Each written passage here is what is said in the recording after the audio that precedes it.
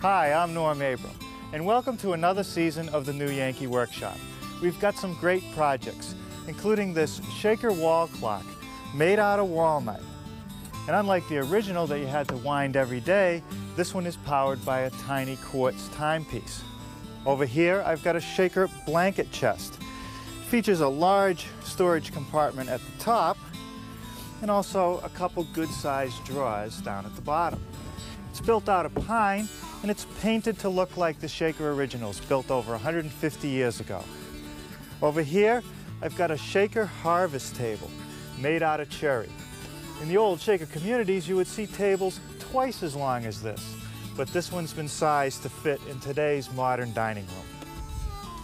We'll also be building some outdoor projects, such as this picnic table.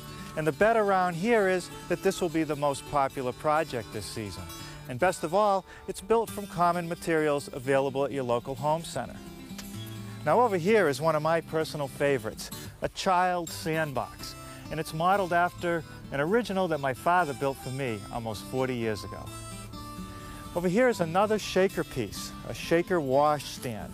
The base is painted an original shaker color, and the top features flared sides and through dovetail joinery. But let's get started today by building a couple shaker step stools. Now this one is made out of pine and features simple joinery, and this one is made out of cherry and features through dovetails. It's also modeled after the original that we found at the Hancock Shaker Village. That's coming up next, right here on the New Yankee Workshop. The New Yankee Workshop features the craftsmanship of Norm Abram.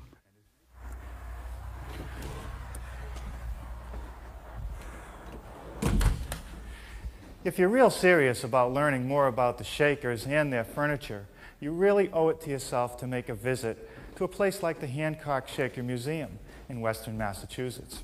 Now in this building, a lot of the rooms are set up as they were originally used when the Shakers lived here. Now this room right here is what would be called a waiting room or a gathering room. And along with all the larger pieces of furniture are these little stools that caught my attention. Look at this one. Kind of a thick top, but some turned legs. I can imagine a shaker sister sitting here doing some sewing or knitting. And look at this one. Very delicate, but nicely crafted with through dovetails, made out of some thin pine. Certainly not something I would want to step on. But over here is one that you could actually climb up on. This one also, I think, is made of pine. It also features the nice through dovetails to lock it all together. It is a little strange that the steps are so far apart, about 12 inches. Looks a little precarious, but it was real necessary to get up into high storage areas like this cabinet. Now there are a lot of stools in the collection here at the village, and I think I'll spend some time studying them, and maybe I can come up with one that'll work for us.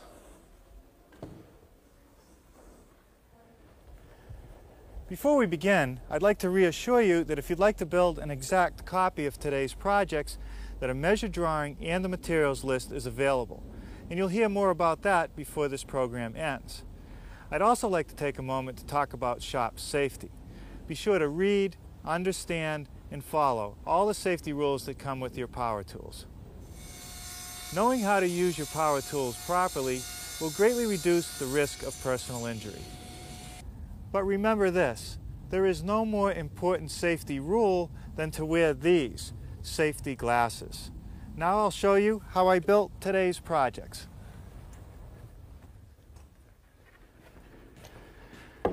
Well, it turns out that there are a lot of different versions of shaker step stools.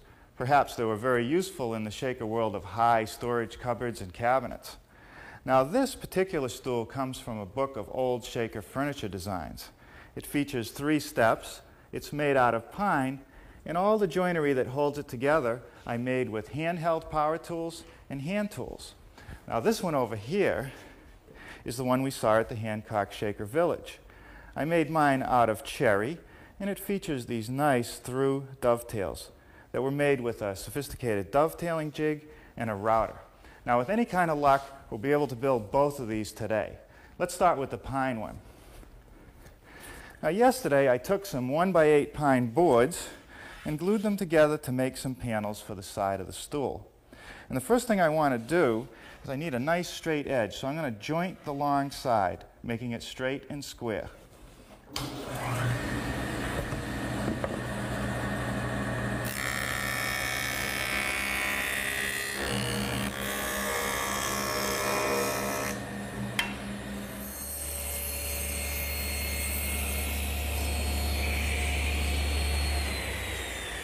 Now I've just squared up the bottom edge of the blank using my homemade panel cutter.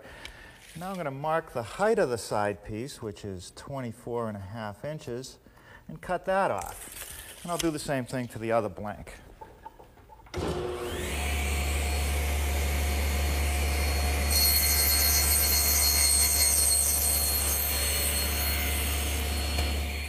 Now here's one of the side blanks with all the layout lines.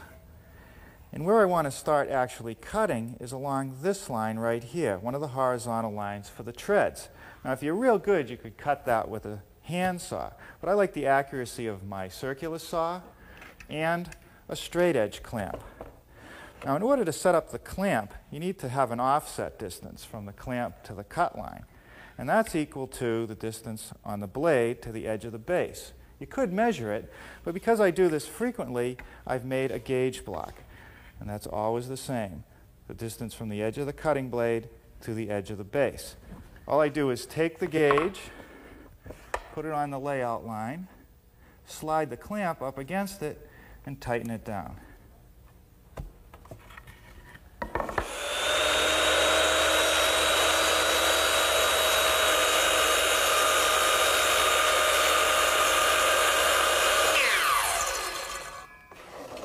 All right, that works great. Now I'll do that for all the other cross cuts.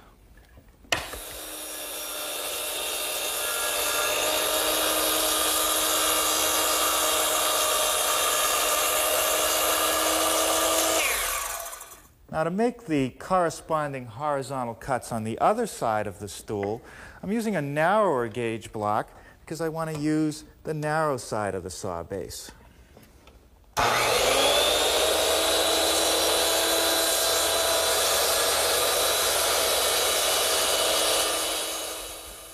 Now to make the vertical or the rip cuts, I use the same gauge block, straight edge, and my circular saw.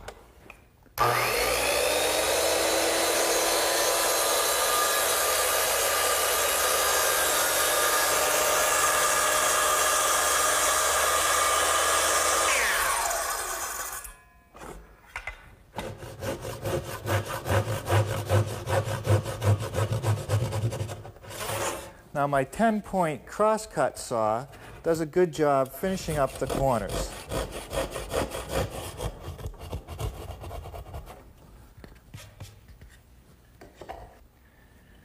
Note that the sides of the stool are held together by the treads and these rails. Now the front rails have a half dovetail joint. I'll make those notches for my rails starting with my jigsaw, and I'll cut first for the thickness of the rail. I like to just hold on to the base of the tool, run my knuckle up against the side of the stock, and use it as a guide.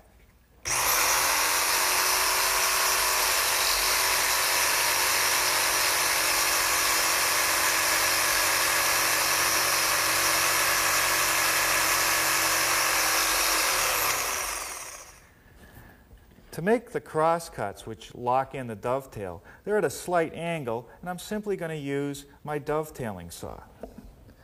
Just hold my thumb up against it to guide it, and cut straight down.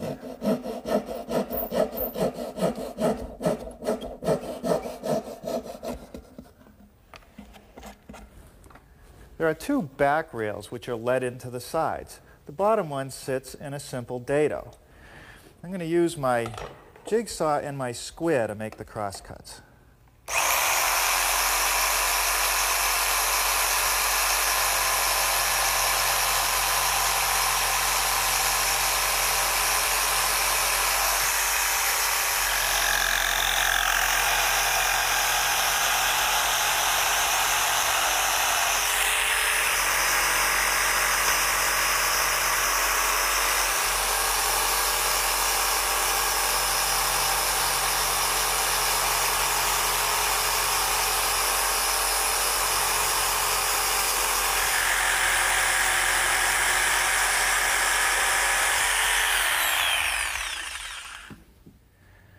Notice that the sides of the stool have a cutout, and that's so that it'll sit on an uneven floor more easily.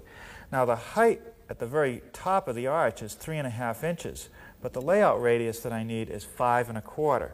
So I've set my compass to 5 1/4 inches. If I put the pencil on my 3.5 inch height, I have no pivoting point.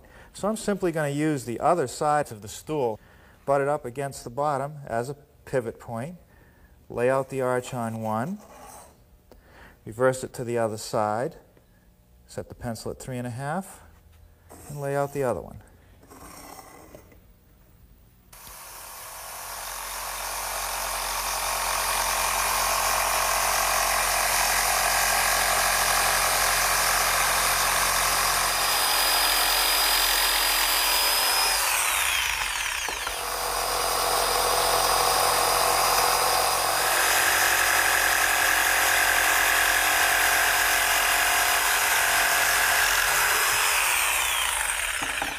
Now I'll just sand that smooth.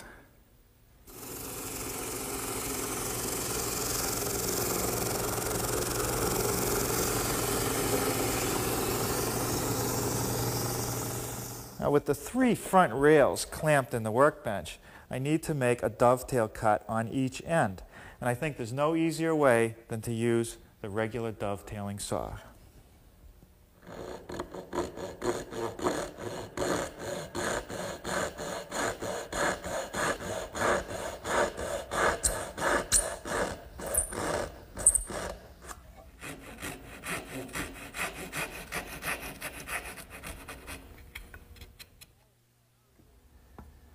Well, now it's time for a little assembly, and I'll put the back rails on first.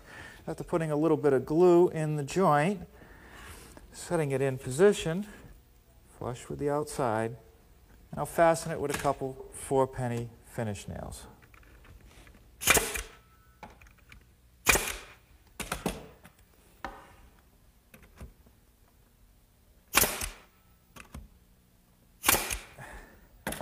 Now I'll do the same thing for the top rail.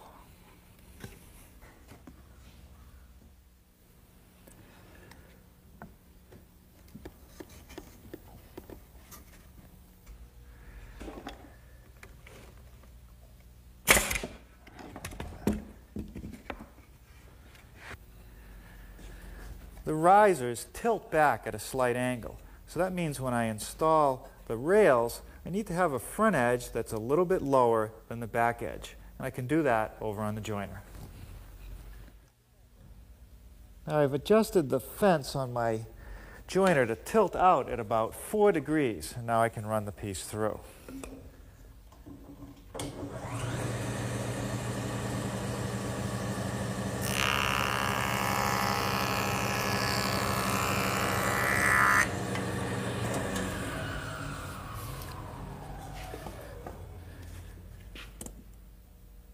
Okay, that's what I want.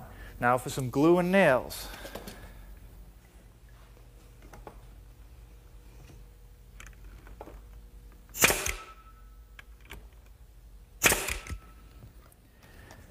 The ends and the front edge of the first 2 treads are rounded over, and all 4 edges are rounded on the top tread. Now to do that work, I'm going to use my router and router table. I've set it up with a 1/2 inch rounding over bit, and as usual, I'll do the end grain first, then the edge.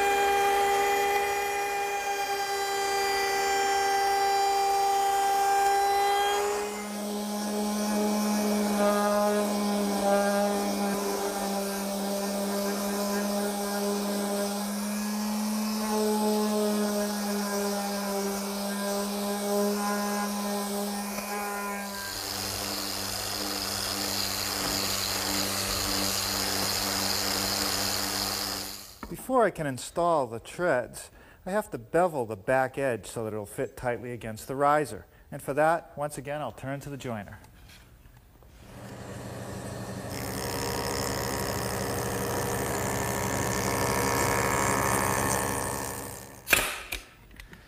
Okay, well, that takes care of everything except one little detail, and that's to round over the back edge of the first two treads. And to do that, I'm just going to use my rasp and a little bit of sandpaper.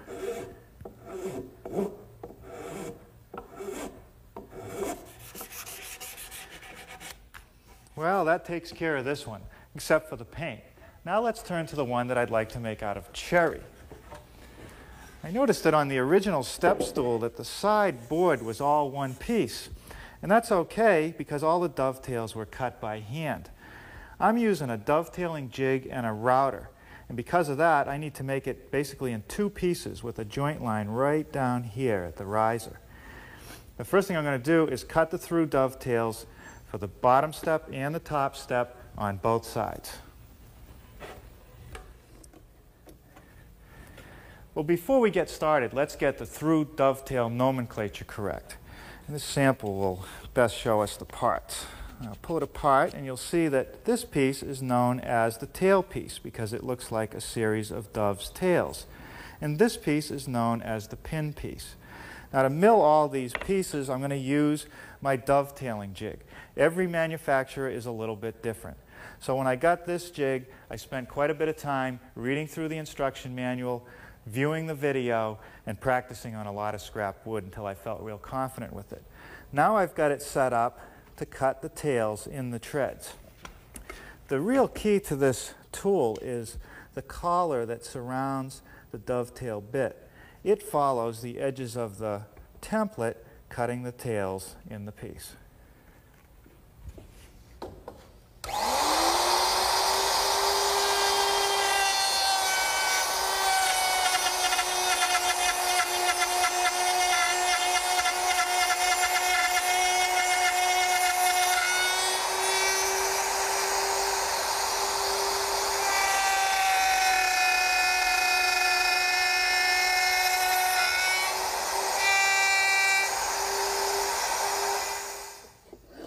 Now I just turn the piece around and cut the tails on the other end.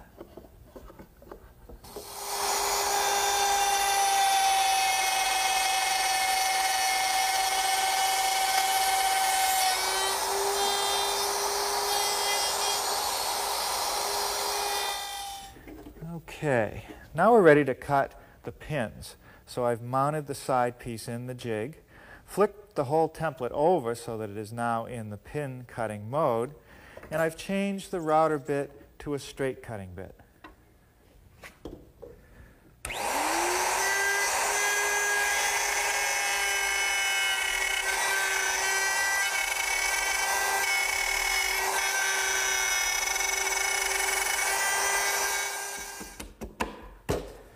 Yeah.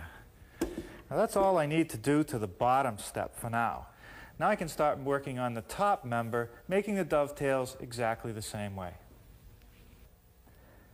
Because the top tread is a little bit narrower than that first one, I have to readjust the fingers on the jig for a different tail pin layout. That's what I really like about this jig, is that because these pieces are movable, there's an infinite number of combinations.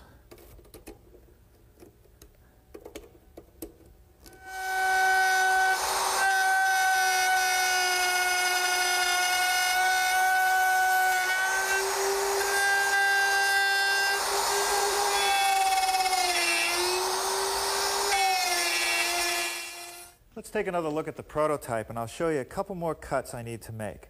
I need a dado right here for this back rail. And then I need a small rabbet for the front rail down here, and another one up here. And I'll make those on the table saw.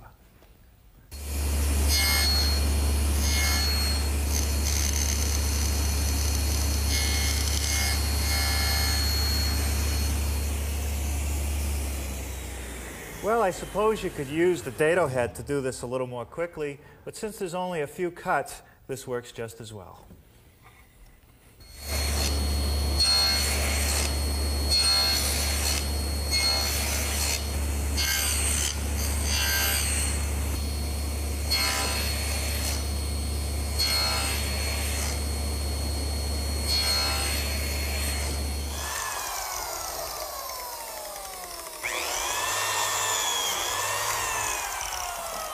I've just finished cutting some slots in both side pieces for these compressed beechwood biscuits. And combined with some glue, that's going to make a joint that's never going to fall apart.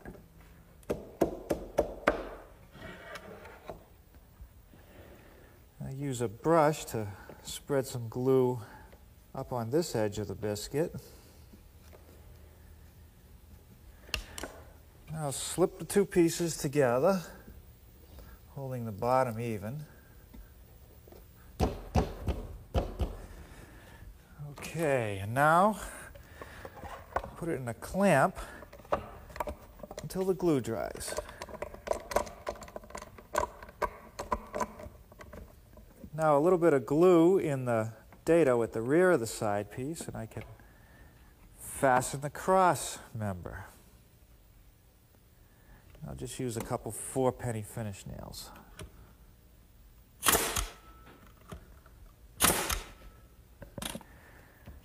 One of the advantages of this type of dovetail joint is that there are lots of glue surface areas. So I want to make sure I get them all, and I apply the glue with a brush.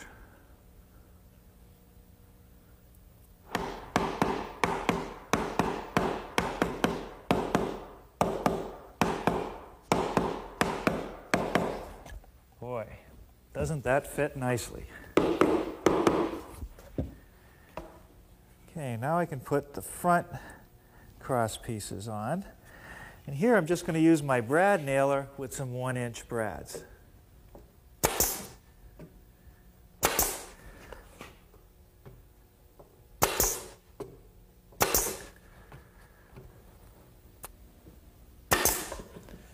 Well, now I'll just let that set for a little while before we go on to the next step.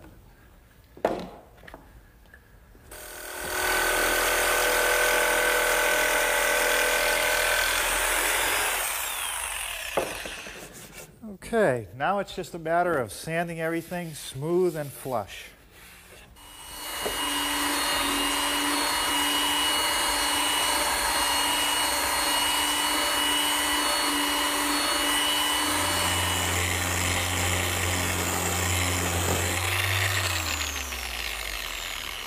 Well, it won't be long, and I'll be ready to put the finish on both of these pieces.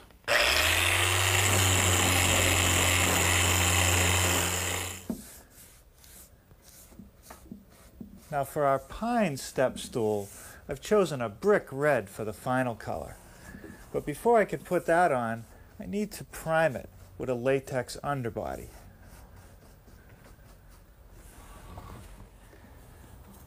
Now for our cherry step stool, I'm going to darken it a little bit with some stain. Makes the wood look a little bit richer. This is a water-soluble stain, and I'm just applying it with a foam brush, putting a nice even coat on. Now before the stain gets any drier, I'm taking a clean rag and rubbing it in a circular motion. Then the next step is to simply rub it with the grain.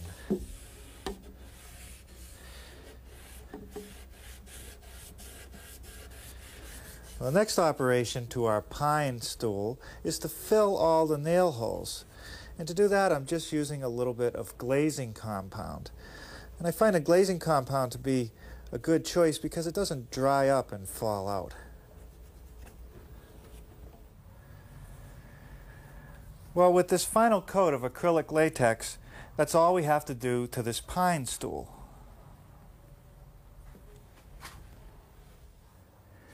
Well, this stool is going to be subject to some hard use, so I want to protect it. And what I'm putting on is the first of 3 coats of a water-soluble gloss polyurethane. It goes on a little milky, but it'll dry crystal clear. And because it dries quickly, I'll be able to put on all 3 coats today. Norm Abram is the author of the book, The New Yankee Workshop, which is available in bookstores and libraries nationwide.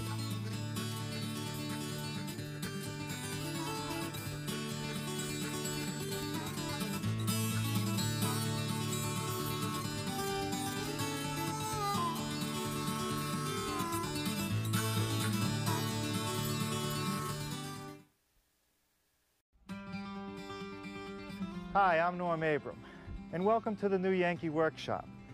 You know, it's hard to imagine a more useful tool for the carpenter than sawhorses. And this design has evolved over years of on-the-job use. We'll build these today, but the main event has also evolved over the years, a picnic table. It's made from materials that you can pick up at your local home center, and better than that, it's easy to build. That's coming up next, right here on the New Yankee Workshop. The New Yankee Workshop features the craftsmanship of Norm Abram. Before we get started, I'd like to reassure you that if you'd like to build an exact copy of these projects, that a measured drawing and a materials list is available, and you'll hear more about that before this program ends. Now I'd like to take a moment to talk about shop safety. Be sure to read, understand, and follow all the instructions that come with your power tools. Knowing how to use your power tools safely will greatly reduce the risk of personal injury. But remember this, there is no more important rule than to wear these safety glasses. Now I'll show you how we built our projects. Well, here's one of the pieces of stock for the picnic table. And note what I set it on, a couple sawhorses. And I thought we might have enough time in the program today to show you how to build some. Now there are as many sawhorses as there are carpenters. They're the carpenter's best friend. We've got quite a collection here at the shop, and I want to show you some of the different versions we've accumulated over the years. Here's one that came from a project we did down in Santa Fe. We picked it up at the local home center, and it's definitely Southwestern. Look at this nice little step detail, sort of a typical architectural detail. It's built pretty well, notched in, glued, and fastened with some screws. Now here's sort of the high-tech version that was actually sent by a fan of this old house. It folds up, it's got a handle to carry it, and some fancy hardware. It's pretty lightweight, but I think I'll save this for only the best paying customers. It's kind of fancy. Now, if that's an example of high-tech, this is an example of low-tech. This one's been around the shop for a while. We don't know who built it, but it's made out of plywood, furring strips, nice wide top, but somebody set the circular saw too deep and cut right through it. But even at that, it still won't die. Look at this, a nice little sort of miniature version of a sawhorse. Now, when it comes to building a sawhorse, there are several things that I think are important to make it work well. And the first thing is the height. After all, it is a sawhorse, and I want to be able to saw on it. I want to be able to put my leg up on it to hold the work, use my circular saw or my hand saw. If it's too high, it's very uncomfortable, as well as if it's too low. I want it to be strong, yet lightweight. So I use just boards to put it together, with plywood to brace the legs so that they won't flop back and forth, and it eliminates the need for bracing, which makes it impossible to stack them. Now, I've built dozens of this style. Occasionally, I added an embellishment, which was this tool shelf, a place to store nails, the chalk line, or your square. It also functions well as a step ladder. You can step up on the tray, and that allows you to reach some of those higher places. Let's see if we can put a couple together.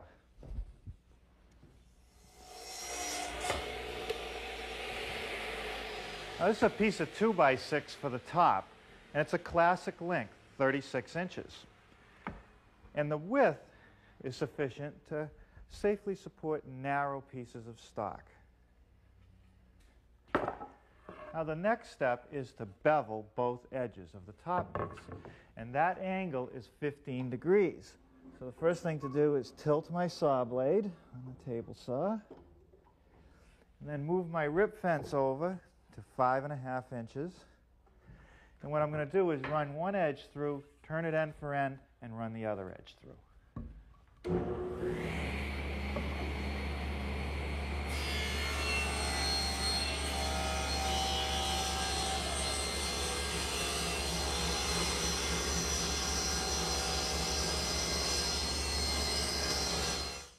The legs for our sawhorses start out as 1x6 spruce boards. Now, spruce is a pretty strong wood, and it's pretty inexpensive. It's available at most home centers. I've beveled the bottom edge of the leg at 15 degrees. I've also beveled the top, and that matches the angle of the piece that connects the pairs of legs. I'll cut the legs over here on the radial arm saw, and I've tilted the unit so that that is at 15 degrees. And all I have to do is cut 4 pieces for each sawhorse.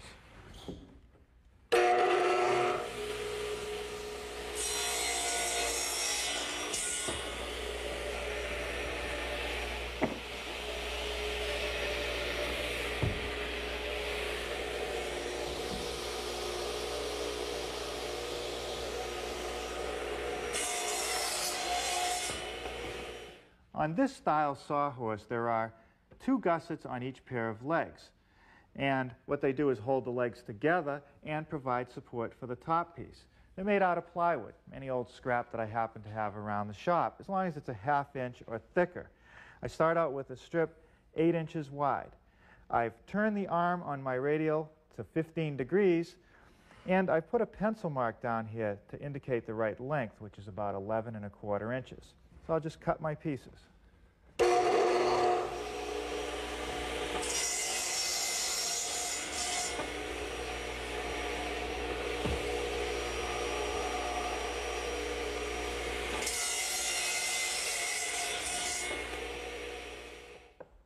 Now I'm ready for some assembly. Before I attach the legs, I'm going to lay out where I want them to be, and that's about 1 inch in from the end, which happens to be the thickness of my little combination square. So we'll just put a pencil mark on each end. Apply a little bit of construction adhesive to help reinforce the joint. And what I'll do is pre-drill and then attach the leg with drywall screws.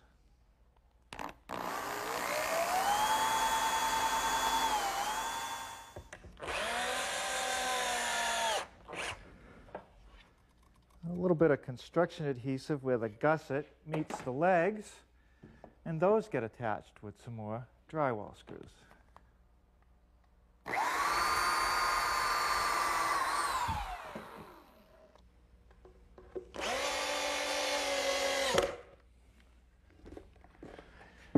Well, I think you'll agree that's pretty simple. Now, if you're going to add the shelf, you start out with the same basic sawhorse, the same top and the same legs. But you need to add a few more pieces. One is this rail, which adds support to the shelf. And the other is a slightly longer gusset with a dado to also add support to the shelf. Now, I've set up my table saw with my dado head cutter for a 5/8 width and a 1/4 inch depth, and I'll make the dado in the gusset.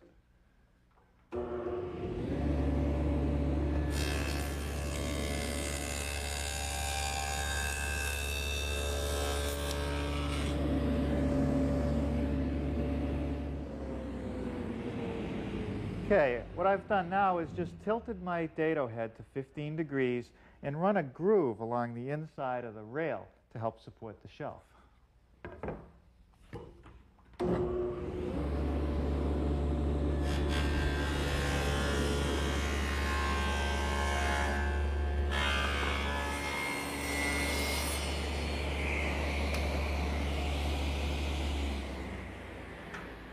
Now what I've actually done here is run the piece through the saw blade to bevel the top so that it'll be flat with the shelf. Now we'll just fit the shelf into the dados we cut, which I've filled with a little bit of construction adhesive, and we may need just a little bit of persuasion.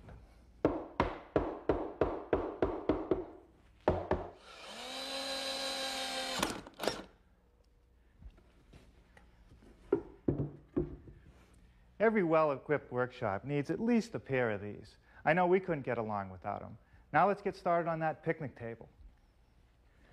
Well, over the years, I've had an opportunity to sit and study a variety of different styles of picnic tables. And I think our prototype takes into account some of the best features that I've seen. One is the size. This one is about 6 feet. It'll seat 6 people comfortably. The problem is if it's any bigger, it stays on one spot on the lawn and it kills it, or it gets so heavy that you can't move it around. It's also important to be the right height. About 30 inches off the ground is perfect. Now the bench, or the seat, should be about 16.5 inches off the ground, and that gives a good relationship between top and seat. The other thing is, a lot of them that I sat at want to tip over. This one's designed so that even if a couple people are sitting on one side, it isn't going to turn over. Now I've seen these built out of redwood, which is pretty expensive. So I went down to the home center and picked up what I think is the best material package. This piece of pressure-treated 2x6 is for the legs. I learned the hard way on my first picnic table that the legs are what goes first. They rot out. With this material, it'll last forever. Now for the top and for the bench, I'm using spruce. I don't use pressure-treated because I don't like the idea of food coming in contact with treated lumber. Now this spruce is really just framing lumber. It's inexpensive, it's light, and I can tell you from personal experience that after you finish the table, if you put a couple coats of stain on it, then stain it every 4 or 5 years, it'll last for 20 years. Now we'll start today by making the legs.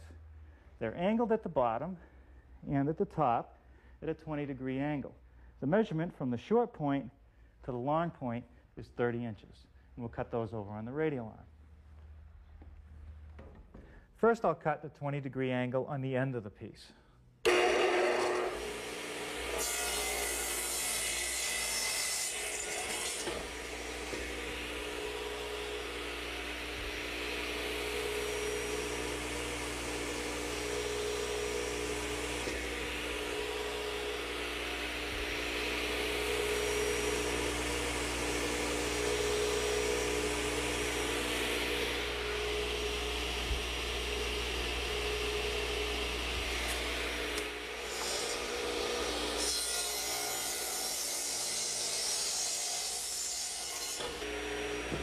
Now I'll just use this first piece that I cut as a pattern to cut the other 3 legs.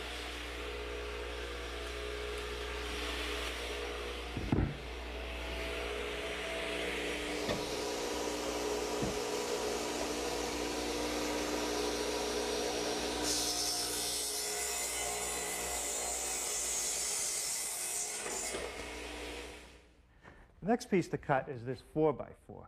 In most tables that I've seen, you would see a 2x6 or a 2x8 just simply bolted on the inside of the leg. The problem with that is the strength comes from the bolts alone. By using a 4x4, you get a good thick piece running through, and you can let your leg into it, creating an interlocking joint, which makes it real strong. Now the overall length of the piece is 67 inches, and I've beveled the end at 20 degrees so you won't catch yourself on it.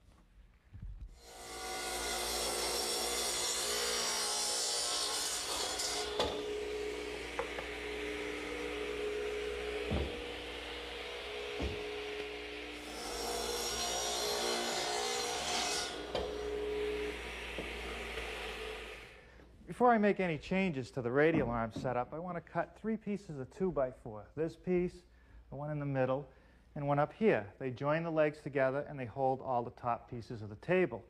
The end is beveled at a 20-degree angle, and its length is 34¼ inches.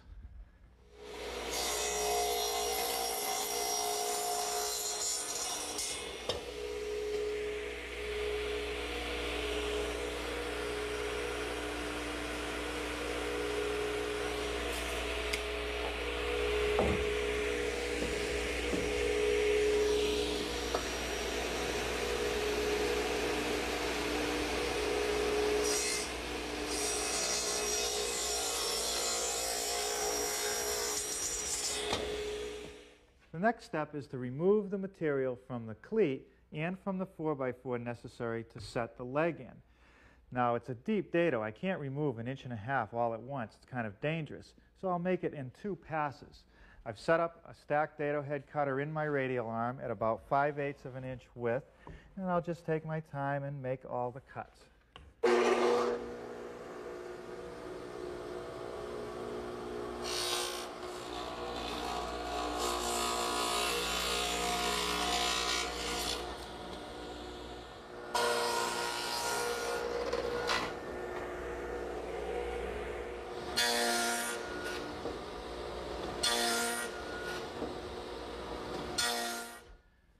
Now I'll finish deepening that dado in a minute, But before that, I want to cut the opposing angle. And to do that, I have to turn my radial arm so that it's on the other side of 0 by 20 degrees.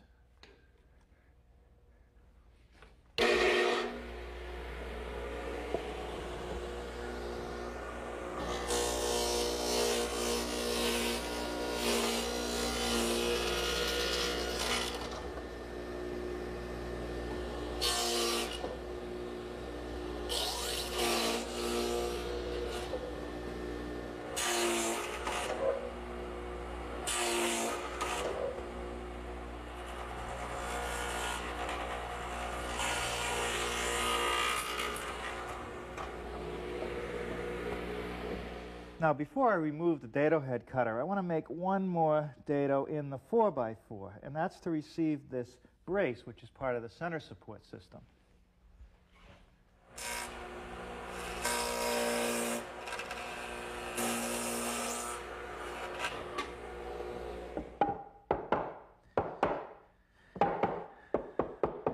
Okay, now with one of the leg sub-assemblies fitted together, I'm going to secure each joint with one 8-penny finish nail. And that'll hold everything in position while I drill holes for the bolts.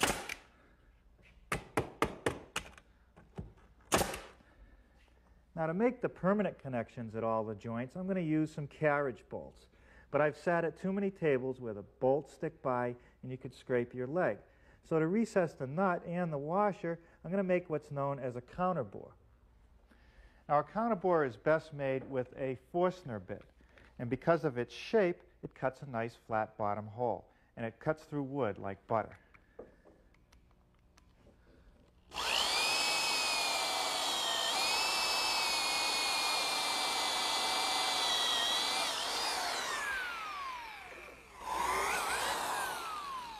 Okay, now I can switch to a 3/8 inch diameter bit and drill a hole all the way through for the bolt.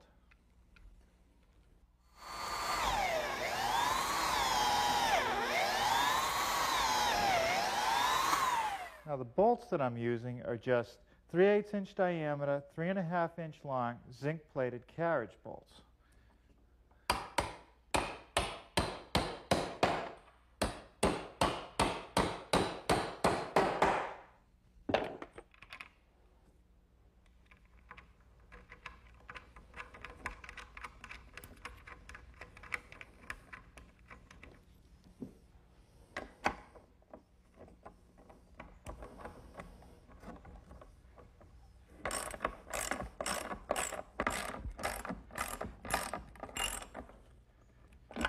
Well, that's not going to go anywhere.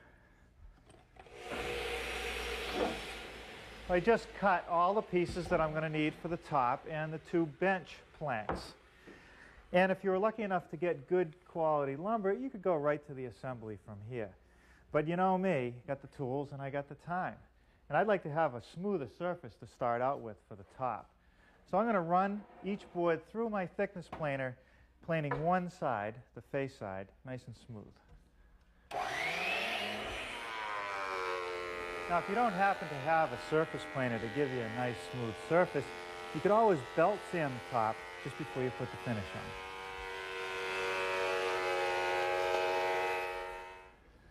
Now, with all the boards for the top face side down on my sawhorses, I'm going to put a clamp on each end just to squeeze the boards tightly together. And then I'll be ready to fasten the leg sub-assemblies.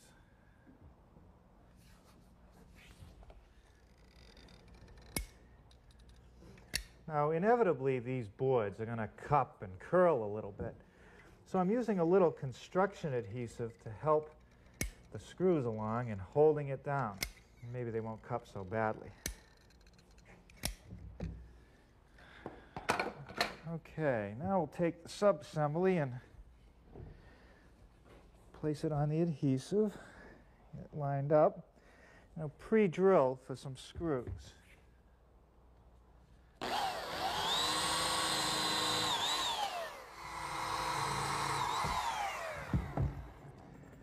Now the screws I'm using are 2.5 inch bugle head screws, and they're galvanized. And what I'm trying to do here is get 3 screws in each board.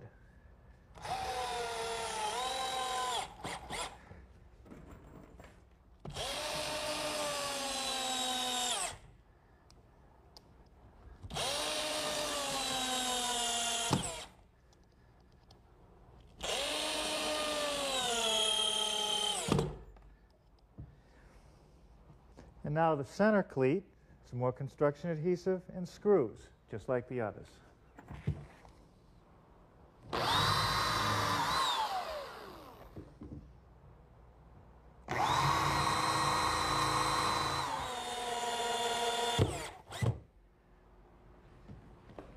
Let's take another look at the prototype. Underneath, there's a brace that runs from the legs to stabilize them up to the center of the table to add some support there.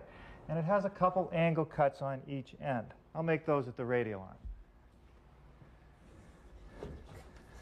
This layout is for the angle that meets the 4x4, and it's 35 degrees.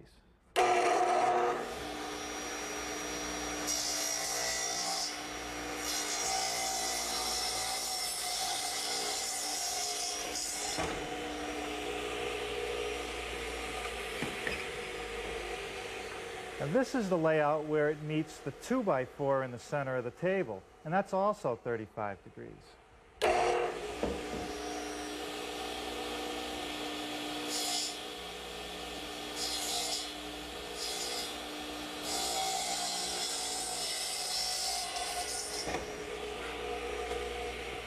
Okay, now that's the other piece, the other brace. And now what I have to do is turn my radial arm back to 90 degrees.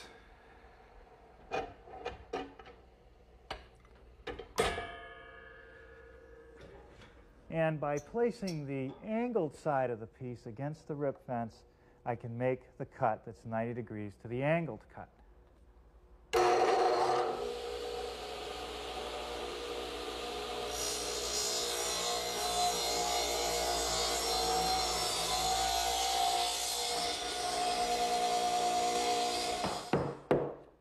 Yeah, that fits pretty good.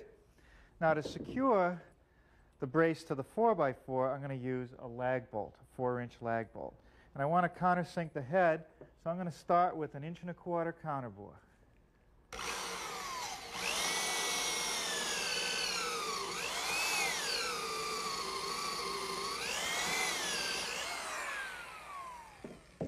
Now I'll drill a hole with a 3/8-inch bit for the unthreaded portion of the bolt.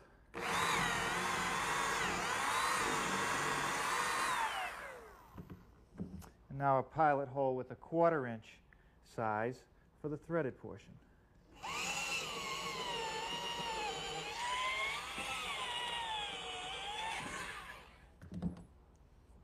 Now I'll just use a socket and fasten it down.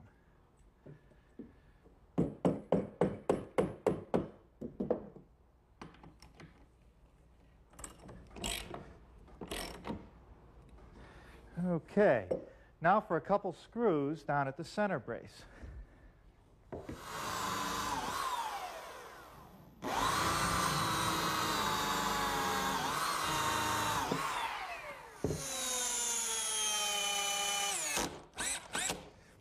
Now for the seats. Now first, a little bit of construction adhesive to hold them down. And what I'm going to do is first tack the seat in place.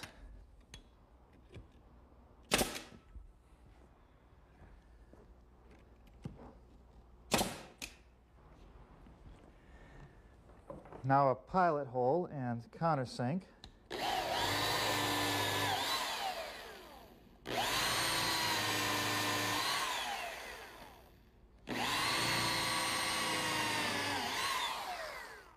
And I think that these 3 screws will hold it just fine.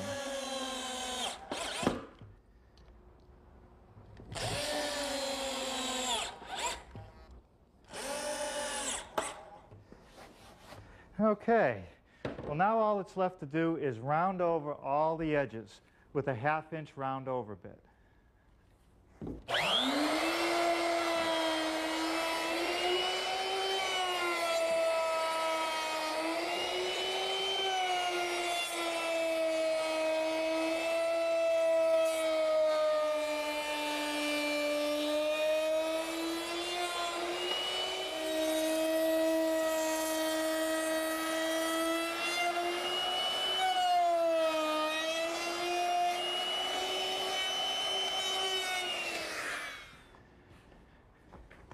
Well, those were a couple fun projects to build. And now I guess I better think about a couple coats of stain for the picnic table. Now for a finish on my picnic table, I'm just using a good quality oil stain. I'm putting it on with a bristle brush, and I'm just going to let it soak in. I'm not going to rub it off, and I want to make sure that I cover all surfaces. Norm Abram is the author of the book, The New Yankee Workshop, which is available in bookstores and libraries nationwide.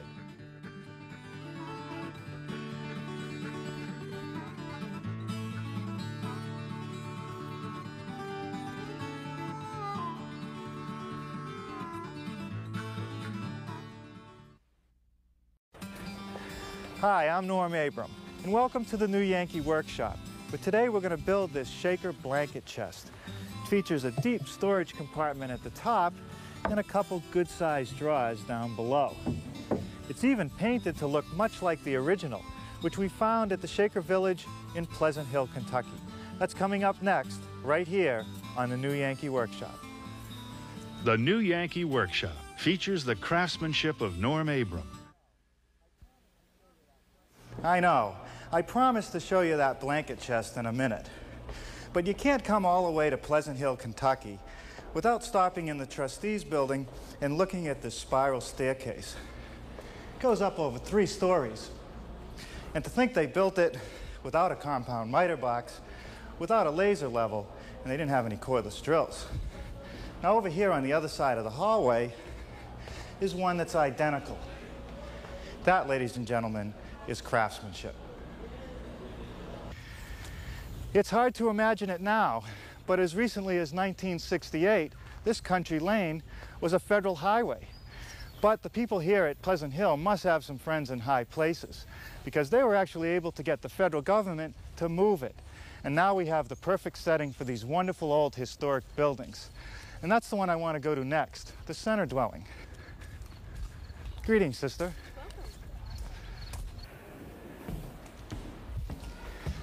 One of the things I like about the interior of this building is the height of the ceilings.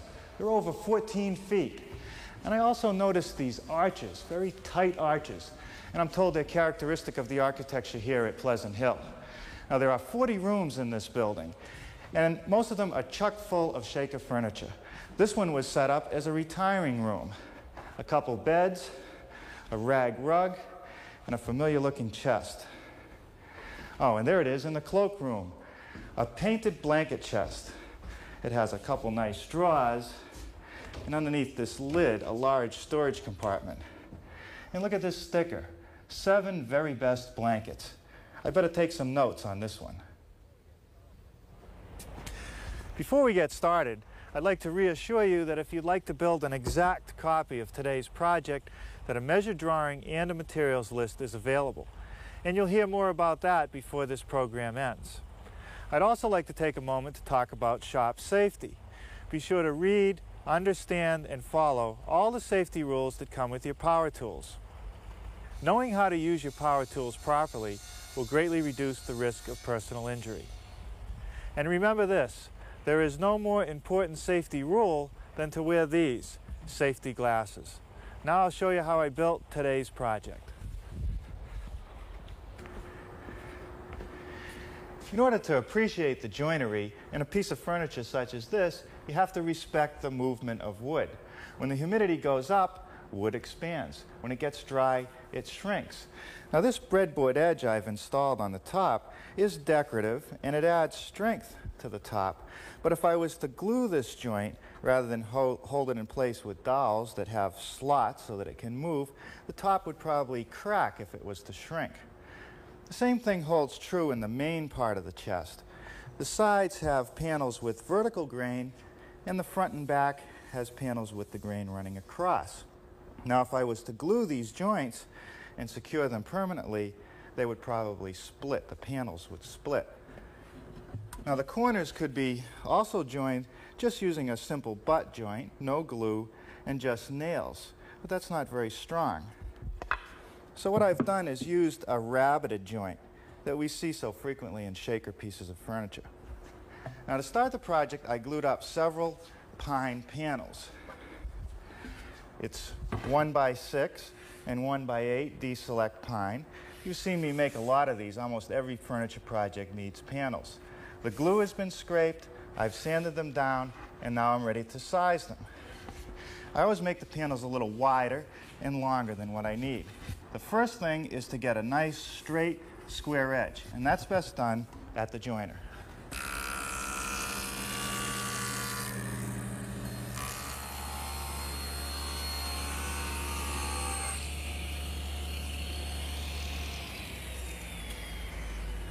Okay, now I'll square one end and cross-cut it to length.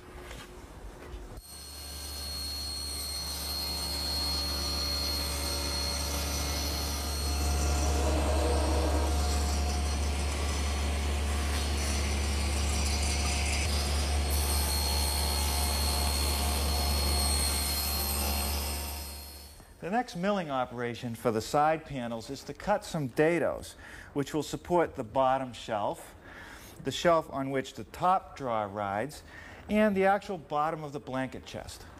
Now we'll start by making the dado for the bottom shelf.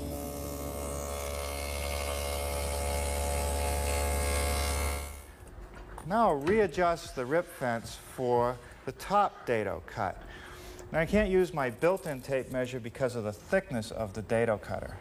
So I'll use my tape and measure to 22.5 inches.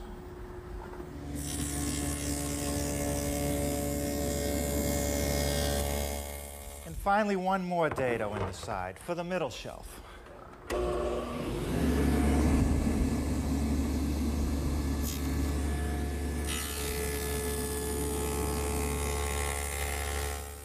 Next, let's make some rabbets in the side panels. A 3/8 by 3/4 inch one along the back edge of the panel and a 3/8 by 3/8 inch one along the front edge. Now, I'm going to leave the dado set up exactly as it is, but I'm going to attach this wooden strip to protect my rip fence. It's a nice little thing to have around the shop, and it's just held in place with a couple screws. Okay. Now I can run the rip fence over the dado head cutter for varying widths of rabbets. Now first I'm going to set it up for a 3/4 inch wide rabbet, which will be right at the edge of that blade, and run a sample.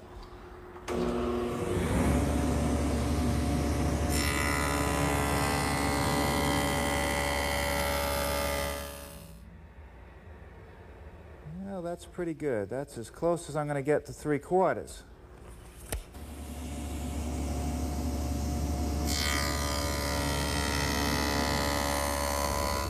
With an adjustment to the rip fence to make the 3/8 inch dado, which is good on our sample piece, I'm ready to run the front edges.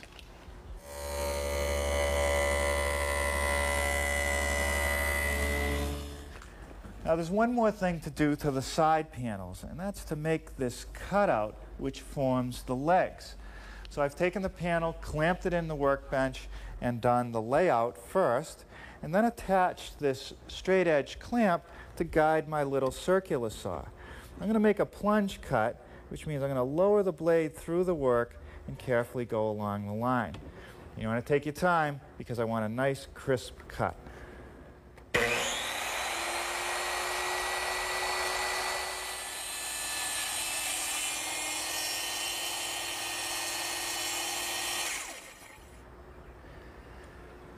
Now I can remove the clamp and make these short angled cuts freehand.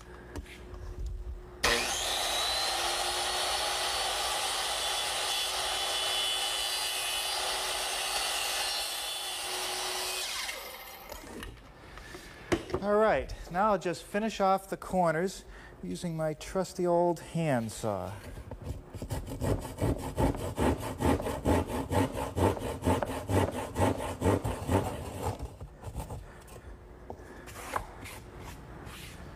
Now it's time to do a little assembly.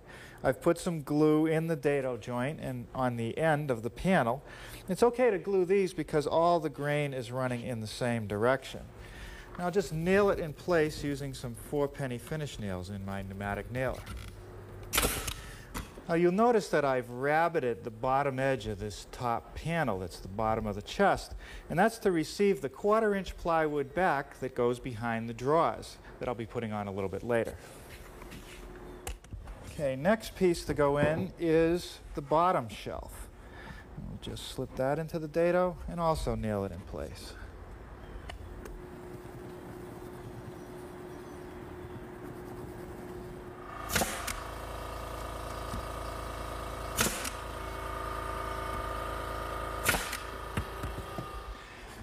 Okay, for the next step, I'm going to flip this over so it'll be a bit easier to locate the front edge of the shelf. Now, the shelf that supports the drawer, the top drawer, is actually a piece of plywood that I had here at the shop. You could use a pine panel, but since you don't see it, it really doesn't make much sense. Now, because this is plywood, I have to treat it a little differently. I'm not going to put glue along the entire joint because that gets me into a cross-grain gluing situation. But I will put a little glue at the front edge of the plywood panel, and that'll keep it fixed. The rest of it will be held with just a couple nails.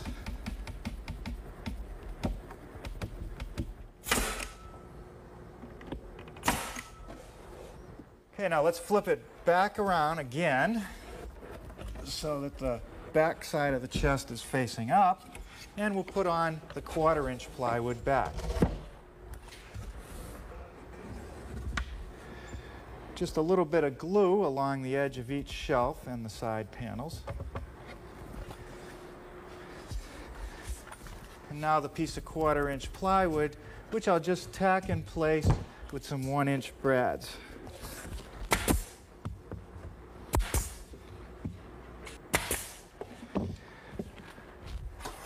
All right, now we'll give it a check for squareness, just using a framing square. I'm just going to pull over just a little bit. That's good.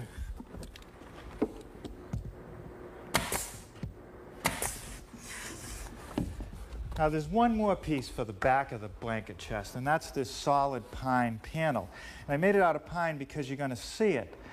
Now I sized it the same way as I did with the side panels, but I've made a little rabbet joint down at the bottom edge, and that's so that it will lap over the bottom of the chest. And that's so that if I have any shrinkage of this bottom panel, it won't have a gap along the edge back here. Now remember, no glue, just a few nails, maybe 3 or 4 in each corner, and a couple little brads along the bottom edge.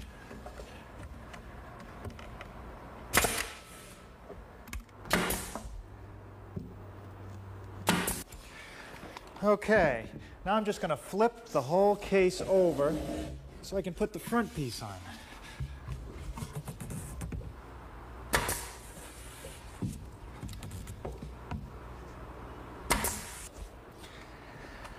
Let's take a look at the prototype.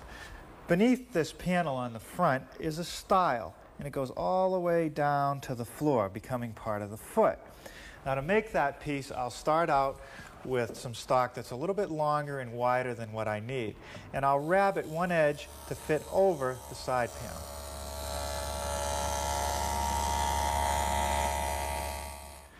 Well, now I'll just bring the pieces over to my power miter box and square up the top end.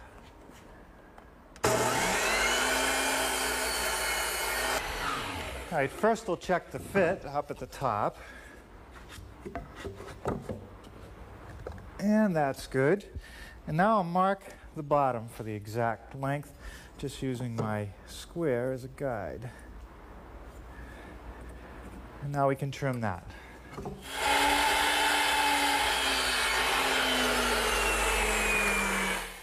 All right, that completes the layout of the stile. It starts up at the top to be 1 inch wide, down along the side of the drawer openings. And then when it reaches the top of the bottom rail, it angles down to the bottom edge. And the width right here is 2.5 inches, the same as the side, and it tapers down to 1.5 inches.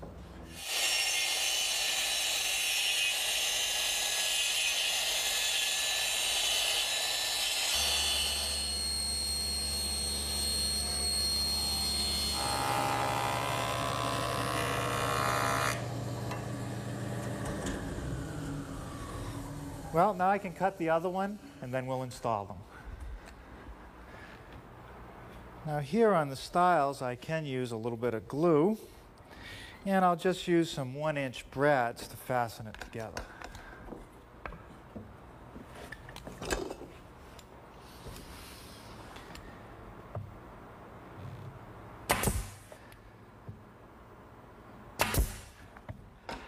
Well, now this is the easy rail, just a couple straight cuts on each end.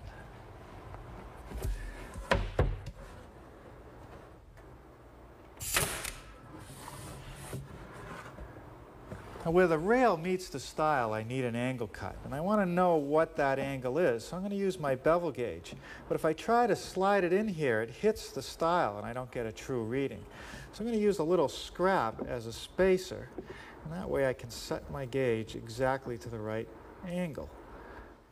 Now over here at the miter box, I put one leg of the bevel gauge against the fence and then pivot the saw around and align it with the other leg until it's perfectly parallel. And that's pretty good. Looks like about 40 degrees.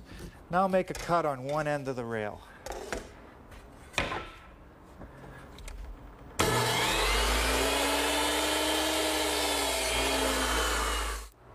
Okay, that fits pretty good. Now I'll mark it for length. And I'm going to leave it a little bit long. It's always easier to trim it back later.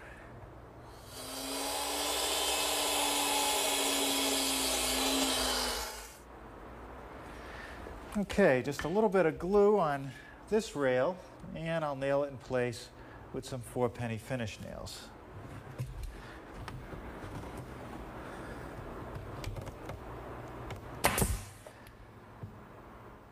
Now one more thing, I want to add a couple cleats so that as I pull the bottom drawer out, it won't rock.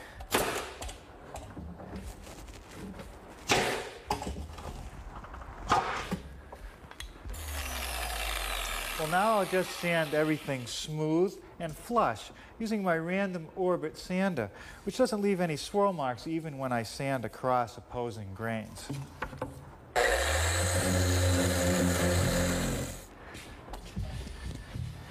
Oh boy, I got real lucky when I picked up the boards that I needed to make the top for the chest.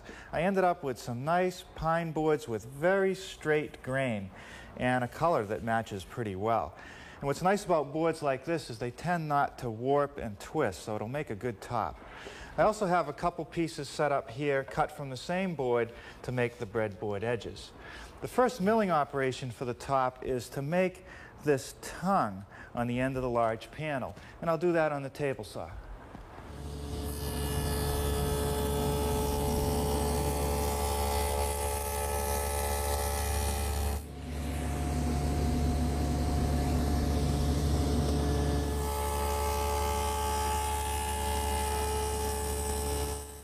Well, the next step is to make a corresponding groove in the breadboard edge. And the trick here is to have a groove that's snug and perfectly centered. If it isn't centered, you may have to sand some off of the edge or the top to make it nice and even. I have a little trick to help do that. I set the stacked dado up so that it's a little bit narrower than the finished groove that I need. But I very carefully align the rip fence so that the amount of material remaining is just right. So when I make one pass through on one side and then flip the edge around, I'll end up with a groove that's perfectly centered. Watch.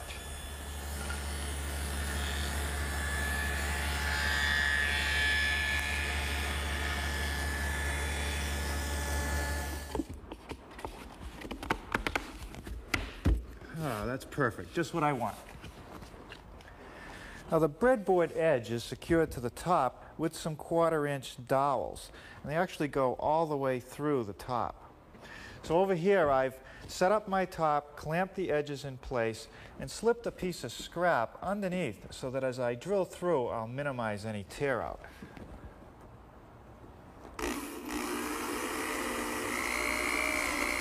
And I want to elongate the holes on each end so that the top can expand and contract freely. And I'll just use my drill.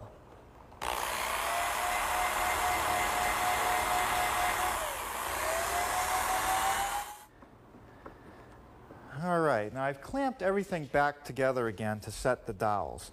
And what I want to do here is just put a little bit of glue at the top edge of the dowel so that it'll be held in place, but not so that it'll be glued all the way through and restrict movement of the top.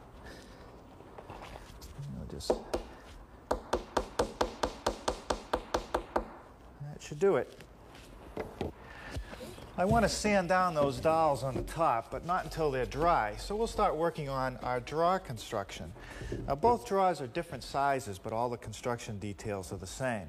The front is a piece of 3/4 inch pine, and I've rabbited it on all 4 edges so that it'll overlap the face frame. We'll start making that rabbet over here at the table saw, which is still set up with the dado head cutter.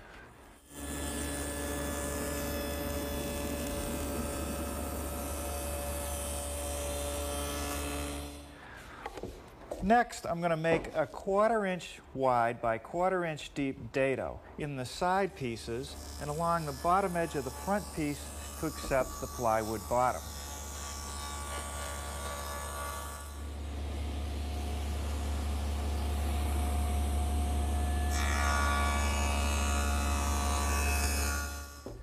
The next step is to put a dado right in the edge of the side piece, and that'll help secure the back.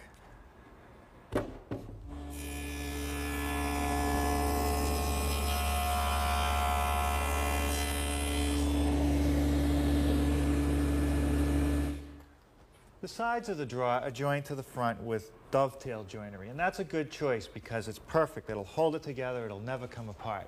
Now historically, dovetails were cut with little dovetailing saws and hand chisels, but today there's a variety of dovetailing jigs available that you use in combination with your router. This one right here came with a manual of over 100 pages and a videotape, and the best way to learn how to use it is practice on lots of scrap pieces of wood. Now what I've done is clamped the side piece in position and adjusted these guide fingers to the layout that I want. I've also installed a collar on my router and a dovetailing bit. The collar simply follows the pins, and for the first pass I'll cut the tails in the side pieces.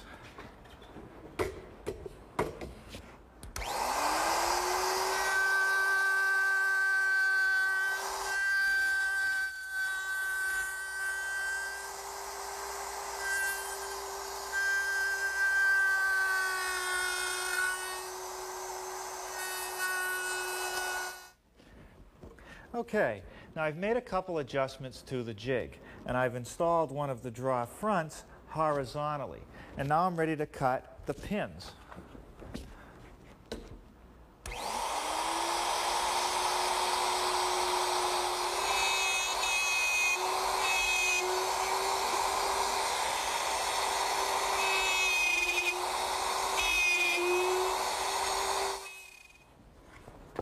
Now the last thing that I have to do before I can assemble the drawers is round over the front edges. And to do that, I'm going to use my router table, which is set up with a 1/4 inch rounding over bit.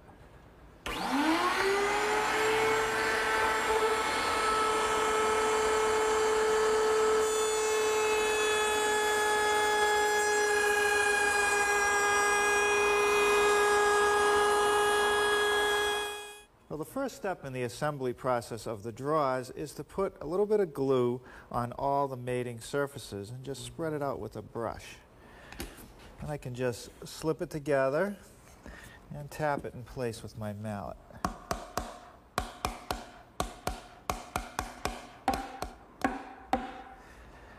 Okay, next I'm ready for the back, but first I'll put a little glue in the dado joint.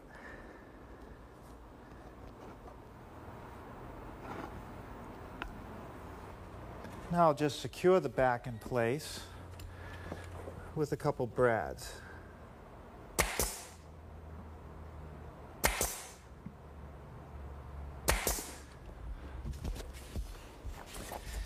Now I'll just slip the bottom piece of plywood in.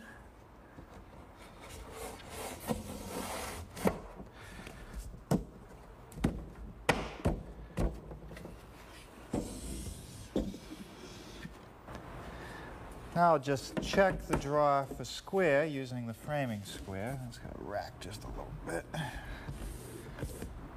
Okay, and now I'll secure it along the back edge with some brads.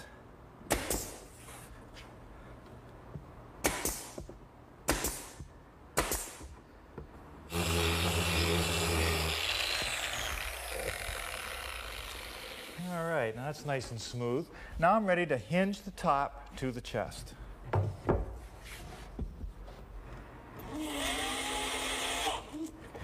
Now to attach the top, I've used a 30-inch brass-plated piano hinge. Nothing fancy, just surface-mounted. Should be more than enough to handle the top. Now let's get to finishing this piece.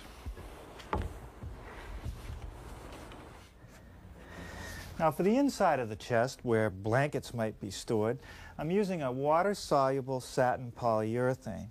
And that'll do a good job protecting the wood.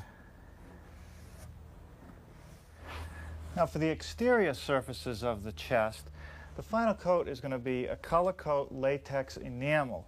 But before I can put that on, I'm putting on a coat of primer.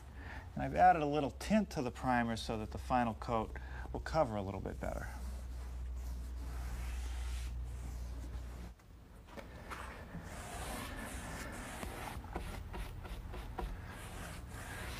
And now the color coat.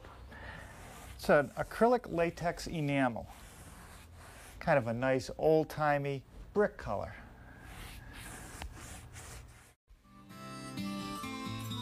Norm Abram is the author of the book, The New Yankee Workshop, which is available in bookstores and libraries nationwide.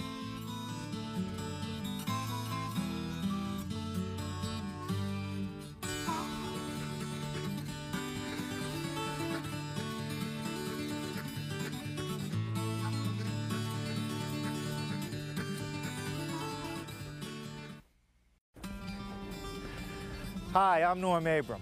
Welcome to the New Yankee Workshop, where today we're going to build this wash stand. It's made out of pine and it features some through dovetail joinery. It was inspired by an original we found at the Hancock Shaker Village. That's coming up next, right here on the New Yankee Workshop. The New Yankee Workshop features the craftsmanship of Norm Abram. Shakers had a reputation for being very healthy and living long lives. But if you were unfortunate enough to actually get sick, you might be sent here to the nurse shop. And look at this, an adult-sized cradle. If you didn't feel well, you might be placed in it and rocked to sleep. What a great idea, lost in history. Now over here is another thing that's been lost in history. The washstand, now replaced by the bathroom vanity. It contains a bowl and a pitcher, but look at the cabinet. A nice small raised panel door at the bottom, a drawer for some smaller items. But the thing that really interests me is the top portion of it. The sides have been flared out, and it takes what might otherwise be a very clumsy piece and makes it very elegant. Before we get started, I'd like to reassure you that if you'd like to build an exact copy of today's project, that a measured drawing and a materials list is available. And you'll hear more about that before this program ends. Now, I'd also like to take a moment to talk about shop safety. Be sure to read, understand, and follow all the safety rules that come with your power tools. Knowing how to use your power tools properly will greatly reduce the risk of personal injury. But remember this, there is no more important safety rule than to wear these safety glasses. Now I'll show you how I built today's project.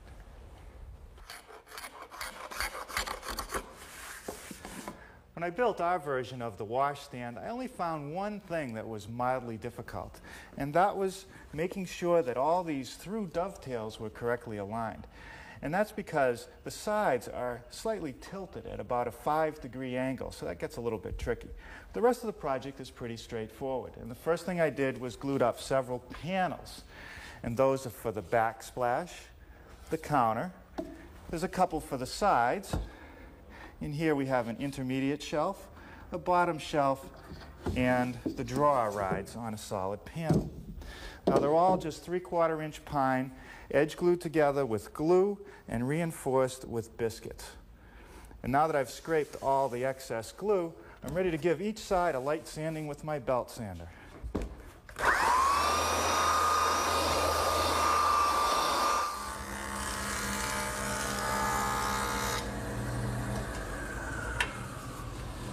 Well, the next step is to rip the panels to the correct width, and that's what this is all about. The first thing I do is take the joiner and make one pass so that I have a perfectly straight and square edge, so that as that edge rides up against the rip fence, the cut on the other side will be perfectly parallel.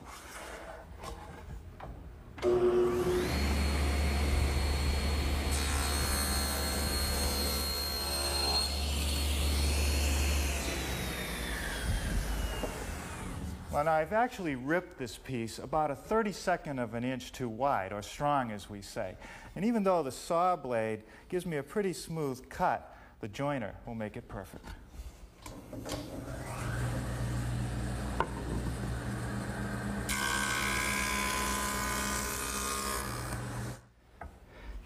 Well, the next thing to do is to cut my panels to length. I'm going to use my new factory-made panel cutter. It has a huge work surface and a couple guides that run in the miter slots of the table saw. It also has a fence along the back, which is perpendicular to the blade. And the first thing I want to do is square up one end of each panel blank.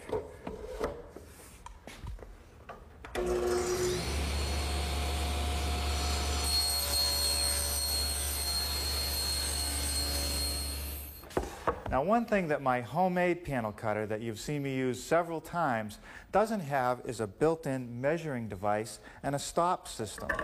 This one, all I have to do is align my stop to the measurement I want, in this case 21 1/4, butt my piece up against the screw, and I can cut the other end.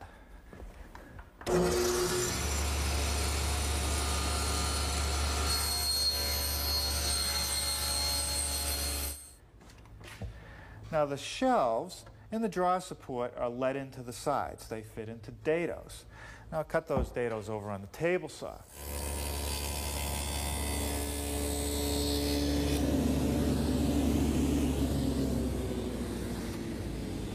Now there's a dado for the drawer support.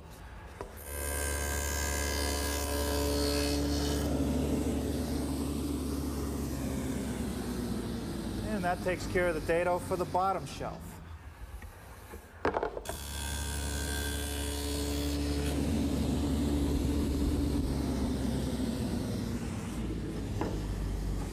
And that's the one for the middle shelf. Now the back of the cabinet is closed in with a piece of 1/4-inch plywood. And so that I don't see the edge grain of the plywood, I've made a little 3/8-inch rabbet up the edge of each side.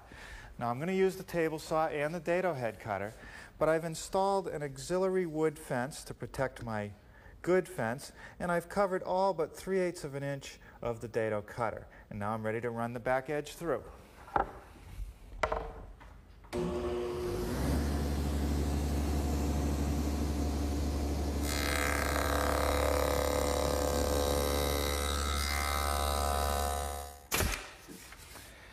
Okay, basically a little bit of glue in each dado joint and some 4-penny finish nails hold it all together.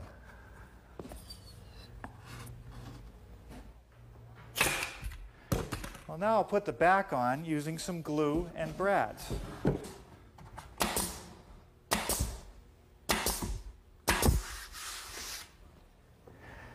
Now this little 1x2 cleat goes at the top edge of the plywood to reinforce it, make it stiffer, and it'll give me a place for the top to rest on.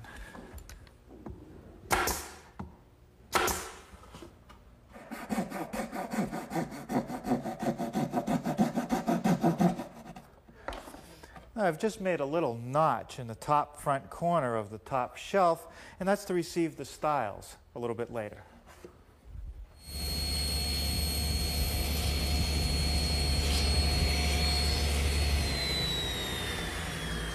Now, I've just made a notch in one of the stiles. You can see from the back side it's overcut, but that doesn't really matter because it faces inside the cabinet and you won't see it. And it just fits around the top shelf like that. This little piece here is a rail that actually joins the two stiles together at the bottom of the cabinet. I'm going to put a pencil mark across each joint so I can cut some slots. So I want to reinforce the joint with these hardwood splines.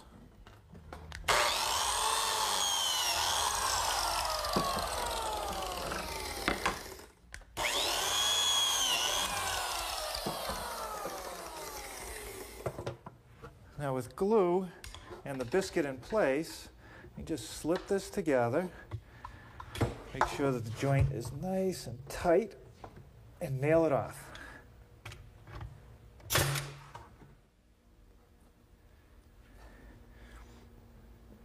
Now I do exactly the same thing on the other side.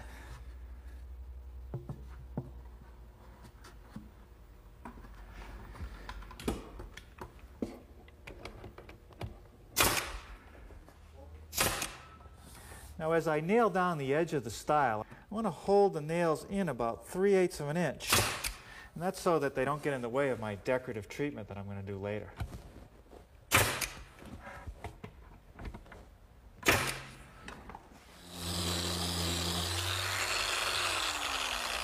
Before I do any routing, I'll sand the side of the stile flush with the side of the cabinet.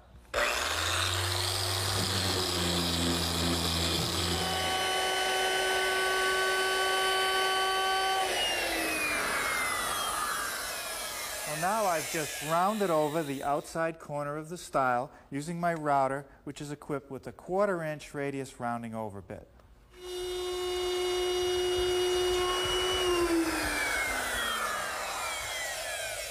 Well, I've just made a V-groove along the edge of that front stile. And to make it, I use my router, which is equipped with a V-grooving bit, and this fence to guide it along the side of the cabinet. And I'll just turn the cabinet around and do the same thing to the face of the stile.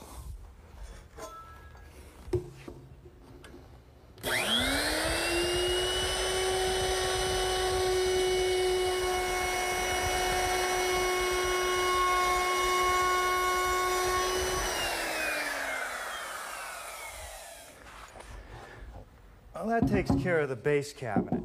Now let's start working on the washstand. And the first piece I want to cut is the backsplash. I've already ripped the board to the right width, 11.5 inches, and I've got to cut the ends at a slight angle, 5 degrees. So I've taken my miter gauge, turned it to 5 degrees, and now we're ready to make the cuts.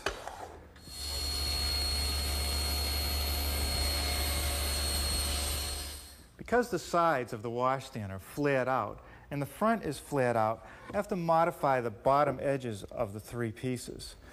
I'll show you why. If I hold a square here as a straight edge along the front, you can see that there's a gap at the bottom of the side piece. And the way to eliminate that is to take it over on the joiner and plane it at 5 degrees.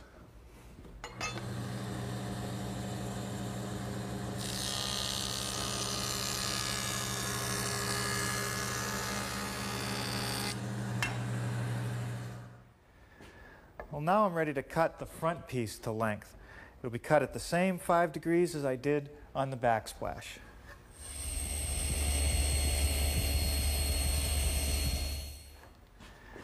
Now here's the layout for the side piece. A 90-degree cut up the back side and a 5-degree cut off of vertical on the front edge.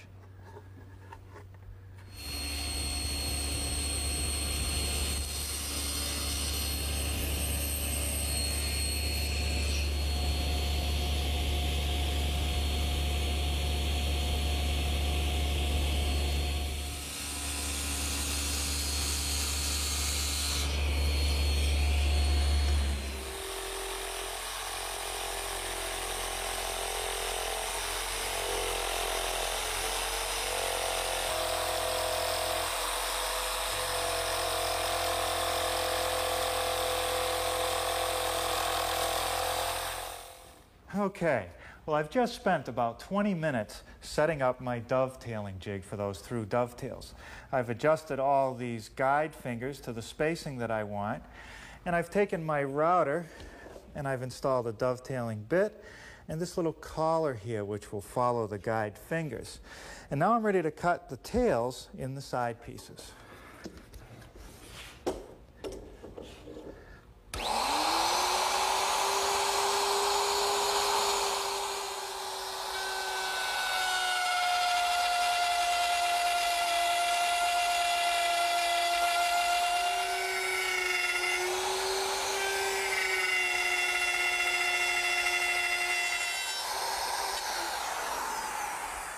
Okay, that takes care of the side pieces.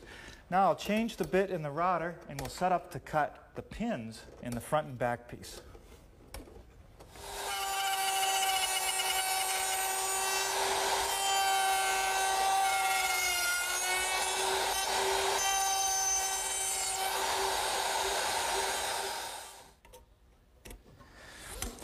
Now in the front corners of the original washstand, the dovetails didn't come all the way through. They stopped and the top was mitered.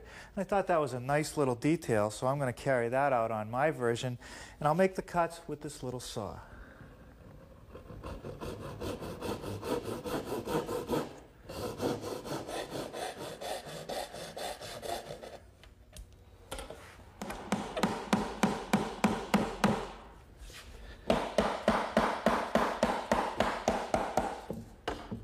This side's pretty good. Now, this is still a little long. You see there's a little bit of a space in there, so I'm just going to take my saw and run it between the joint to trim a little bit off, and then it should fit okay.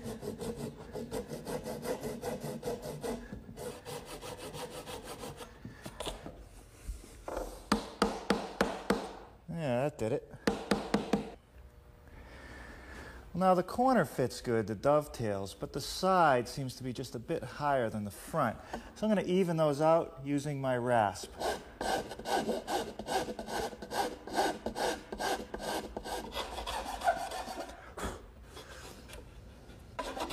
Okay, those are nice and even. Now before I glue it up, I'm going to take it apart and round over all the top edges.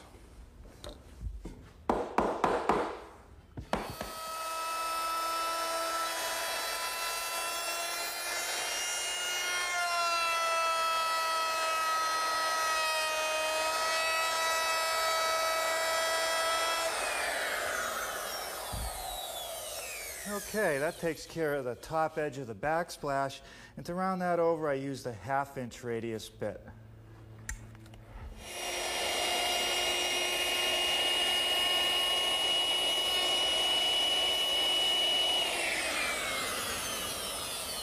Now for the top edges of the sides and the front, I'm using a 3/8-inch radius bit, but I've only raised it up just a little bit. Just want to knock the corners off.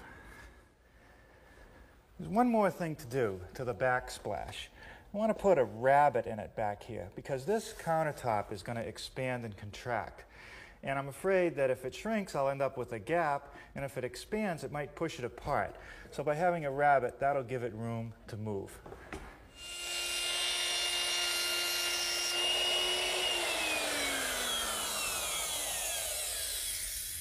You just spread a thin coat on all the right surfaces, and then fit it together.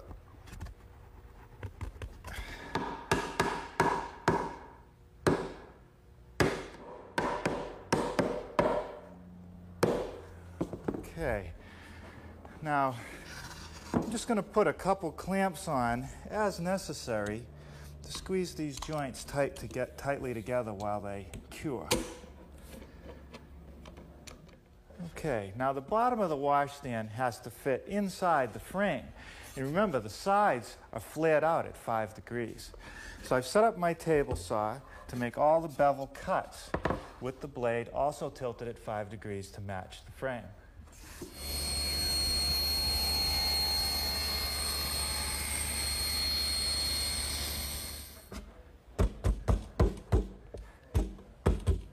It's going to fit pretty good. Now, no glue here, just nails. I want it to be able to move around.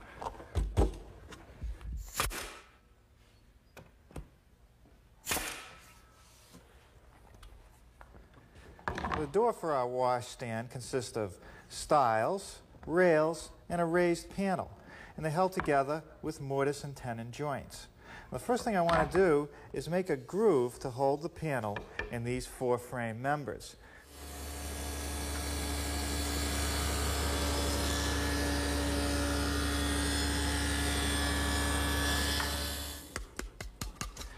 Well, there's one of the mortises in the stile. It's about 1 3/4 inches deep. And I made it using my drill press, which is outfitted with this mortising attachment. And it's really nothing more than a square chisel with a drill that goes down through it. And the drill does most of the work, and the chisel just squares it up.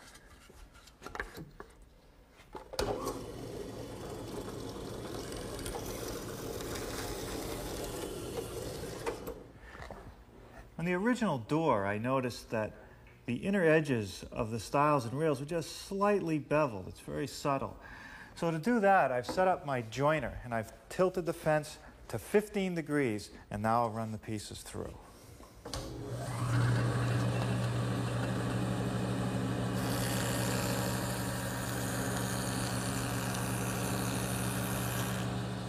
Okay, now I'm ready to start working on the tenons, and this is what a finished tenon will look like.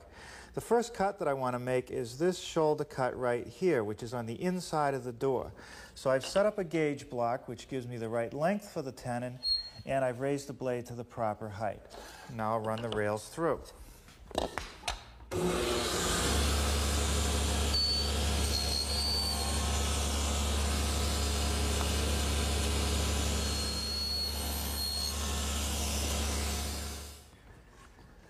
Now I'm ready to make this little haunch cut in the tenon. And that's necessary because when you slip it together into the stile, you don't want to have a gap from the groove, and that fills that space up.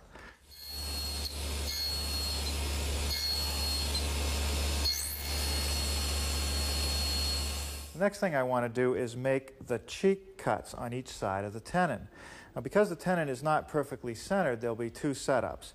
But first I'll cut the side that's the face side of the door. I'll use my tenoning jig, and I'm all set up to go.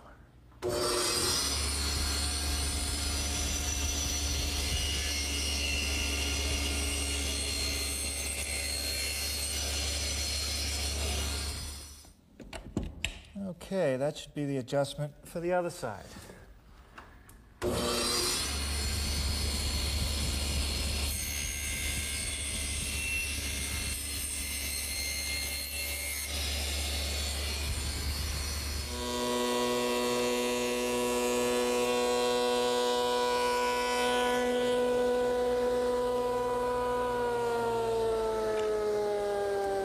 Well, you could raise a panel for a door a lot of different ways. You could use a table saw, you could use a router, but nothing beats the shaper. It does the best job.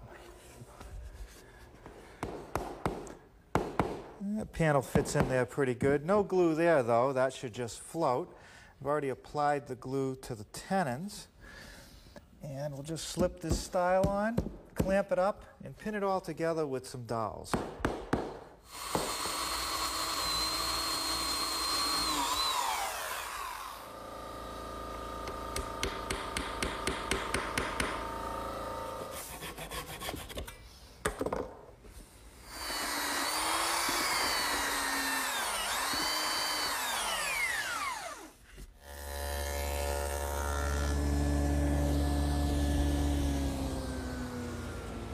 Okay, those are all the parts for my drawer.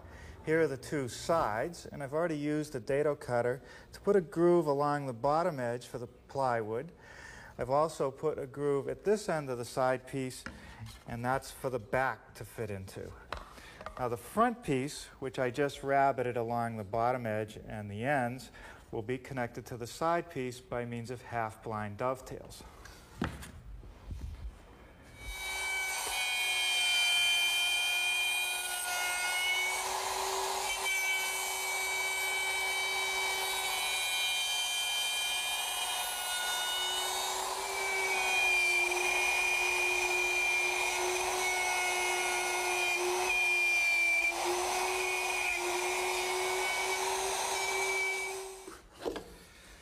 Okay, let's see how that fits together.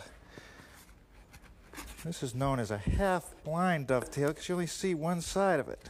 That's pretty good.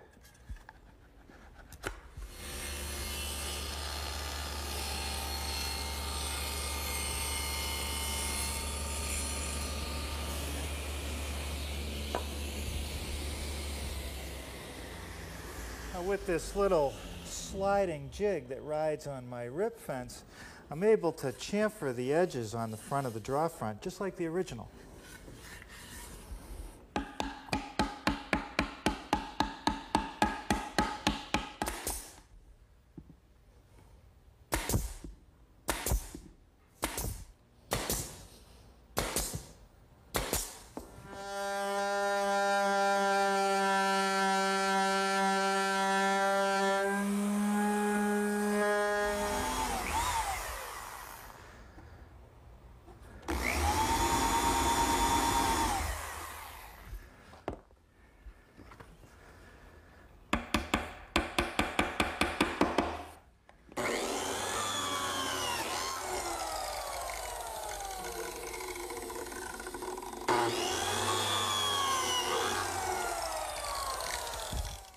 These biscuits, with a little bit of glue, will secure the washstand to the base.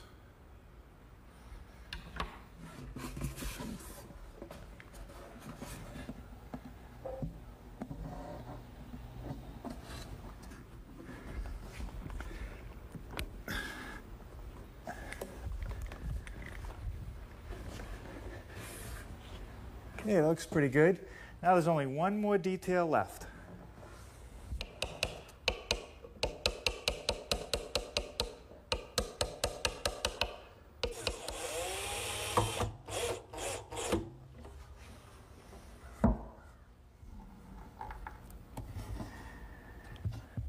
Well, it looks like this is ready for some paint and some stain. Well, now the finishing scheme for our washstand is to paint the bottom a nice putty color. And up at the top, I'm going to use a clear, water-soluble polyurethane because paint might chip, and I don't want to cover up these dovetails. I want them to show. Now, this will give me a nice, hard, durable finish, and it won't yellow. Now, this is the first of 2 coats for the base. It's a latex underbody. It's not the final color. That goes on next.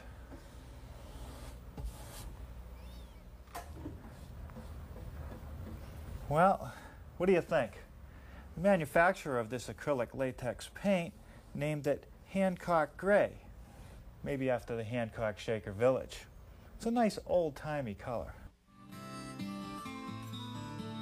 Norm Abram is the author of the book, The New Yankee Workshop, which is available in bookstores and libraries nationwide.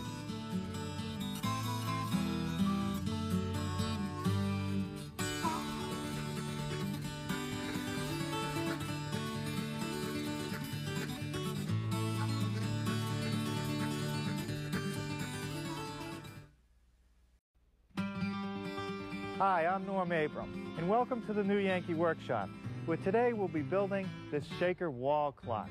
It's made from walnut and proportioned much like the original that we found at the Hancock Shaker Village. But you won't have to wind it every day because it runs on a tiny quartz timepiece. That's coming up next, right here on the New Yankee Workshop. The New Yankee Workshop features the craftsmanship of Norm Abram. Here in the Shaker community, the brothers and sisters didn't own pocket watches. They didn't need them. They told time by the ringing of the bell.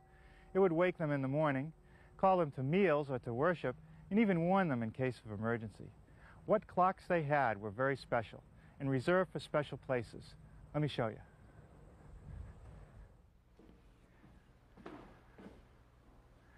All the clocks that are in this building were built by the same shaker, Isaac Youngs. This room was set up for the sisters to do things like knitting, sewing, or darning of things like socks. Now over here above this sewing chest is one of his clocks, built over 150 years ago. The materials used are fairly thin. It's not 3/4 inch thick material, it's thinner. Now there was probably a pendulum here because you can see the material has been scalloped out so that it would swing freely. Look at these windows on the sides. It allows you to see the clock works. The gears are made out of wood, only the shafts appear to be metal. You know, but the thing I really like about this clock are the proportions. Before we get started, I'd like to reassure you that if you'd like to make an exact copy of today's project, that a measured drawing and a materials list is available, and you'll hear more about that before the program ends. I'd also like to take a moment to talk about shop safety. Be sure to read, understand, and follow all the safety rules that come with your power tools. Knowing how to use your power tools properly will greatly reduce the risk of personal injury. But remember this, there is no more important safety rule than to wear these safety glasses. Now I'll show you how I built today's project. Well, this is the first clock that I've ever built. And I'm sure I had a much easier time than those old shakers back in 1840, because not only did they have to build the case, they had to build the clock works themselves. And one thing that I really like about this piece is the proportions. It's perfect. So I tried to stick to the original as much as possible, with one exception.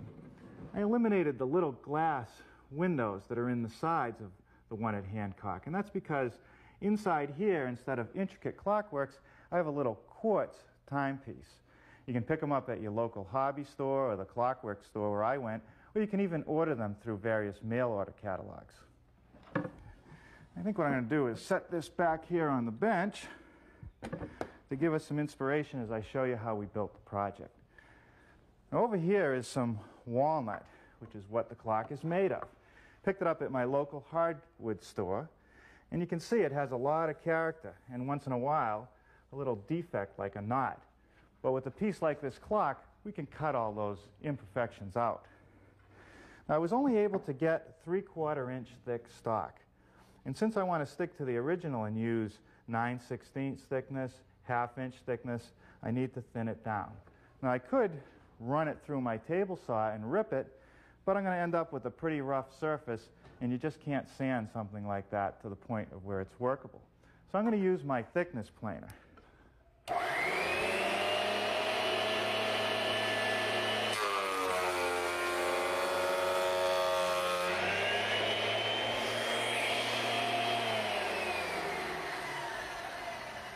Okay, now I'll raise it up another 32nd. And I want to make sure now that I flip the board over so I plane a side that hasn't been done yet. And I'll continually flip it as I go through the process because I want to end up with a board with uniform moisture content. That way I won't have cupping later on.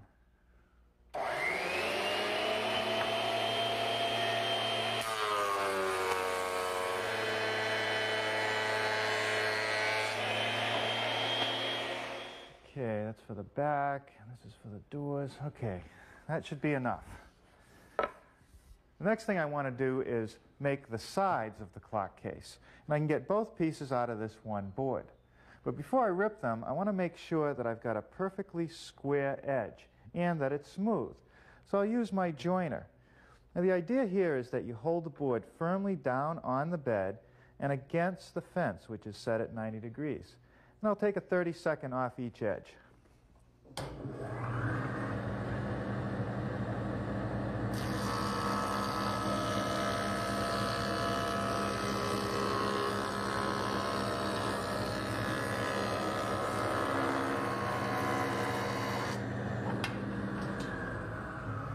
Well, now I can use those jointed edges against my rip fence. Now the final width of my piece is 3 1/8. But I'm going to set it about a 32nd wider, because even though I'll get a nice smooth cut with this blade, a final pass through the joiner will make it perfect.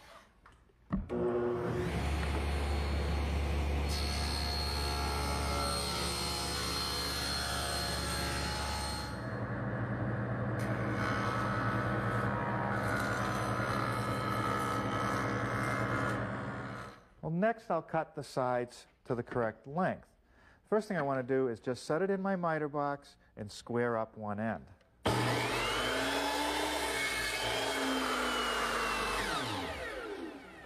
Now I'll slide it down up against my stop, which has been set at exactly 30 3/8 inches, and make the second cut.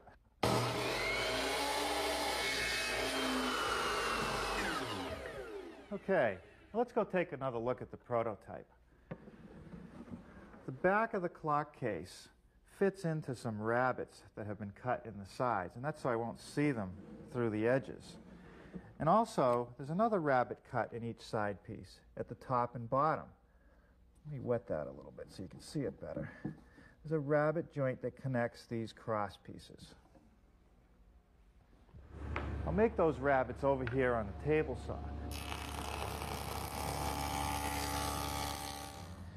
You know, the thing that I really like about this stacked dado setup is that it gives me a nice flat cut. Now, without changing any of the setup, but adding my miter gauge, I can now make the rabbets at the top and bottom of each side piece.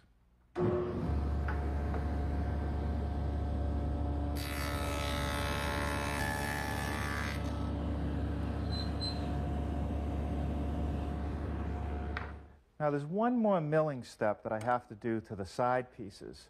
This 1/2-inch division rail needs a little dado that it can sit in so it'll be firmly set in place. And I'll do that here at the workbench. I've clamped the side firmly in place. I'm using this straight edge clamp to guide my router so that I can remove some material right in this layout area here. Now the router is set up with a 1/2-inch straight cutting bit, and I'll just guide it against the edge.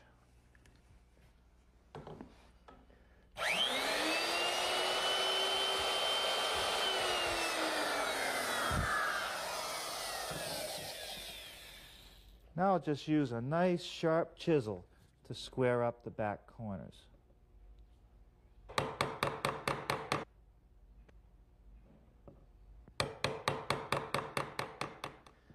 Well, now it's time for a little assembly. I'm going to put some glue on those dados that are at the top and bottom of the sides. Spread it out with a brush, and we can put the cross pieces in. Now I want to make sure I hold the cross piece flush on the front side. Get that nice and even. And just use my brad nailer with some 3/4 inch brads to fasten it. Now the center rail, which fits in the little dados that I've made, also needs to come out and hang over the side just a little bit. So I need to make a notch on each end.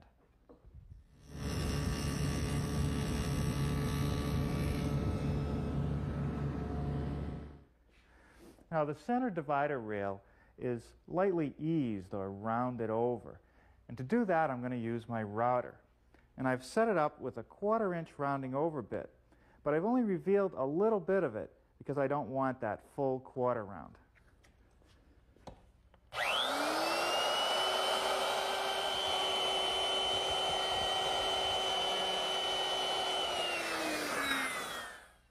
Well, a little bit of glue in those dados.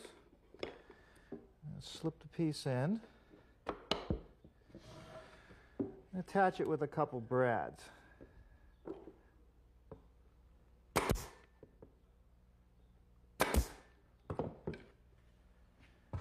The next piece to work on is the back of the clock case. And the only tricky part is this little half-round portion up at the top where the clock will actually hang from the wall. Now I've taken my blank and laid out the cut, and I'm going to use my handheld jigsaw to make both the straight and the curved cuts. I'll do the straight cuts first, and I'll also use my combination square to guide the tool in a nice straight line.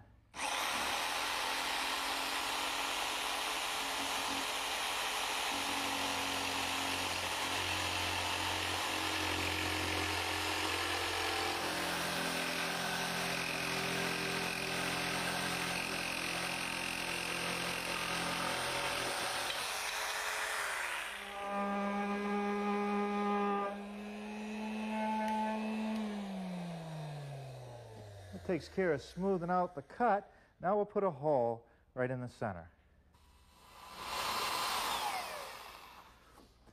Now that's a 1/2 inch hole to hang the clock from. Now we can install the back on the case. Now the back gets installed with nails only. Don't use any glue because this board is more than likely to shrink a little bit. I'm going to start out by putting a nail right in the center of the bottom. And one up here at the center of the top. Now you might expect that I would nail the rest of the back right along the edge of this rabbet. If I do that and the board shrinks, it'll probably split right up the middle. So what I'm going to do is tip it up on the side and nail through the sides, and that way the board won't split.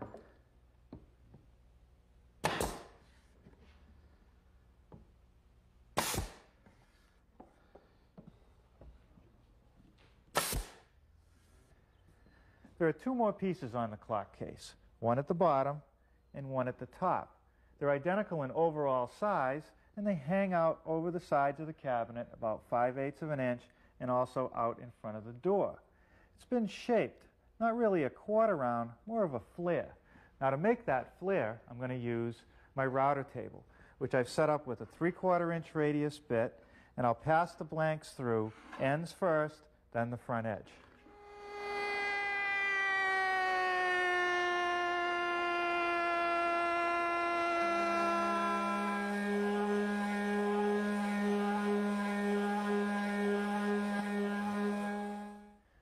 the top piece has to have a notch in it, right along the middle portion, to fit around this hanger part of the back.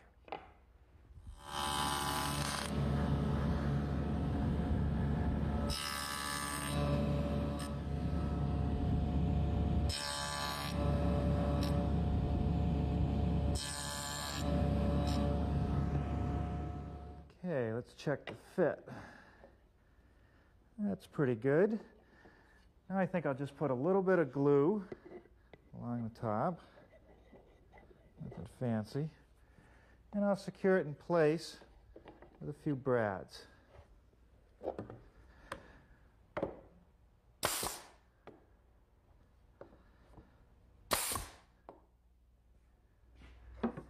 Now we're ready to start working on the doors. The top door has a glass panel in it, and the bottom door has a wooden panel in it. Both of these elements sit in rabbeted stiles and rails, and then are held in place with a tiny quarter-round molding. Here I've got my router table set up to make those rabbets, and I've installed a 3/8 inch rabbeting bit. And I've done some adjustments until I've got it just right and run a sample of scrap stock through. As you can see, the rabbet is going to be 3/8 of an inch by 3/16 of an inch.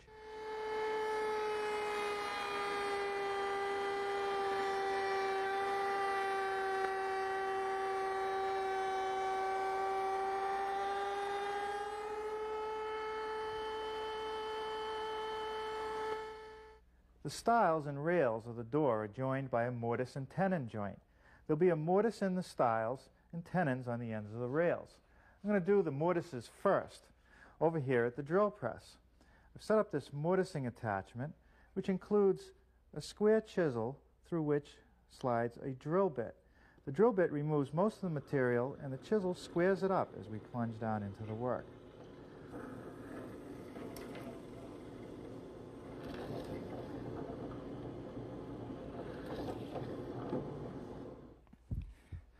Well, I've already made the tenons on the rails for the top door. I'm going to use those as an example to show you how the whole system fits together. Here's the tenon all milled properly, and it simply slides into the mortise of the stile. Now notice that there's a couple different shoulder cuts. One of the shoulder cuts is on the face side right here, and that'll butt into the stile at this location. There's another shoulder cut on the back side of the rail which butts into this area of the stile. Now all these cuts will be made on the table saw.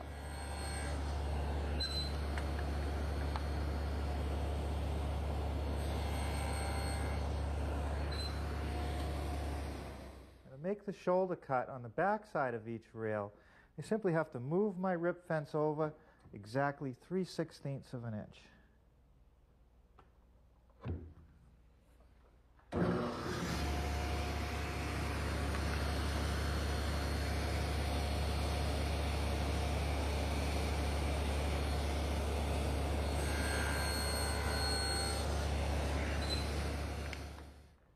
Take note that the mortises are held back from the ends of the stiles. And because of that, I'm going to have to make a haunched tenon. And that material is best removed using the table saw, just nibbling it away.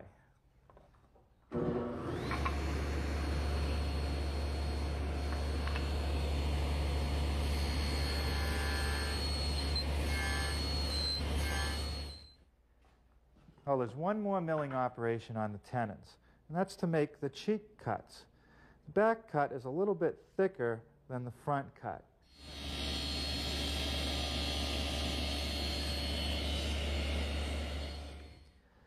Now I've got to make a slight adjustment to my tenoning jig to remove a little bit more material for the other cheek cut.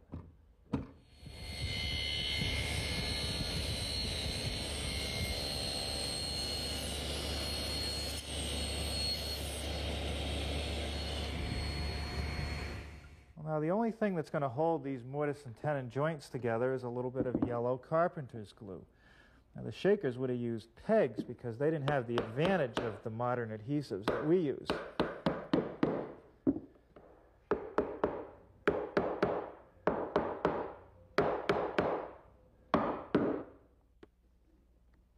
Yeah, I'll just set these frames in the clamps let them set overnight, and we'll come back and finish this project tomorrow.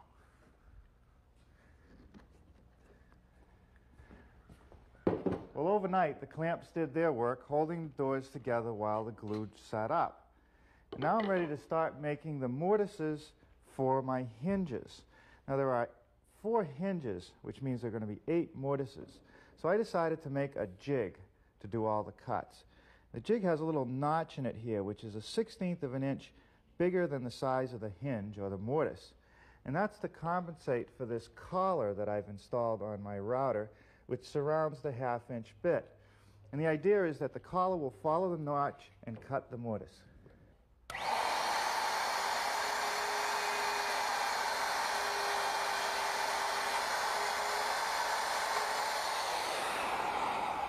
That sure makes quick work of it. Now I'll do that to both doors and the case.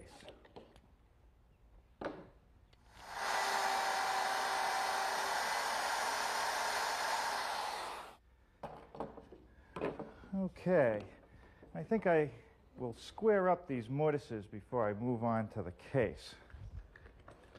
And to do that, I'll just use a chisel, just mostly hand pressure, just pushing down, removing the little corner.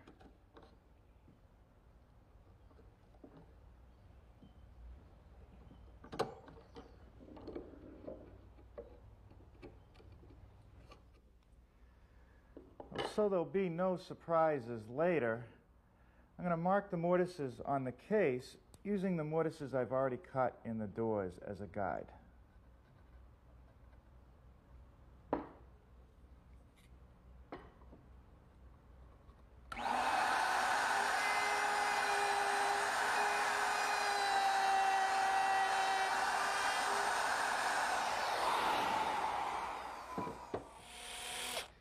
The brass screws for these hinges are really nice, but they're soft, so I'm taking the precaution of pre-drilling the holes.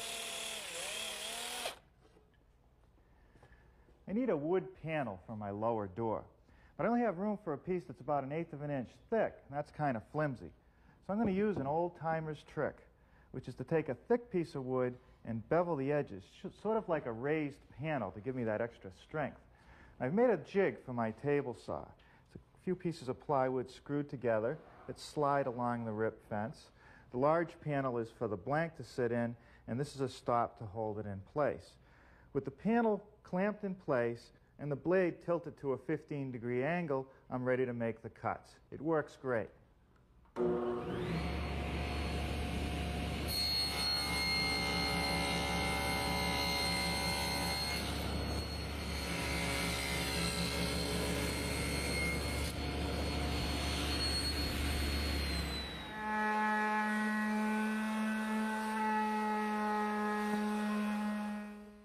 Now, to hold the glass and wooden panels into these rabbets, I need a little molding.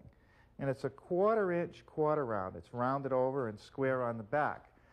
Obviously, you can't mill a piece of stock this small. So I've set up my router table with a 1/4 inch rounding over bit and a couple feather boards to hold the stock in place.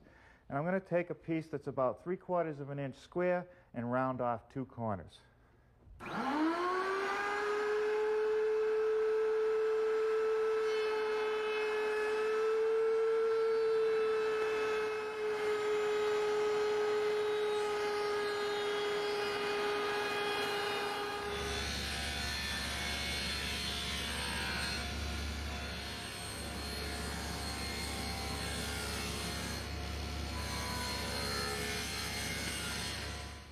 Now, with those 2 cuts made and a slight adjustment to the rip fence, the next pass through the table saw will give me the moldings I need.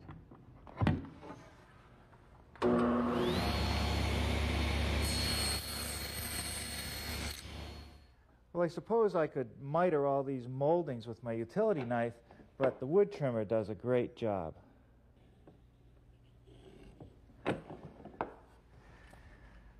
Okay, what I'm going to do is spend a little bit of time dry fitting all the moldings around both doors.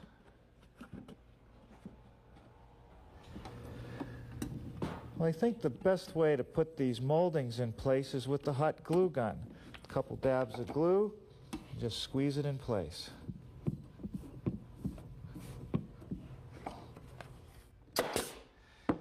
Now these three little cleats will hold a piece of plywood, which in turn holds the clock works and the clock face. But I don't want to install those now. I want to put the finish on first.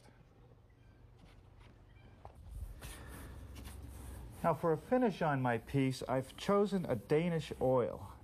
And to make it a little richer and darker, I've added a little bit of Danish walnut stain. I'm going to put it on with a brush, let it sit for a while, and wipe it down with a rag.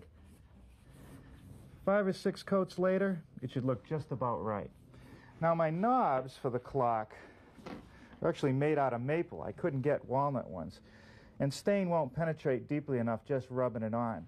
So what I'm going to do is place them in a bucket of stain, or actually a cup of stain, and let them sit for a few hours, and that should do the job.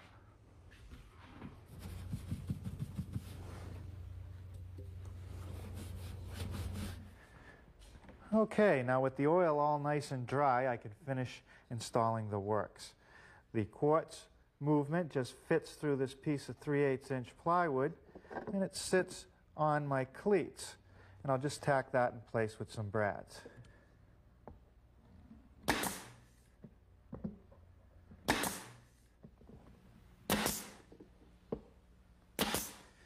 Okay, now I'm ready to install the clock face.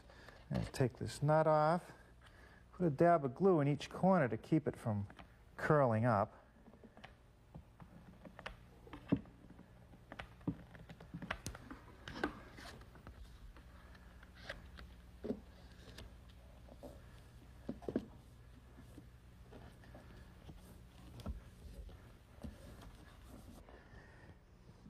Now the hands,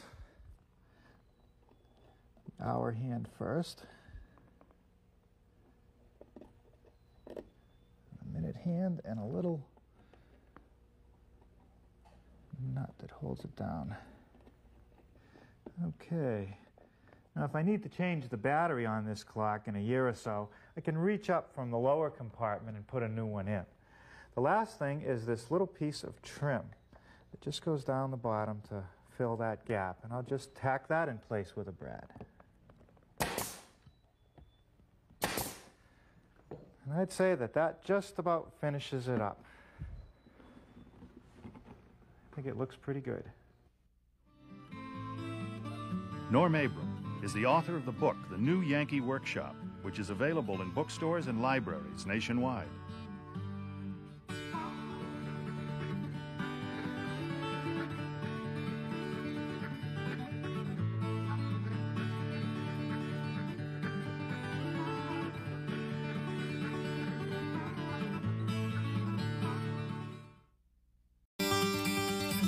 Hi, I'm Norm Abram. Welcome to the New Yankee Workshop, where today we're going to build this child sandbox. It has a canvas canopy to protect the little ones from the sun, and the sides and seats are built out of cedar. I even used some pressure-treated material where it counts. That's coming up next, right here on the New Yankee Workshop. The New Yankee Workshop features the craftsmanship of Norm Abram. Boy, have you been to any playgrounds lately? They sure have changed from when I was a kid. Look at this place. It's huge. An imaginative array of things to climb on, walk on, hang from, swing from. You can do everything here. It's great. One thing hasn't changed, though. There's still plenty of sand around. And speaking of sand, boy, I can tell you a story about a sandbox I had. Before we get started, I'd like to reassure you that if you'd like to build an exact copy of today's project, that a measured drawing and a materials list is available. And you'll hear more about that before the program ends. Now I'd like to take a moment to talk about shop safety. Be sure to read, understand, and follow all the instructions that come with your power tools. Knowing how to use your power tools properly will greatly reduce the risk of personal injury. But remember this, there is no more important safety rule than to wear these safety glasses. Now I'll show you how we built today's project. My father built us a sandbox. And there it is, in an ancient photograph that we dug up a few weeks ago. And can you believe it? That's me in that striped shirt, playing with my sister Carol. Now, if you look in this back corner, you'll see some scraps, and what I think they are is trimmings from the canopy that sits over the sandbox. So that must have been the first day that we actually used it. But I can remember a lot of hours spent out there playing in the sand with my little construction trucks, making sites. And one of my first woodworking projects was to build a couple little crude drawers that my sister could use as a pretend kitchen. Boy, we had a lot of fun in that sandbox. And if I recall, it sat out in the side yard of our summer cottage. I wonder whatever happened to it. Well, anyway, I've been picking my father's brain the last couple weeks to find out the exact dimensions and some of the construction details that he used to build this sandbox. And I think I've come up with the 1990 version. Now, some of the materials have changed. The covering for the canopy is made from a new improved awning-type canvas, which is resistant to sunlight and rot, so it should last for a long time. Now, I know one thing for sure. My father wouldn't have bought cedar to make the sides or the seats, because it would have been too expensive. But today it's available at a reasonable cost, and the thing I like about it is you don't have to paint it. And one thing that they didn't have 38 years ago was pressure-treated lumber like this. What's nice about it is that it'll allow the damp sand to sit in it and it won't rot. And the construction detail is much like a good plant container. It'll hold the sand, but it'll allow it to drain through the cracks in the boards. Now, if we look underneath, we can see that that whole platform is supported by some cleats and a reinforcing strip down the middle, and that the legs that support the whole sandbox are also made out of pressure-treated material so they won't rot at the bottom. I'm going to get started cutting the pieces for the legs, which run from ground level right up to the bottom of the seat, and that's 13¼ inches. Now, the material that I'm using for the platform and the legs is known as 5/4 by 6 decking material. And I'm going to cut my legs using the radial arm saw, and I've set up a stop block so all 8 pieces will be exactly the same size. Now, my first cut is to square up the end.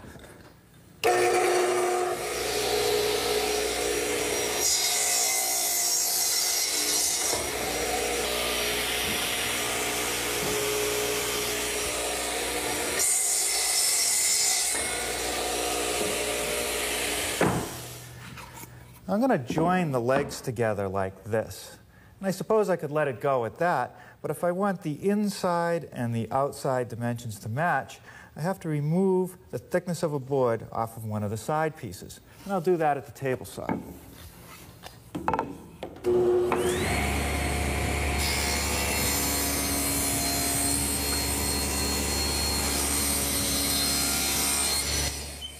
Now, to assemble the legs, I'm going to clamp the narrow piece in my bench vise and then take the other piece and line it up at the top edge. Now, to make sure the sides are flush, I'm going to use a square because the edges are rounded. It's kind of difficult to do it by eye. So we just slide it until they're even, like that. And I'm going to pre-drill for the screws using a combination drill countersink.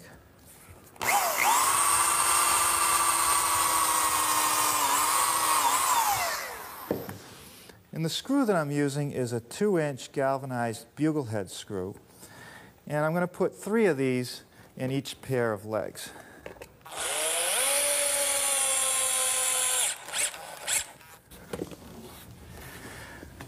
Let's take another look at our prototype. And I'll show you how the cedar sides are joined together. Each joint is a 45-degree miter joint. And I did that mostly for looks, because a joint like this isn't very strong. The boards want to curl. It just doesn't hold together very well. But because I'm backing it with my legs and using some screws and construction adhesive, I think it'll be okay. Now, you could cut that joint with a circular saw, or you could use a table saw. The problem with the table saw is that long boards held with a small miter gauge cutting at a 45-degree angle is not the easiest thing to handle. The radial arm is ideal because it's made to move the tool through the wood. So what I've done is tilted the motor and blade unit to a 45-degree angle, and I need to cut all my pieces 4 feet mitered on each end.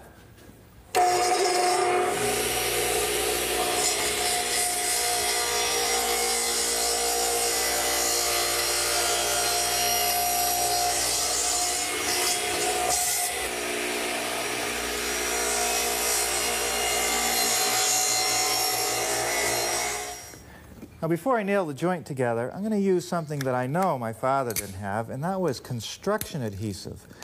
This will add some strength to the joint. It's resistant to water. It'll make it a lot stronger. I just put one bead of that on. Squeeze the boards together. I'm just going to use some little 5-penny galvanized siding nails to hold it in place.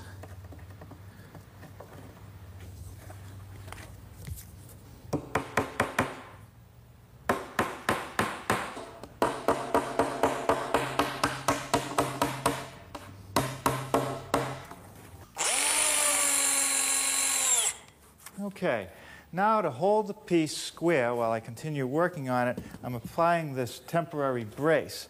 And all I really do is take some diagonal measurements. And if they're equal, I know the piece is square.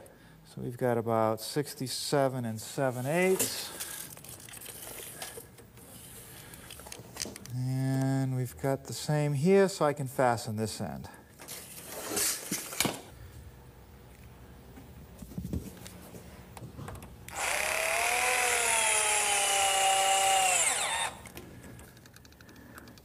Before I set the legs in place, I'm going to apply some more construction adhesive, except this is a slightly different type. It's specially formulated to use with pressure-treated lumber. Now I'll just set the leg into the adhesive, flush with the top edge, and pre-drill some holes for the screws.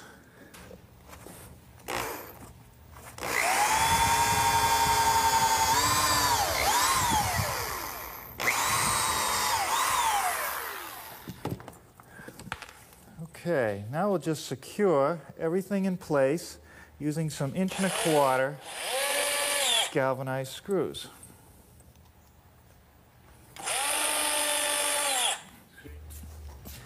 Well, now I'm ready to make the cleats that support the floor.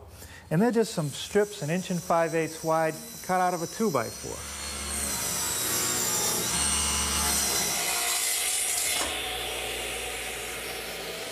Now with a piece of the support cleat cut to the proper length, I can just set it in the sides. And now I have to do one more thing, which is to make a notch around each leg.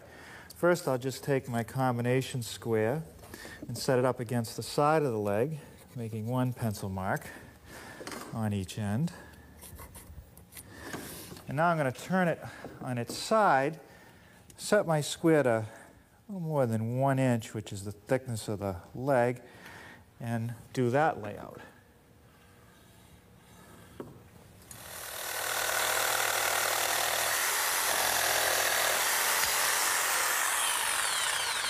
Now my jigsaw, set up with a nice fresh blade, does a real good job cutting out that notch. Now the same methods are used to attach these cleats as I used for the legs. A little bit of construction adhesive, I set them in place and fasten it with some screws.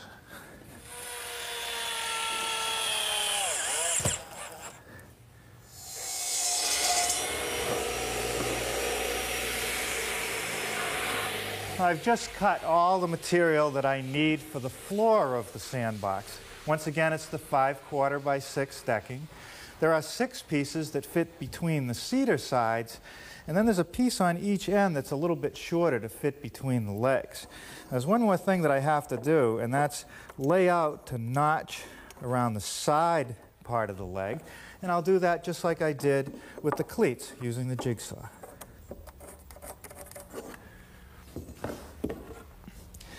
I'll just take the piece out and using my combination square mark the thickness of the leg.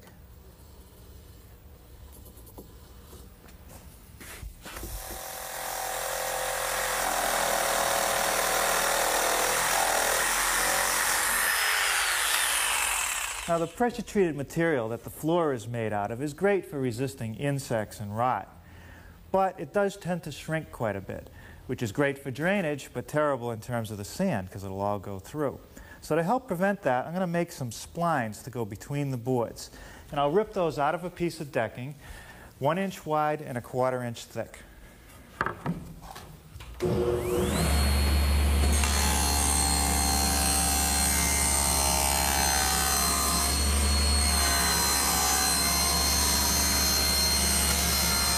to make the grooves in the edge of the boards for the spline, I'm going to use my dado head cutter.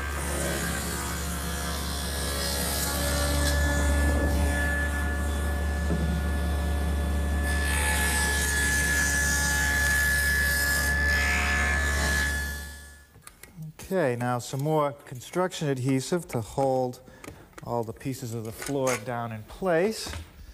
And I'll just put the pieces back in, this time adding the splines.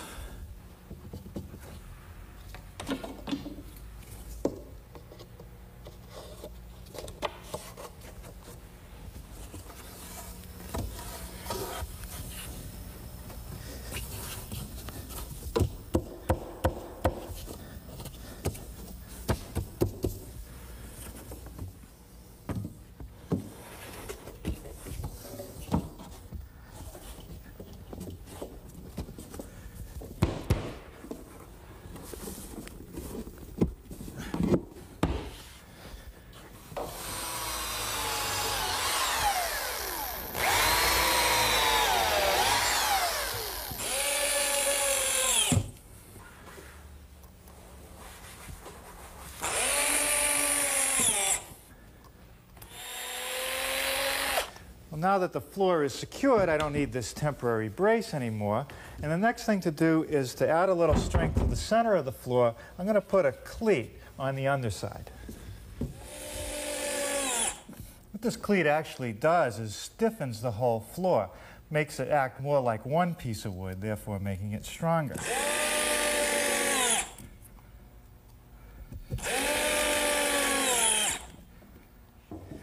Now if I prop up the prototype with a sawhorse, I can give you a closer look at the roof framing system. It starts out with a couple gables, and they're connected with a little fascia piece right here. Up at the top there's a ridge, and there's some little rafters. I'm going to start by making the gable ends. I took a couple pieces of 1x10, and in the center I want to use the full height of the board. Down at the edge, I'm going to leave about 3.5 inches.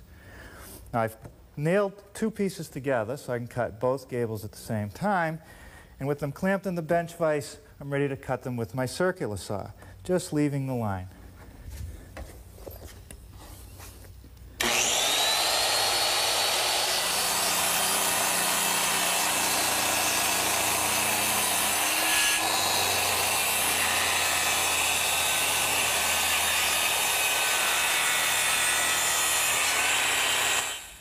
Now the fascia board that joins both of the gable pieces should have its top edge beveled at the same pitch as the roof. And the ridge should be beveled on both sides to also follow the pitch of the roof. And what this does is allows a full width of the board for the canvas to be stretched over, so it makes a much tighter fitting top. Now to cut the bevel, I'm going to use my table saw. I've calculated it to be about 13 degrees. So the first thing to do is tilt the blade to 13 degrees, lock it in place. And then I can set the rip fence. Now the rip fence needs to be set 3.5 inches to the blade where it comes through the table, or actually the long point of the cut. And now I'm ready to run my two fascia pieces through.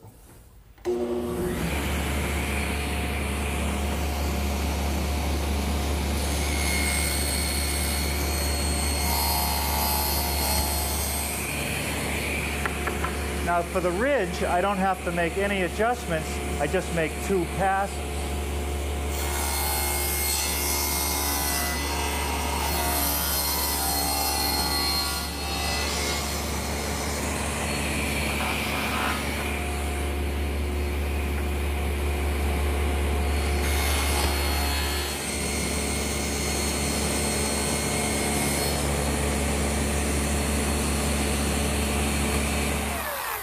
I'm just going to use some 1 5/8" screws to hold the frame together, but I want to make sure I take the precaution of pre-drilling so I won't split this nice cedar.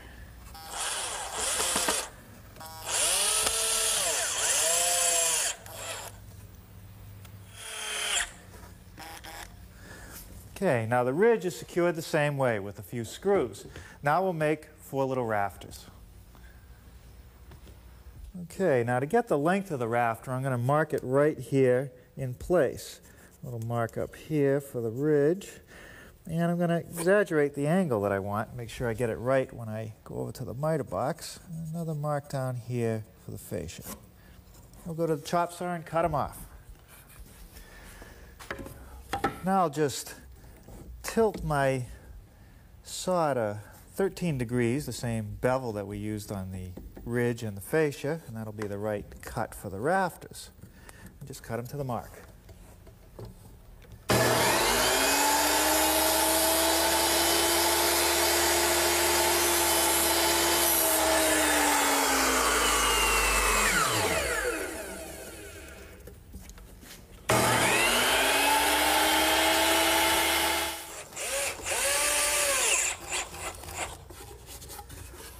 Well, once you've mastered this, you're now ready to frame that new roof on the room addition you're thinking about putting on.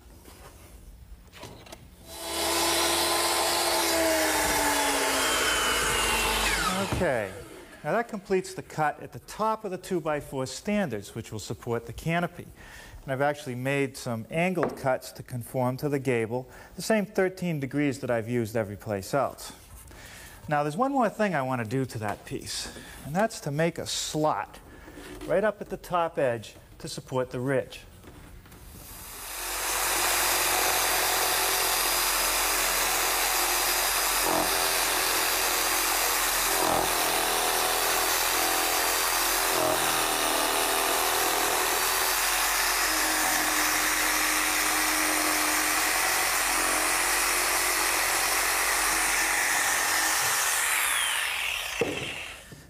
Okay, I'll check it for fit. That's good. Now I'm ready to attach it to the sides of the box. Okay, a little more adhesive.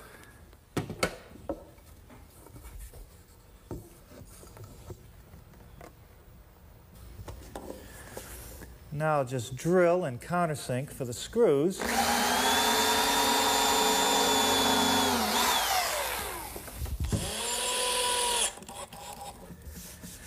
Okay, well, 5 screws and the construction adhesive should be plenty to hold these standards in place.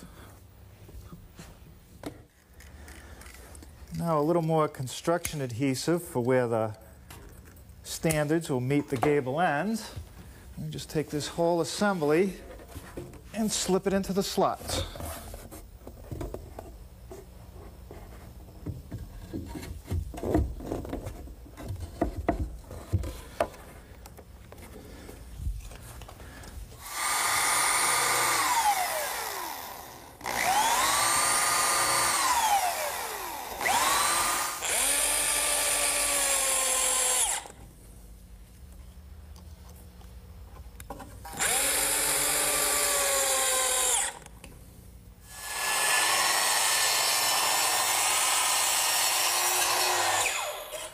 Now the final woodworking aspect of the project is to make the seats.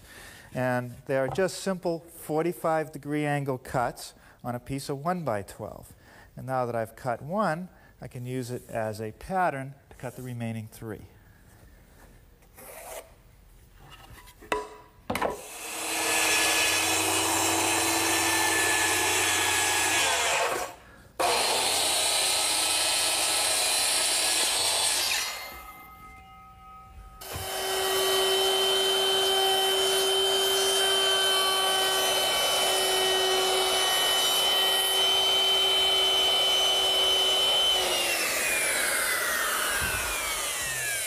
All right, well that 1/4 inch rounding over bit does a nice job at easing all the edges on the seat. There won't be any splinters here. A little more construction adhesive to hold the seats down. And I suppose I could fasten these in place with some screws, but I'm a little bit afraid that if the head of the screw sticks up a little bit too high or close to the top of the surface, it might burn a small child. So I'm just going to set these in place with some 4-penny finish nails. You also note that I let it hang over the side about 3/4 of an inch.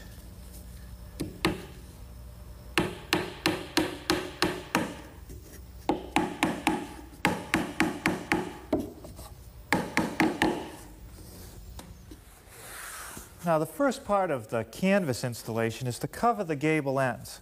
So I just leave myself a little extra below the side of the gable. I'm just going to staple it along the top.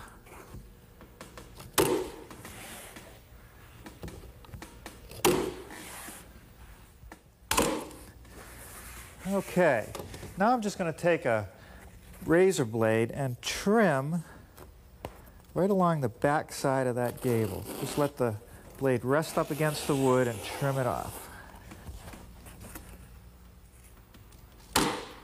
On the bottom of the gable, I'm just pulling the canvas tight and fastening it with a couple staples.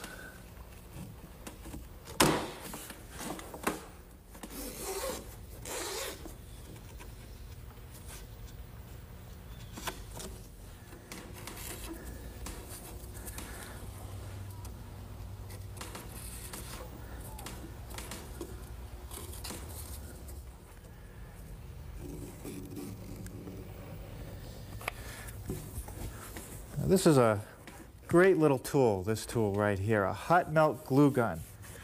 And they've only been around for a few years, but you just put sticks of adhesive in it. It melts it as it goes through the gun.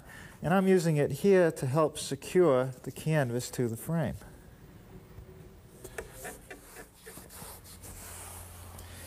Now for the top, so that I don't end up with an edge that might fray, I'm simply tucking it under itself, about 3/4 of an inch. And what I'm going to do is just position it loosely and secure it at the corner temporarily with a staple that I'll remove later. I'll just position the whole piece. Now I'm going to put some glue right in that seam.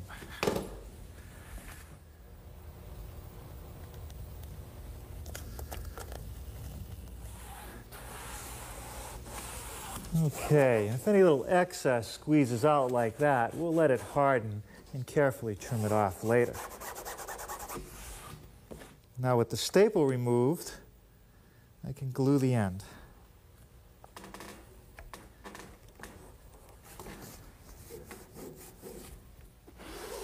Okay, now to secure the tuck that I made, that little fold, I'm just going to stick the glue gun in between it, run a bead of glue up, and just by reaching up to the outside, just squeeze it back down again.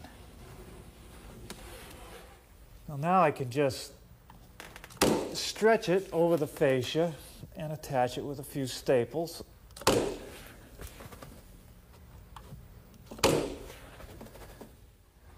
Now just trim off the excess on the bottom edge here. Okay, and a little more hot glue to secure it. Okay, let's say that that just about finishes it, except for a little bit of sand and some kids. Norm Abram is the author of the book, The New Yankee Workshop, which is available in bookstores and libraries nationwide.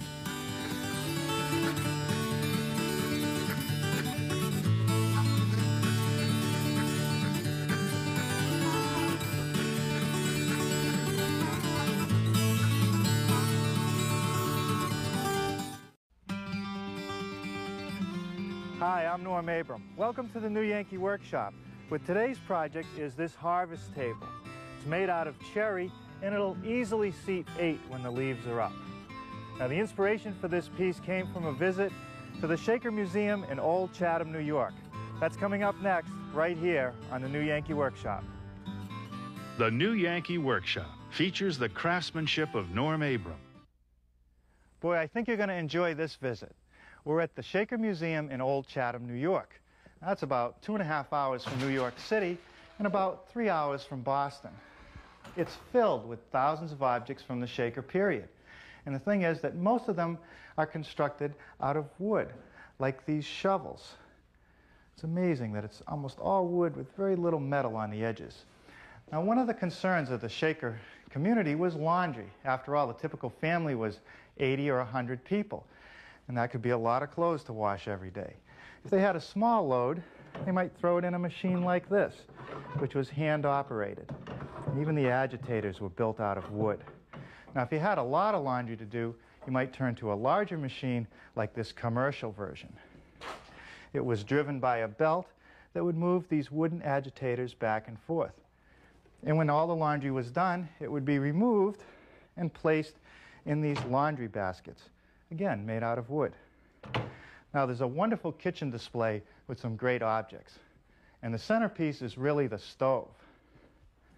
It's made out of brick with a cast iron top, which would glow cherry red, I'm sure, with a good wood fire under it. And this device, a coffee roaster. The green beans would go in there, give it a turn once in a while, and they'd be roasted to perfection. Now, how's this for a butcher block? Supported by 3 legs, about 10 inches thick, and over a yard across, cut from a single piece of a sycamore tree, I've been told. Now, over here is the kitchen sink. Again, we see a lot of wood. A wooden base supporting a cast iron basin with a wooden backsplash, that more than familiar shaker red. And it sure shows a lot of use. Well, I guess I'm lucky today. Somebody already took care of the dishes. Now, this next room must contain the largest collection of shaker stoves that has ever been placed under one roof. Look at them all. Beautiful casting, elegant, and of course useful. All made out of cast iron, and each one is a little bit different from the next. Oh, and look at this. They couldn't resist. They had to find a place to use some wood, even if for just a knob. Up here in the furniture gallery, there are some wonderful examples of classic shaker design, like this trestle table. It's beautifully crafted. It must be 12 feet long. And I suppose if you had a room large enough, you could easily seat 18, maybe 20 people around it. Oh, and look at this, a drop leaf table. A little longer than most of the shaker tables that I've seen, but you can see its purpose.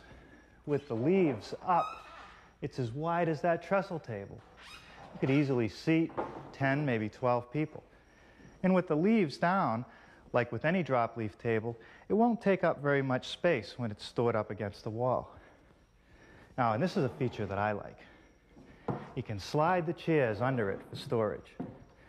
Now, this table incorporates a lot of really good ideas. I think I should study it a bit more. Before we get started, I'd like to reassure you that if you'd like to build an exact copy of today's project, that a measured drawing and a materials list is available. And you'll hear more about that before this program ends. I'd also like to take a moment to talk about shop safety. Be sure to read, understand, and follow all the safety rules that come with your power tools.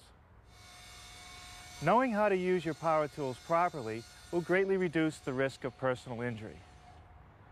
And remember this, there is no more important safety rule than to wear these, safety glasses. Now I'll show you how I built today's project.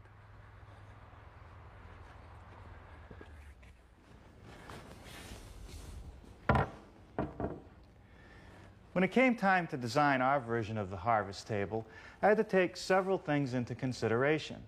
One was that I wanted it to comfortably seat 6 to 8 people. So what you're seeing here is a table that's about 39 inches wide and 72 inches long. The other thing I had to take into consideration was the proportions between the fixed part of the table and the drop leaves. I found that on most of the elegant tables we looked at, the center portion is very narrow, and the drop leaf is very wide. And with a wide drop leaf, you're unable to store your chairs underneath it like this. Now the legs, that was a place where there were a lot of different choices.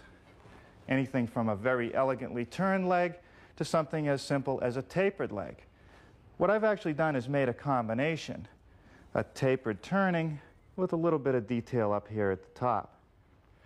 Now the choice of wood was cherry because it's beautiful, it's very resistant to abrasion, and there's not a better wood to turn. Let's get started today by taking these 3 1x8s and gluing them up to make the fixed part of the top.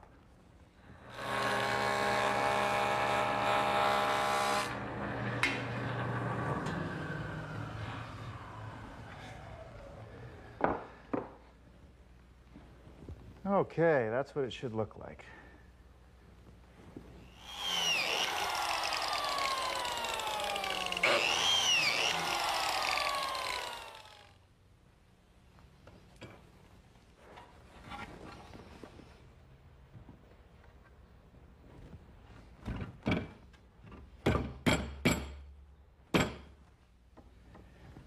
Okay. Now you'll notice that I've alternated my clamps under, over, under, over, under, and that's so that I'll minimize any tendency for the boards to curl as they're in the clamps. We'll set this aside and start working on the legs. All right. Now here's one of the blanks for the legs. It's 1 3/4 square solid cherry. And what I've done is just put a pencil line around the blank so that I won't cut into the square section of the leg. Because the first step is to go to the bandsaw and knock the corners off so that I don't have to remove all the material over on the lathe.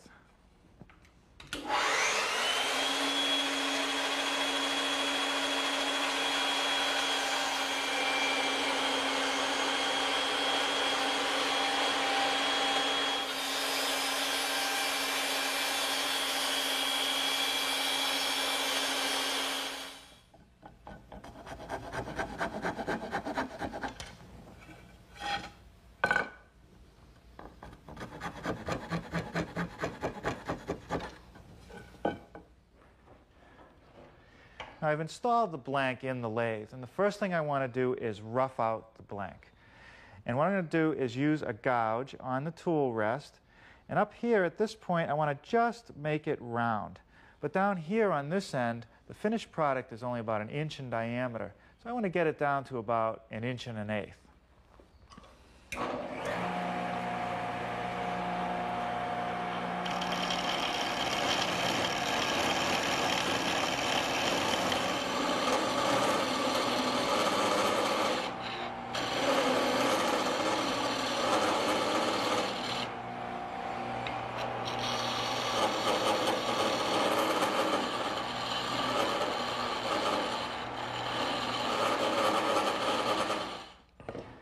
Now to make sure that all 4 legs come out exactly the same, I'm going to turn to my lathe duplicator. And all it really is a template up here that I made out of hardboard, and it's a cross-section of the leg. Here's the straight part, there's the little bead, and then a taper from here down to the other end. Now the tool that does the work is this tool that rides on a flat surface, and on the upper portion there's a follower, which goes against the template, and down here a cutter that actually does the work. Now I've installed a triangular cutter, and I'm going to use that to cut the details first.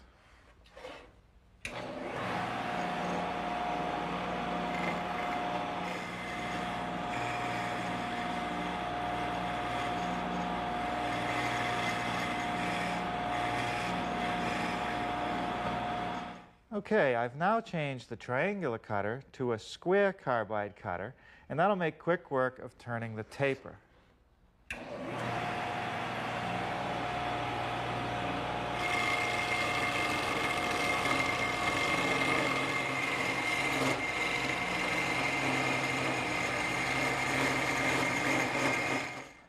Now with the blank still in the lathe, it's a snap to do the sanding. I'll start out with a coarse 80 grit paper and finish up with about a 180 grit paper. I'm also going to speed the lathe up a little bit.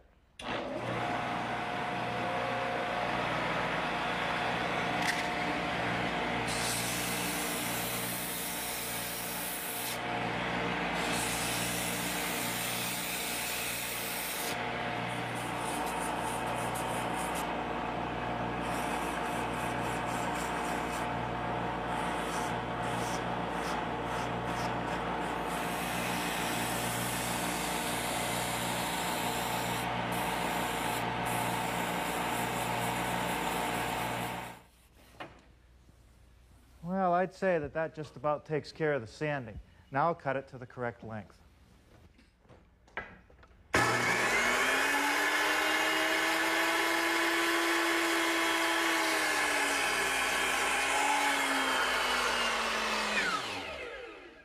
Now the rails at the table are joined to the legs by means of mortise and tenon joinery.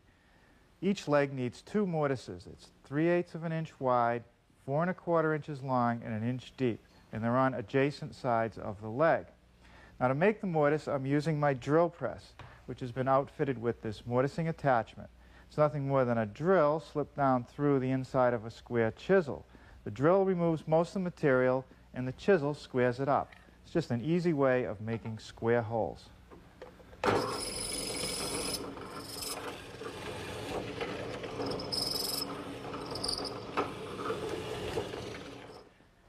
The rails for the table are 3/4 inch thick by 5 inch wide cherry. And what I have to do is put a tenon on each end of the rail to fit into the mortises of the legs.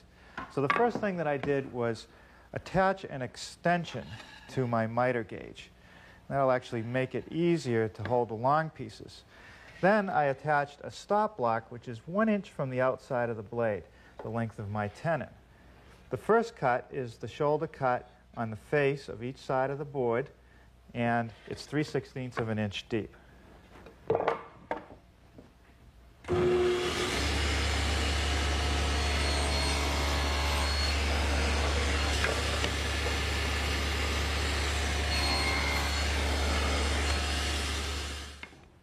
Now, without changing anything except the height of the blade, which is now going to be 3/8 of an inch, I'll make the next shoulder cut, which is at the top and bottom edge of each board.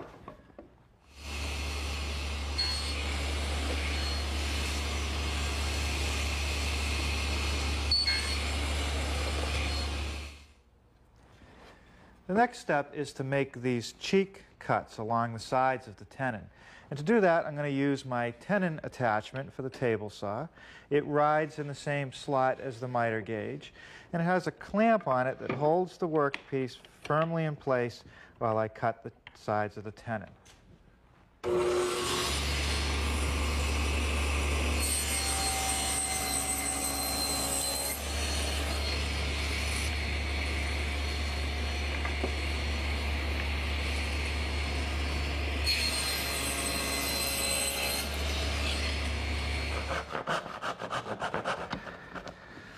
Now I'm just using this little dovetailing saw to cut the top and bottom of each tenon.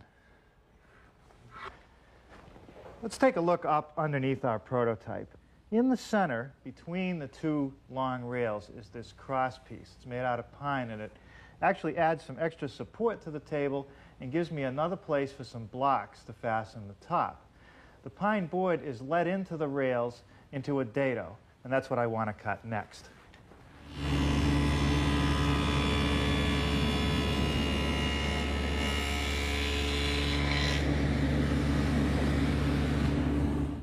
Let's take another look at the prototype. I've set it up on a sawhorse so I can show you the mechanism that holds up the leaves. There's a couple little wooden spinners, one back here and one over here, because this is a relatively long table. And we'll start working on those next. Now here are the two side rails clamped together, and I've laid out the spinners. And the first thing that I'm going to do is drill a hole for the pivot point.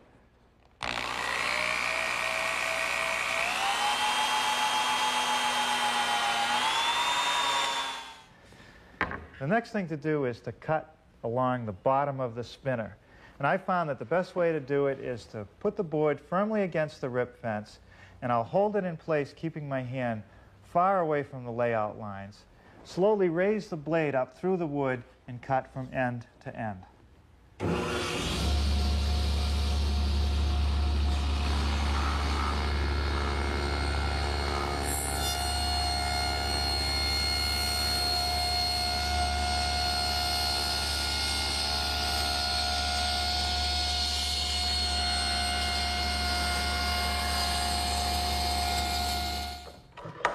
Now I'll finish cutting out my spinner, making the angled cuts with my little dovetailing saw.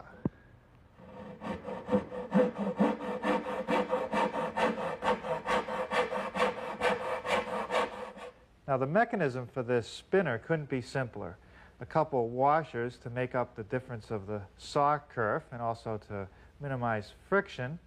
And here's something the Shakers probably didn't have, a bugle head type screw.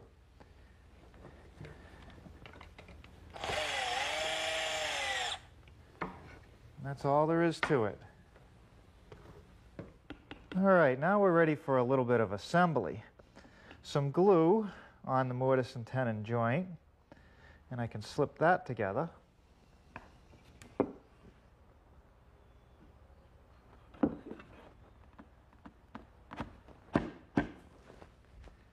Now I want to apply just enough pressure to squeeze the joint tightly together.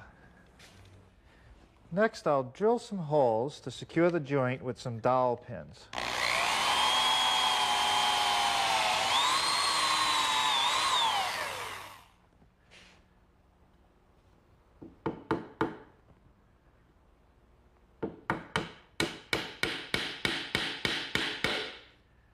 That's not going anywhere.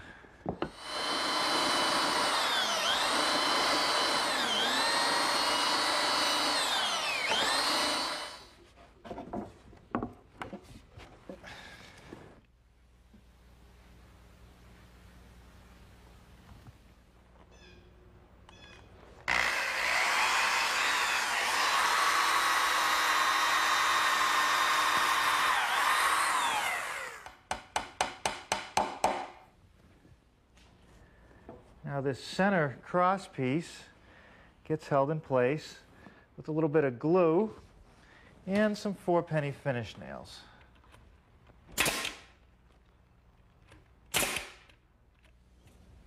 Now these pine corner blocks will add some strength to the frame and give me a place to fasten the top.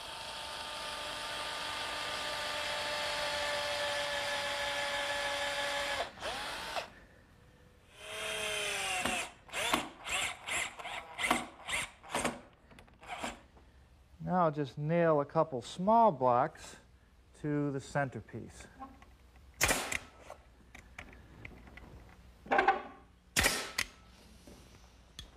Well, now we're ready to finish off the table top.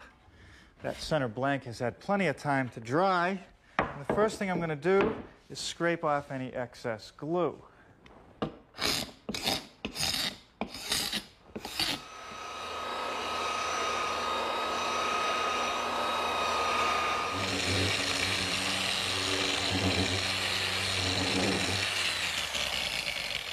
Boy, I don't know how we lived without one of these for so long.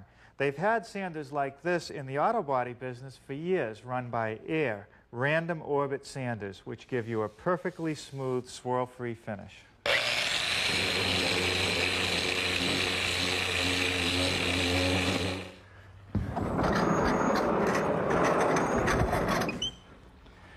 Well, we're getting a little rain out here this morning. I guess we could use it anyway. Now, last night I spent enough time to finish all the sanding of the blank. Then I trimmed it to width on the table saw and squared up the ends with my circular saw. And I want to get started today by making this joint right here. It's called a rule joint. It's a classic for a drop leaf table. And what it does is it provides support for the leaf edge so that it won't sag below the fixed part of the top. First, I'll mill this detail. And to do that, I'll use my router, which is equipped with a 3/8" radius rounding over bit. I'm going to mill this edge in 2 passes, one to rough it out and one to fine-tune it.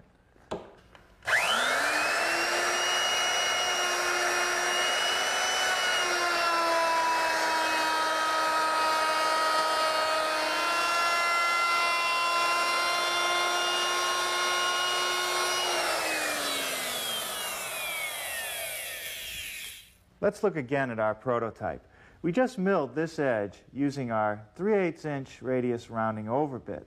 And now I'm going to mill the corresponding edge of the leaf with a 3/8" cove bit. And as you can see, I'm going to have to make it in about 3 passes.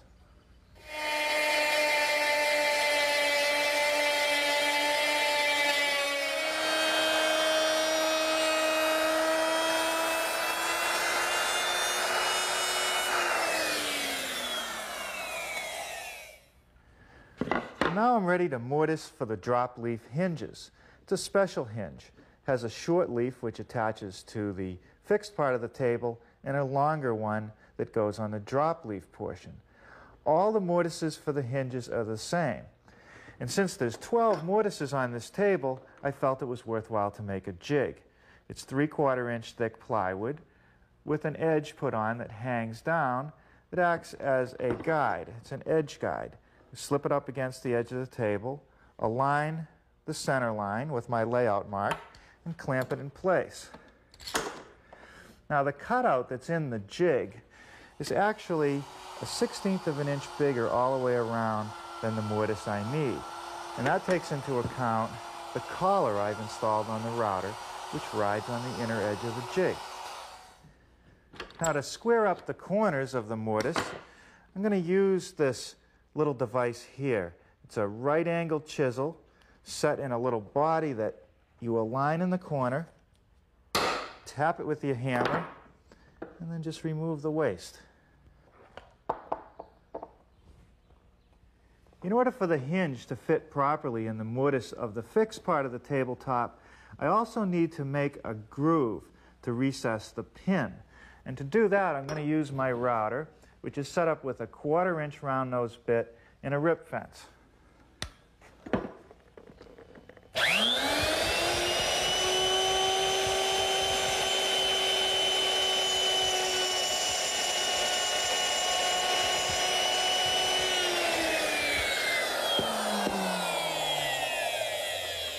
You see, I want to have a little material remaining here so that I don't see that cutout from the edge.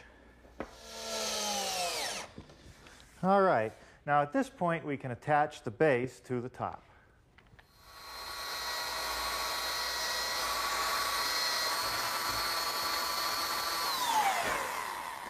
Now these are the holes for the screws that'll hold down the tabletop. Notice that I've elongated them so the top can expand and contract freely.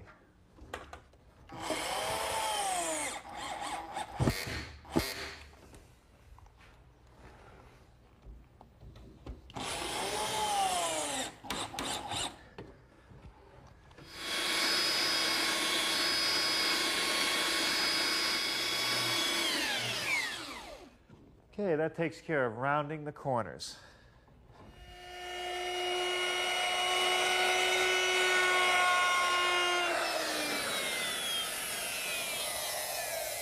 Now the final woodworking step is to round over the top edge of the tabletop, and I'm using my 1/4-inch radius rounding over bit. Now this is the first step in the finishing of our harvest table. And you notice that I flipped it upside down, and that's so that I can apply the finish to all surfaces. I want the wood to be equally protected and to absorb any moisture or dry out evenly, and that way I won't get any warping. Now what I'm putting on is actually a Danish oil, and I've tinted it slightly with a little bit of wild cherry stain. Put a nice even coat on, let it soak in, and in a little while I'll wipe it down with a rag. I can control my final color by the amount of stain that I put in the oil and also how long I let it sit on the wood. The main idea here is just to rub it in so it's nice and even and get rid of any excess.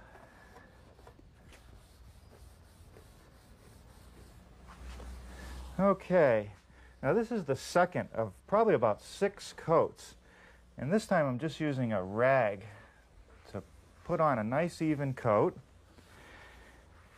Then the next step is to take some 600 wet dry sandpaper and rub it into the surface. And what this does is smooths out the wood, and it actually forces a little bit of the oil into the pores of the wood, making it penetrate deeply and preserve the surface.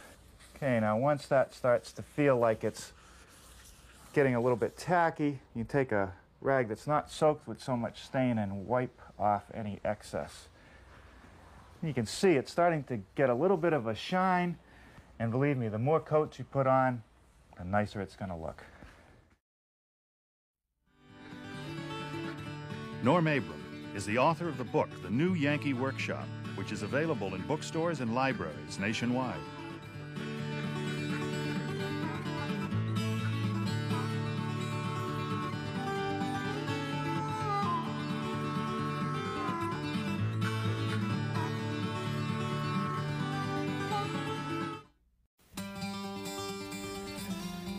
Hi, I'm Norm Abram. Welcome to the New Yankee Workshop, where today we're going to build this wood box. It's historically accurate and very useful. We finished it with an old-timey milk paint that's still available today. And I'll show you how to build it next, right here on the New Yankee Workshop. The New Yankee Workshop features the craftsmanship of Norm Abram. What do you think of when you think of Kentucky? Rolling hills, bluegrass, thoroughbred horses racing at the Kentucky Derby, which, by the way, is held not too far from here. So next time you come down for the Derby, why don't you add a couple days to your trip and come here to Pleasant Hill, a historic Shaker community that's been frozen in time, about 1850. And you know, if you listen real carefully, you might even hear the Shakers singing.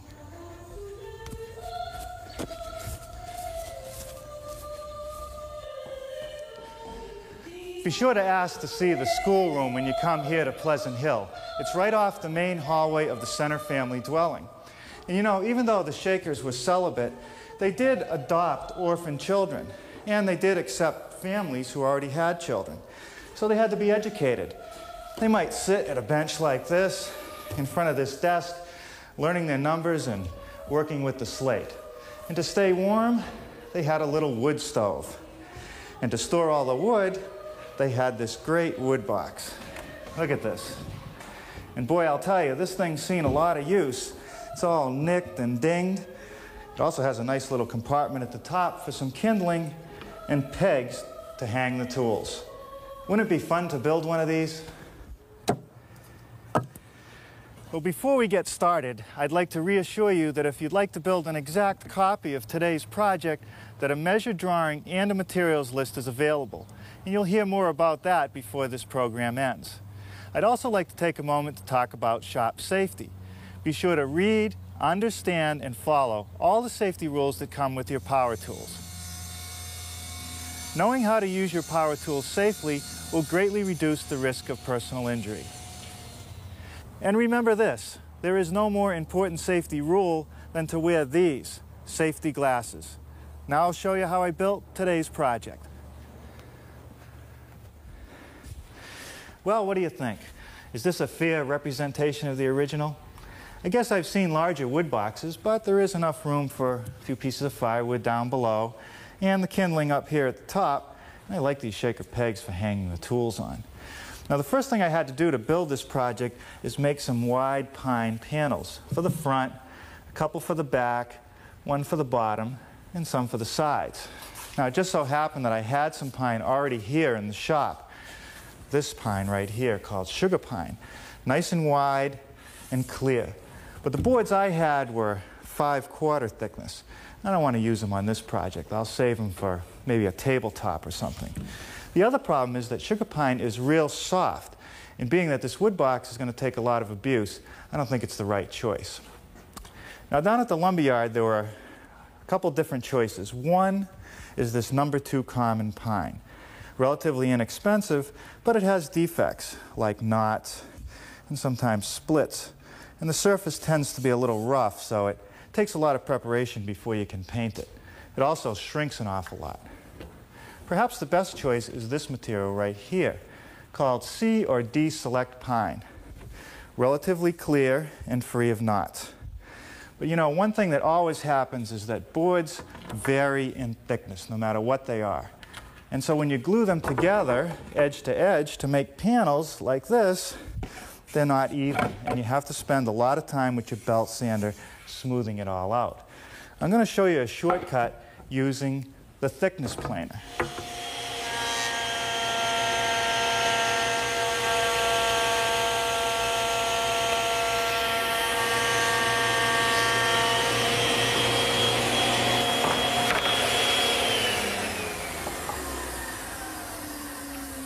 Okay, now I know that the boards are exactly uniform in thickness. The next step is to cut them to rough lengths on the radial arm saw.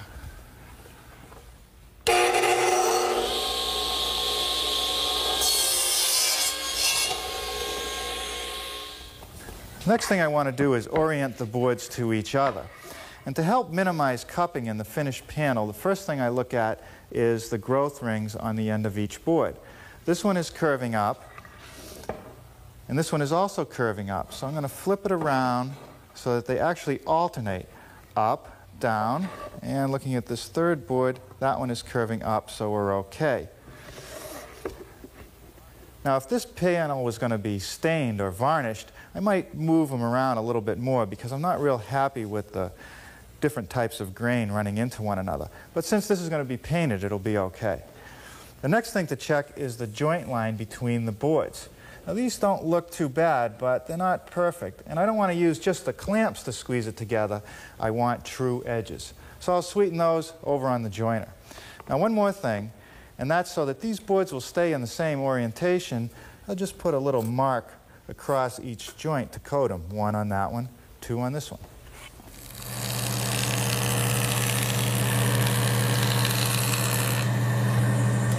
That's pretty good. Now we're ready to put them together. Well, you know, I've been getting an awful lot of kidding about the number of biscuits I use here at the New Yankee Workshop, but I don't think there's a better way to edge join boards together. Now, for the most part, you've seen me make the cuts for the biscuits using this handheld biscuit joiner. But today I'm going to use a benchtop model. It's just a motor that runs a belt, and then with a foot-operated device, I can plunge the blade into the work. And there you see the blade as it comes out. And that'll make the half-moon slot for the biscuit. Now the advantage of the benchtop model over the handheld one is that both hands are free to hold the work in place. And because I'm moving the wood rather than the tool, I can do it a little bit quicker. The layout for the biscuits is fairly straightforward. Just a simple pencil mark across the joints of the board where each biscuit is going to be. I like them about 9 or 10 inches apart. And all I have to do is align the mark with the indicator mark on the tool, and that's all there is to it. It works great. Watch.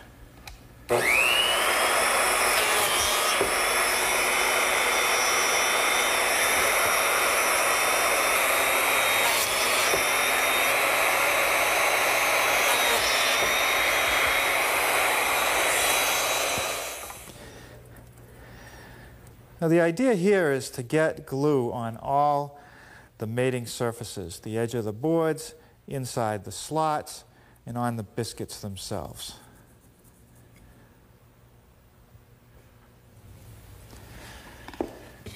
Okay, now we just slip the last piece in position.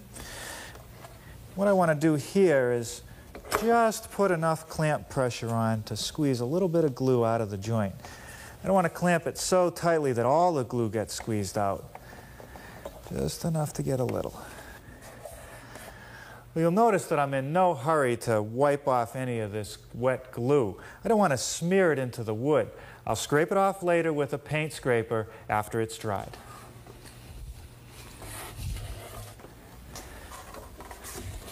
Now here's some panels that have dried.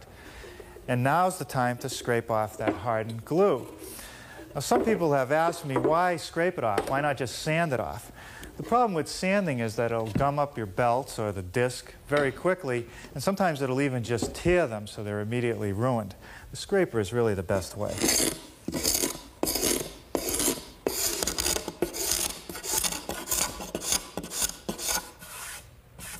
Now, because of the care I took earlier, I'm not going to have to use my belt sander to do the final cleanup. I'm just going to use my random orbit sander, which is a relatively new tool to the woodworking trade, but because of its random motion, it leaves no swirl marks, and it's pretty fast.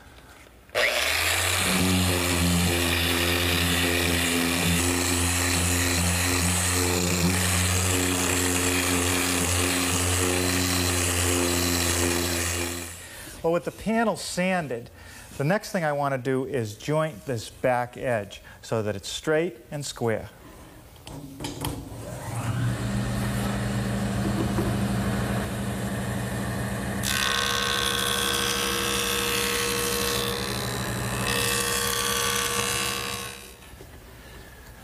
Now with the back edge true and straight, I can now ride it up against my rip fence, which I've set at 15 7/8 inches to cut the front.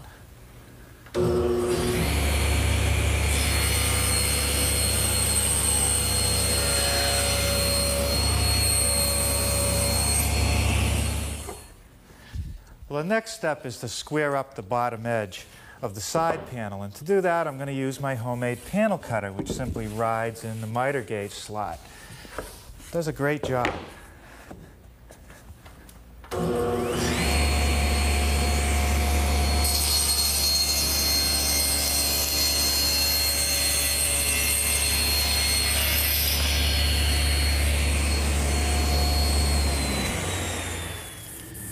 Well, now I'll just mark the side for the height, which is 32.5 inches, and trim that off.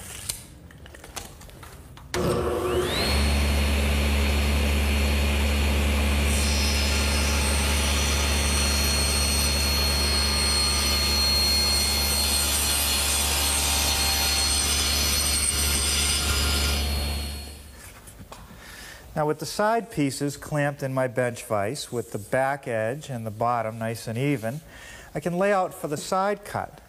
I'm just using a cardboard template that I made. Just set it in place and trace it out.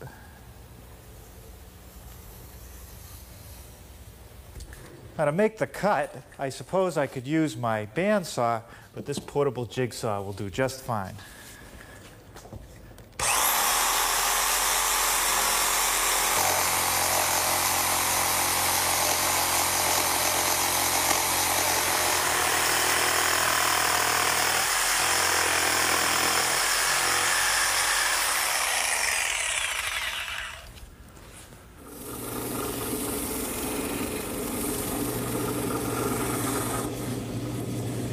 Now the drum sander attachment in my drill press does a real good job smoothing out the curved surfaces.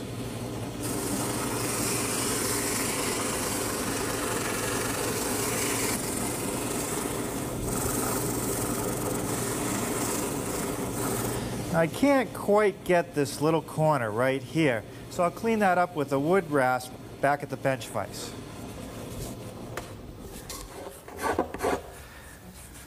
Okay, with that cleaned up, now we'll just round off the edges using the router.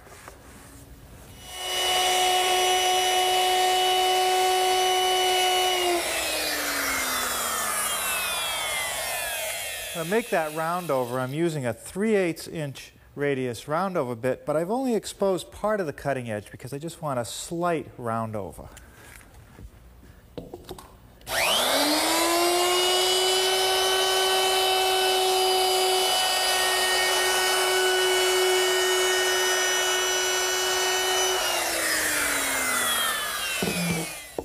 Once again, I'm using the rasp to get into the area that the router can't reach.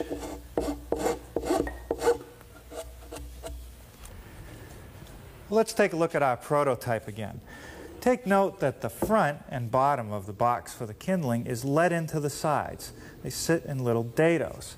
Now I'll cut those dados using a little template block, which I've clamped in place, and my router, which is equipped with a collar and a 1/2 inch straight cutting bit. And how it really works is that the collar will ride up against the edge of the guide block, locating the dado in the right position.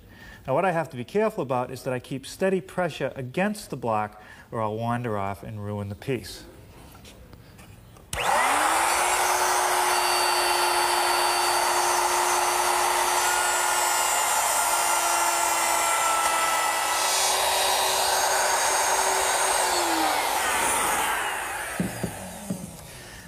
Now you'll note that so far the dado that I've cut is only a 1/2 inch wide and my stock is 3/4 of an inch thick. So by using a slightly smaller guide block, you'll see that the end result is a dado that's of sufficient width.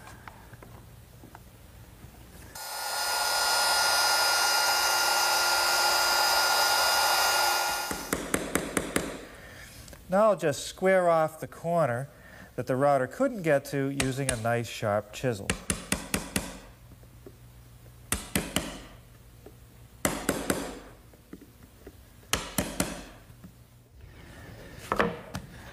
Now let me show you the details at the bottom of the wood box. I recessed the bottom slightly, about a 1/2 inch, and it sits in dados which are set in the sides, and that gives it some strength. But it floats between the front and back pieces, and that's because if it sat in a dado, it would restrict these pieces from shrinking, and they'd probably split. So I'll cut the dados in the sides using my table saw, which I've set up with a stacked dado head cutter. It's set for a 3/4 inch width and about a 1/4 inch depth.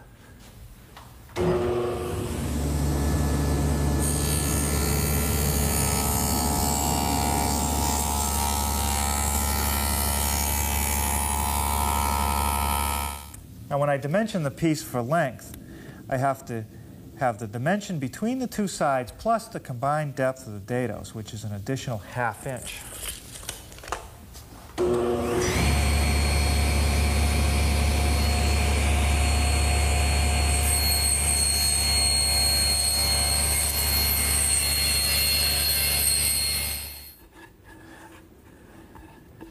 Now before I size the front and back panels for the wood box, I have to do a sub-assembly. And the first thing I do is glue and nail the bottom in place.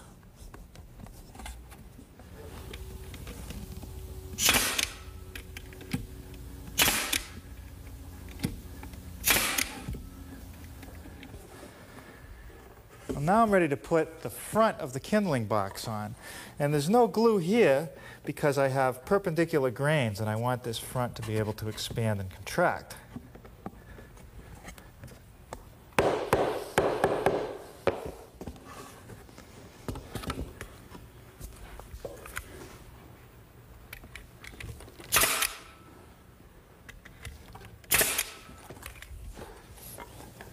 Now for the bottom of the piece that goes on the kindling box, I can put a little glue along the front edge and in the dado because the grains are all running parallel to one another.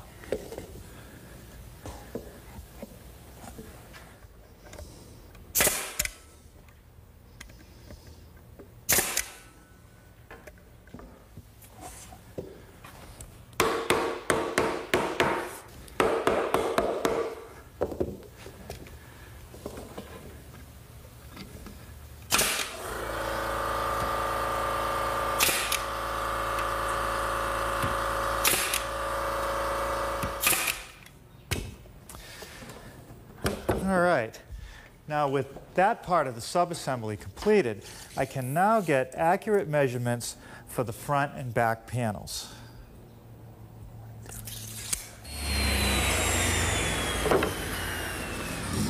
Okay, that takes care of cutting the front and back panels to size. Now one thing about these panels is that when I attach them, I don't want to use any glue because I have what's known as a cross-grain situation. The front panel has its grain running horizontally, as well as the back panels. But the side, the grain runs vertically. If I use any glue to secure this joint, it's going to cause problems. The front panel will try to shrink and possibly split. Now, nails alone won't add very much strength to this joint. The wood box could still rack. I suppose I could use dovetail joinery, but that's a little fancy for a wood box. So I've done something a little simpler. I've just made a rabbet joint at the edge of each panel, and I'll make that cut over on the table saw.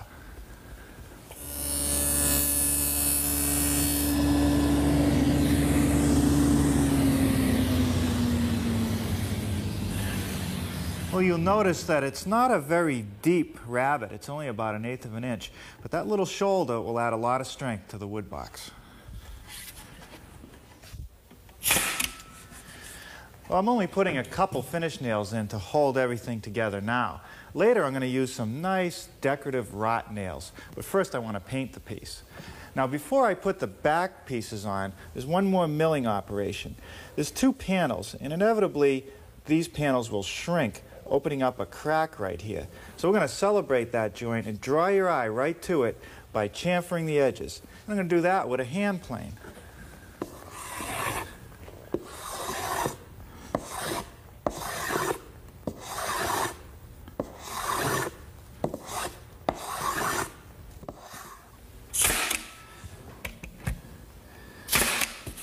Okay, that takes care of the back. Now before I go any further, I think I'll take the sander and smooth up these edges.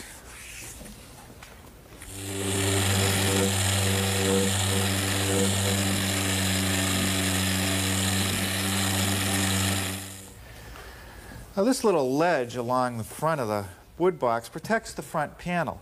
It will take a fair amount of abuse. And I have to notch it into the side panels, removing a little bit of material right here at the top front corner. And to do that, I'm going to use my back saw.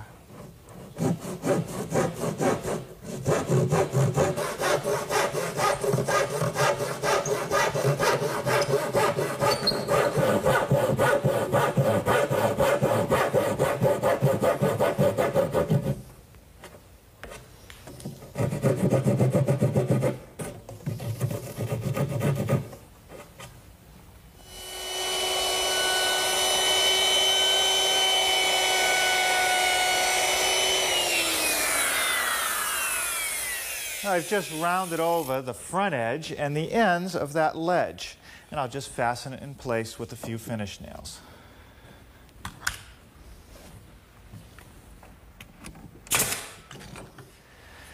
Now the lid for the kindling box starts out as a piece of 1x8, and it has a nice bull-nosed edge. Now you might think that you can make that bull-nose with your handheld router, but you can't. Watch.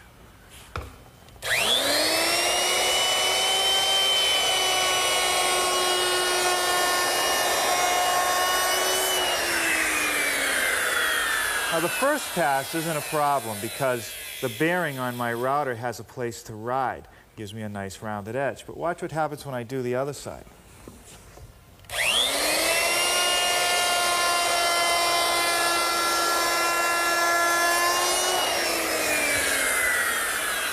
Because the bearing didn't have a square edge to ride on, I ended up with a lip. So I'm going to have to use my router table, which is set up with the same router bit, but because it has a fence to guide the edge of the board, it'll do the job.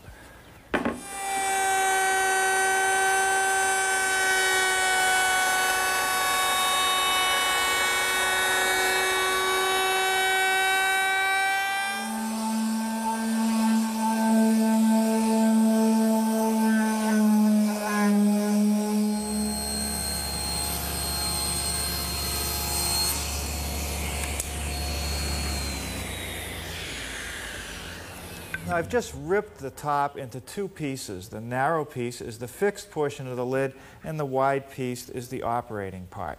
Now let's mortise the hinges in. Okay, now to mortise out for the hinges, I've made a little template. It's simply a piece of 3/4 inch plywood with some little strips nailed on the front to align it with the face of the board, and I've made a little notch. And the notch is a 1/16 of an inch larger than the mortise I need for the hinge. And that's to take into account the difference between the size of the collar that I have on my router and the bit itself. The collar simply rides on the inside of the notch. It does a great job.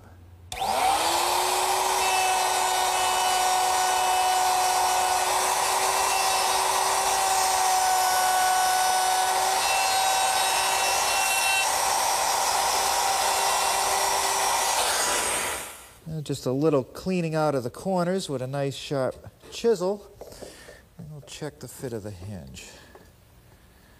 That's good. Now all I have to do is fasten the entire assembly to the top of the box with a few finish nails.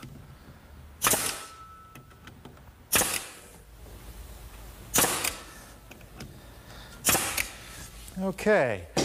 Now I'll just drill a couple 1/2 inch holes in the sides for the shaker pegs.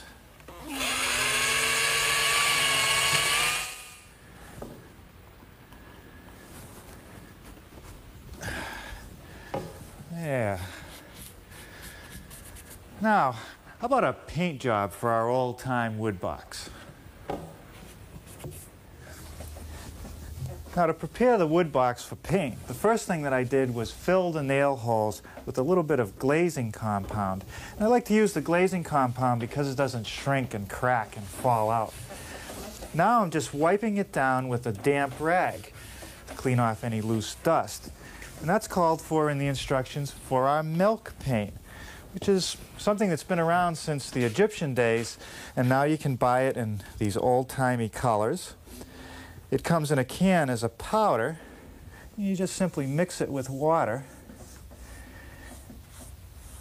and it, as you can see, it goes on showing some of the grain through. It is actually made from milk, lime, clay, and earth pigment for the color.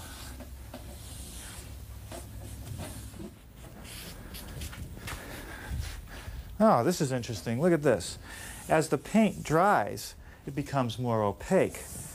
I kind of like that look. It's kind of chalky. All right, this stuff is real interesting. As I put the second coat on, I can see the grain showing through again. I wonder what it's going to look like when it's all finally dry. Yeah, look at that. Just enough room in the top for enough kindling to get the fire started, and plenty of firewood below for a nice cozy evening fire. Norm Abram is the author of the book, The New Yankee Workshop, which is available in bookstores and libraries nationwide.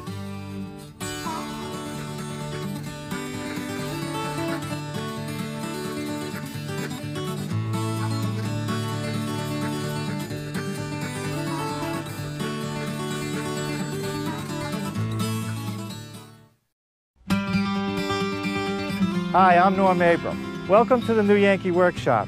But today we're going to build this table.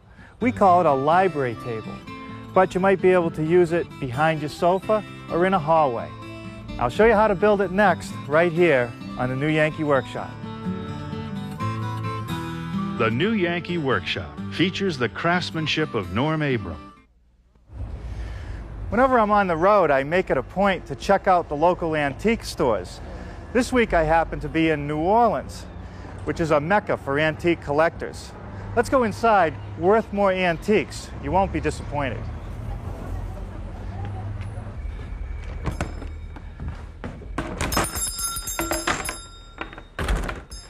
Well, I got to tell you, this city is full of antiques. English, French, and even some Italian pieces. Now, the owner of this shop recently purchased this table in Nice, part of southern France. However, she tells me that she thinks it was crafted by an Italian cabinet maker in the early 19th century. Seems to show the features of Italian furniture. It's made out of walnut. The top is beautiful. One board across the top, nice and clear. A full-size drawer across the front, and some tapered legs. However, the tapered legs are a little unusual. They're tapered on the outside, unlike most of the pieces we've built, which have the taper on the inside. Now, this table is just about the right size to fit behind a sofa or in a hallway. And I guess you could even use it as a desk. Let's see how much she wants for it. Oh boy, $3,950. I think it's time to sit down and haggle a bit. Before we get started, I'd like to reassure you that if you'd like to build an exact copy of today's project, that a measure drawing and a materials list is available. And you'll hear more about that before this program ends. I'd also like to take a moment to talk about shop safety. Be sure to read, understand, and follow all the safety rules that come with your power tools. Knowing how to use your power tools safely will greatly reduce the risk of personal injury. And remember this, there is no more important safety rule than to wear these safety glasses. Now I'll show you how I built today's project.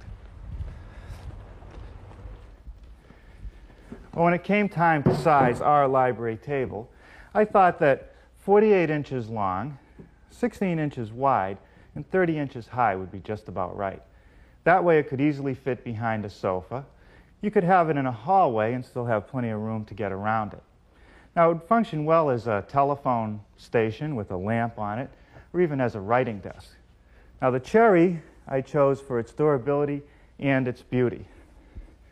Now, when I built this piece, I tried something I hadn't done before.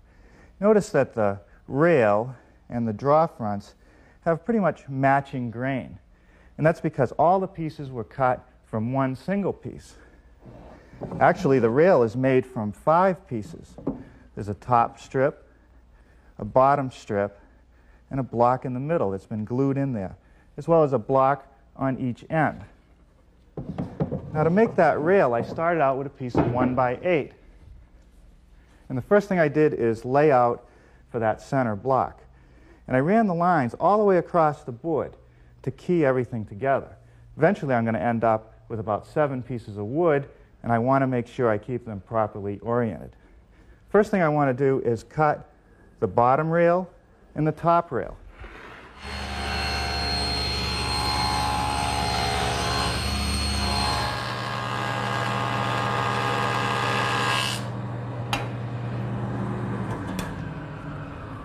Boy, the joiner does a nice job dressing up that edge.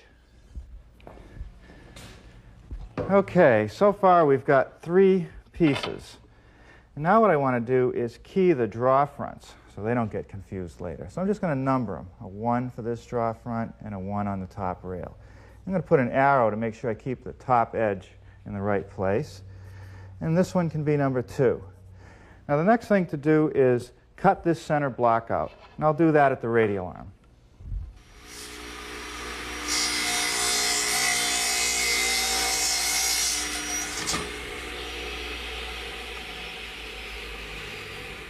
Now from the 2 long pieces that are left over, measuring from where I just cut the center block, I'll cut a couple blanks for the draw fronts. I'm going to make those 15 inches, which is a little longer than what I need.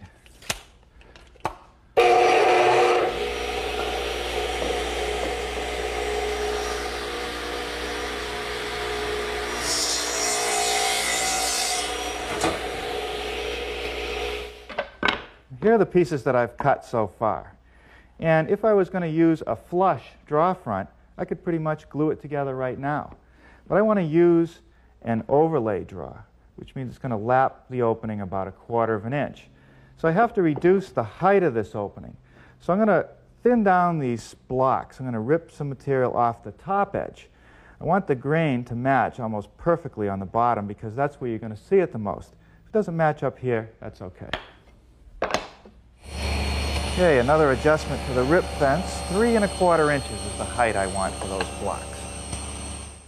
Now with all the blocks cut, I'm going to put them in the right location and lay out the length of my draw opening so that I can locate the end block. Now the opening is 14 inches, but I'm going to hold my tape on 15 inches and mark at the 1-inch indicator because that's more accurate. With age, the tips on these tapes get loose and sometimes bent, so they're not very accurate.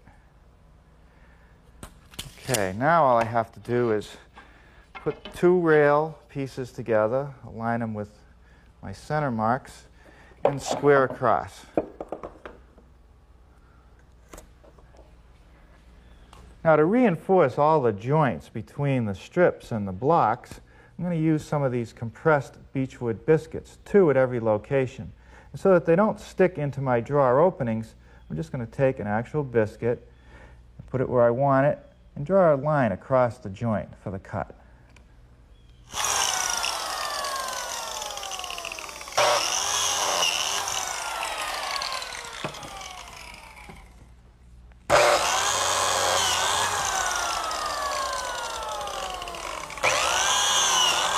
A little bit of glue on the biscuits, and then I set them in the slots. Now we can do some assembly. Just slip the pieces together. You'll notice that I'm not putting all 3 blocks in at once, one at a time, because I'm afraid my glue will set too quickly, and there's also enough flexibility in these long rails to open it up to fit the block in.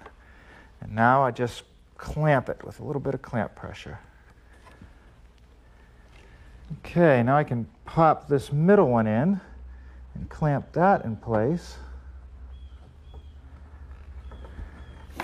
Now the block on the other end.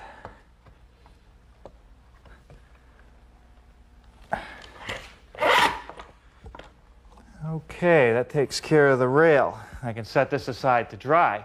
But while I have all the tools out to do glue-ups, let's make the top.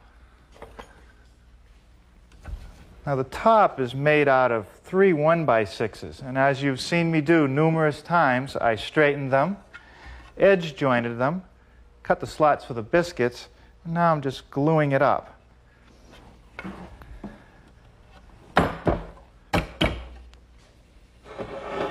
Now with 2 clamps underneath the top, I'm going to place the last one over the top and in the center.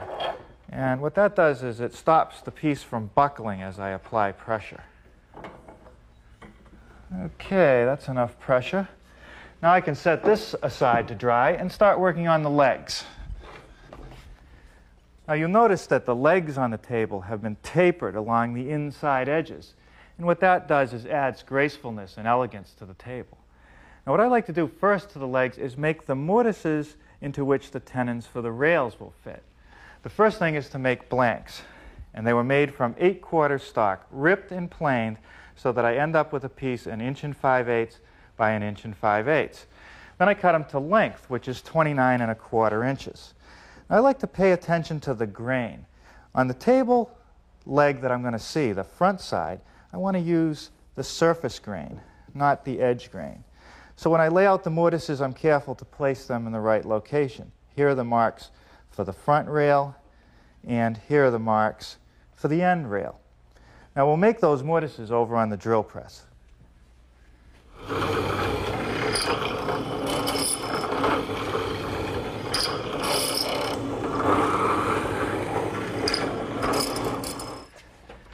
I'm going to taper the legs using my homemade tapering jig. You can buy these commercially made out of metal from a woodworker's store. This one is just a couple pieces of oak with a hinge at the end as a pivot point. And down on the other end, I've got an adjusting bar here to give me a variety of tapers and a little stop block to rest the material against. And how it works is, as you slide it along the rip fence, it'll cut a taper. You can see we start at about 2 inches, and as I get to the other end, it's about 7/8 of an inch. Now with the blank set in it, the important thing to do is to keep the blank up against this back stop and to make sure you keep the whole jig riding parallel and against the rip fence. Now you also notice that the taper does not start at the top of the blank. It actually starts about 6.5 inches down. And that's because I don't want to taper the portion with the mortise.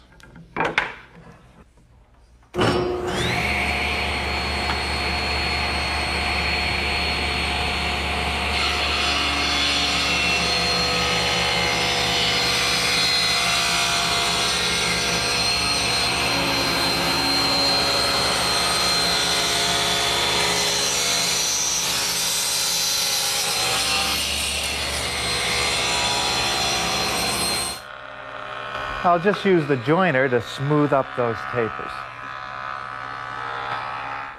Well, now I'm going to turn my attention back to the front rail. I think the glue has had sufficient time to set up, and I can unclamp it.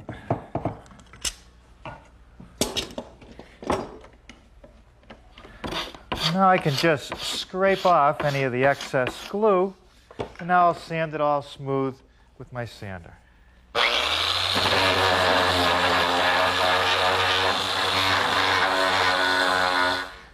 Now I'm ready to cut the rails, and I'm going to add 3/4 of an inch to each end to allow for the tenons that'll fit in those mortises I made in the legs.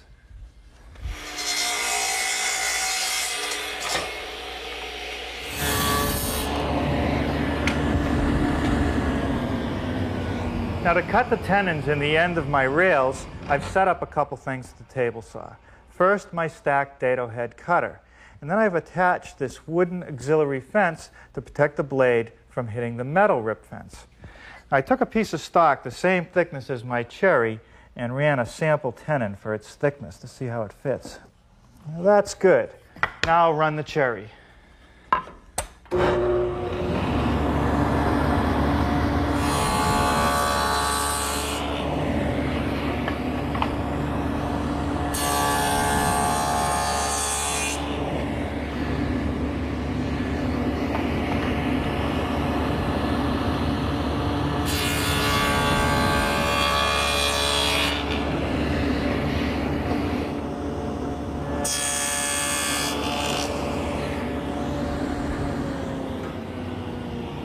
Now, without changing anything except the height of the blade, which I've now raised to 1/2 inch, I cut the remaining edges of the tenon. And that should fit just about right. That's good. While the dado head is set up in the saw, there's a couple more things I want to do. So I've taken the top off of the prototype to show you. At the top of all the rails, there's a dado. And that picks up these corner blocks and also this strip of wood right here, which prevents the drawer from tipping out as it's opened.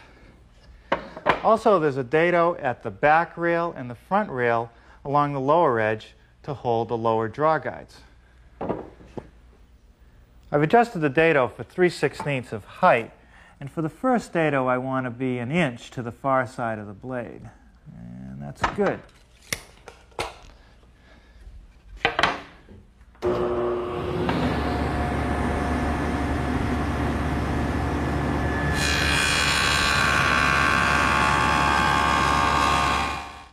Now I'm just going to move the fence over to 1 1/4 inches, and that'll be set up to run the dados along the bottom edge of the long rails.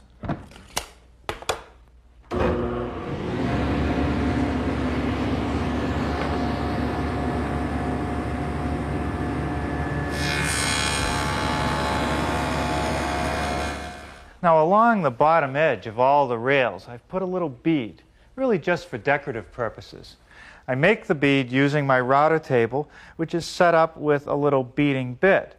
I've also installed this feather board to keep the stock tightly up against the fence.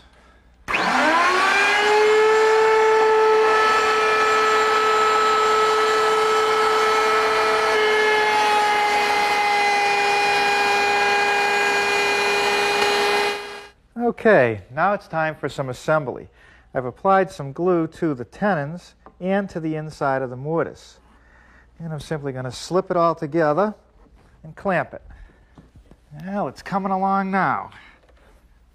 Well, now's the time to put in all the cross pieces. So a little bit of glue at each location and some glue on the end of the piece. Set it up. And then fasten it in place with some 1-inch brads.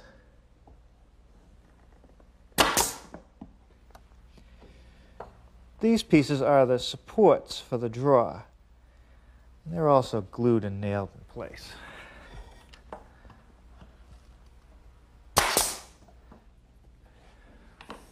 Now each draw support gets this little cleat, which is a side guide, preventing the draw from moving side to side.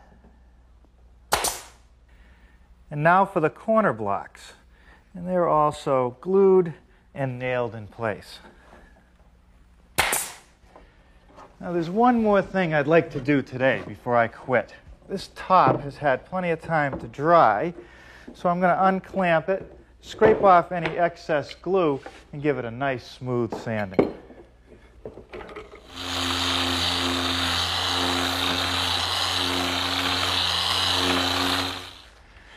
Well, it's another beautiful day here in New England, and I hope to enjoy some of this weather this afternoon because I don't think it's going to take all day to finish our project.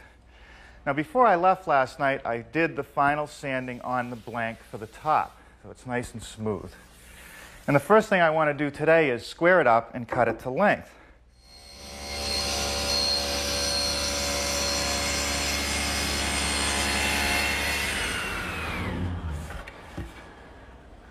All right, with this end squared up, I can now measure for my length, which is going to be 48 inches.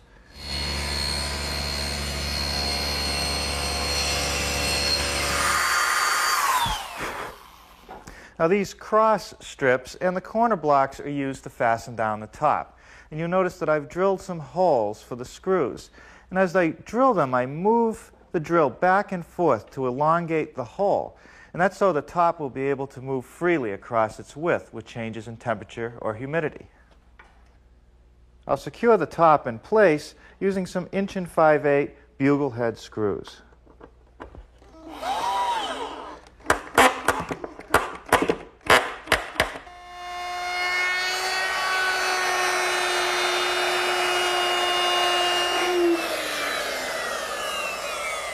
I've made the chamfer on the edge of the tabletop just using a chamfering bit in the router. The draws on our table are overlay draws. The cherry front overlaps the face frame by about 3/8 of an inch all the way around. The sides, the back, and the bottom are made from a cabinet maker's type of plywood. It's a birch plywood that comes in 5x5 sheets. In fact, it comes from Russia. It has a nice finish to it so you can stain it or paint it. Now, unlike typical plywood, which has 5 or 7 laminations, this has 9 laminations. It's a very stable material. Now, I'll start building the draws by working on the draw fronts. And over here, I have the pieces that were left over from making the face frame. I want to size these, making them a 1/2 inch longer than the drawer opening and 5/8 of an inch wider than the drawer opening.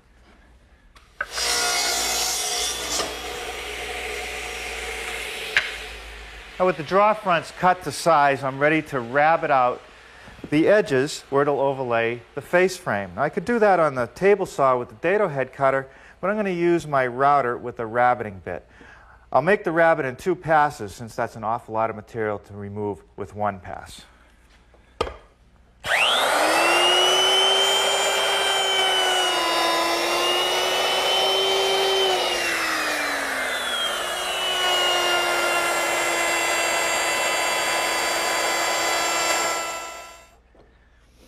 Well, I've just finished setting up my table saw to make this joint right here, a dado at the back edge of each side piece to hold the drawer back. Now, I've set up my dado head cutter in the table saw, a stacked dado head, installed a guide block, and I use the guide block whenever I use my miter gauge to push the work through, because if the work touches the rip fence, you could get some kickback.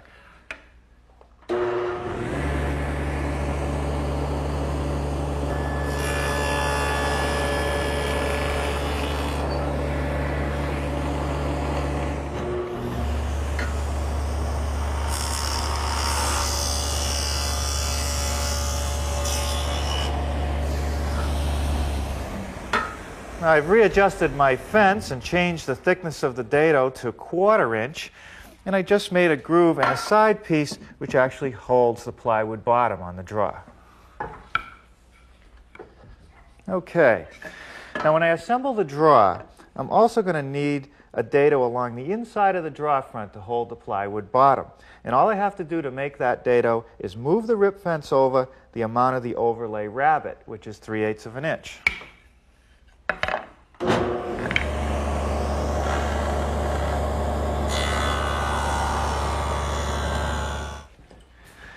You've often seen me join my drawer sides to the front with a dovetail joint.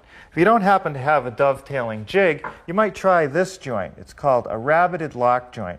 All it really is a small dado in the side, and you mill the front so that you have a tab that will lock it together. I start out with the rabbeted front like this. And the first thing that I want to do is make a cut right up against the rabbet so that I end up with a little tab right down here.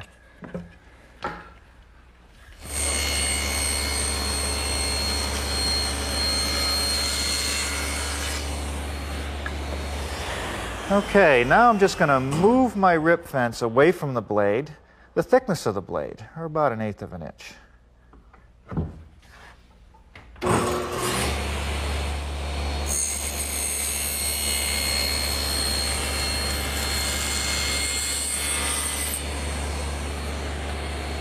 Well, now I'm just going to adjust my rip fence to about 5/8 of an inch and lower the blade so only about 1/4 of an inch is sticking up, and trim off that tab.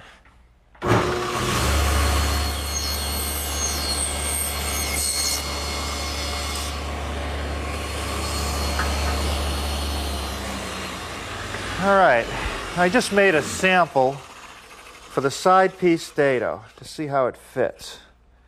And that's pretty good. Now that was made just with a single saw blade and the rip fence. Now the dado is just a little bit wider than my blade, so I got to move it over just a bit, maybe a 32nd of an inch.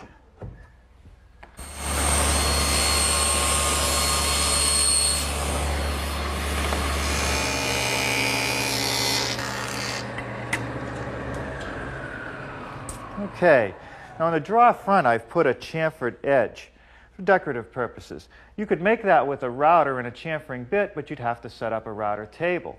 I'm just using my joiner. I've tilted the fence to 45 degrees, and 4 passes through on each edge gives me the look I want.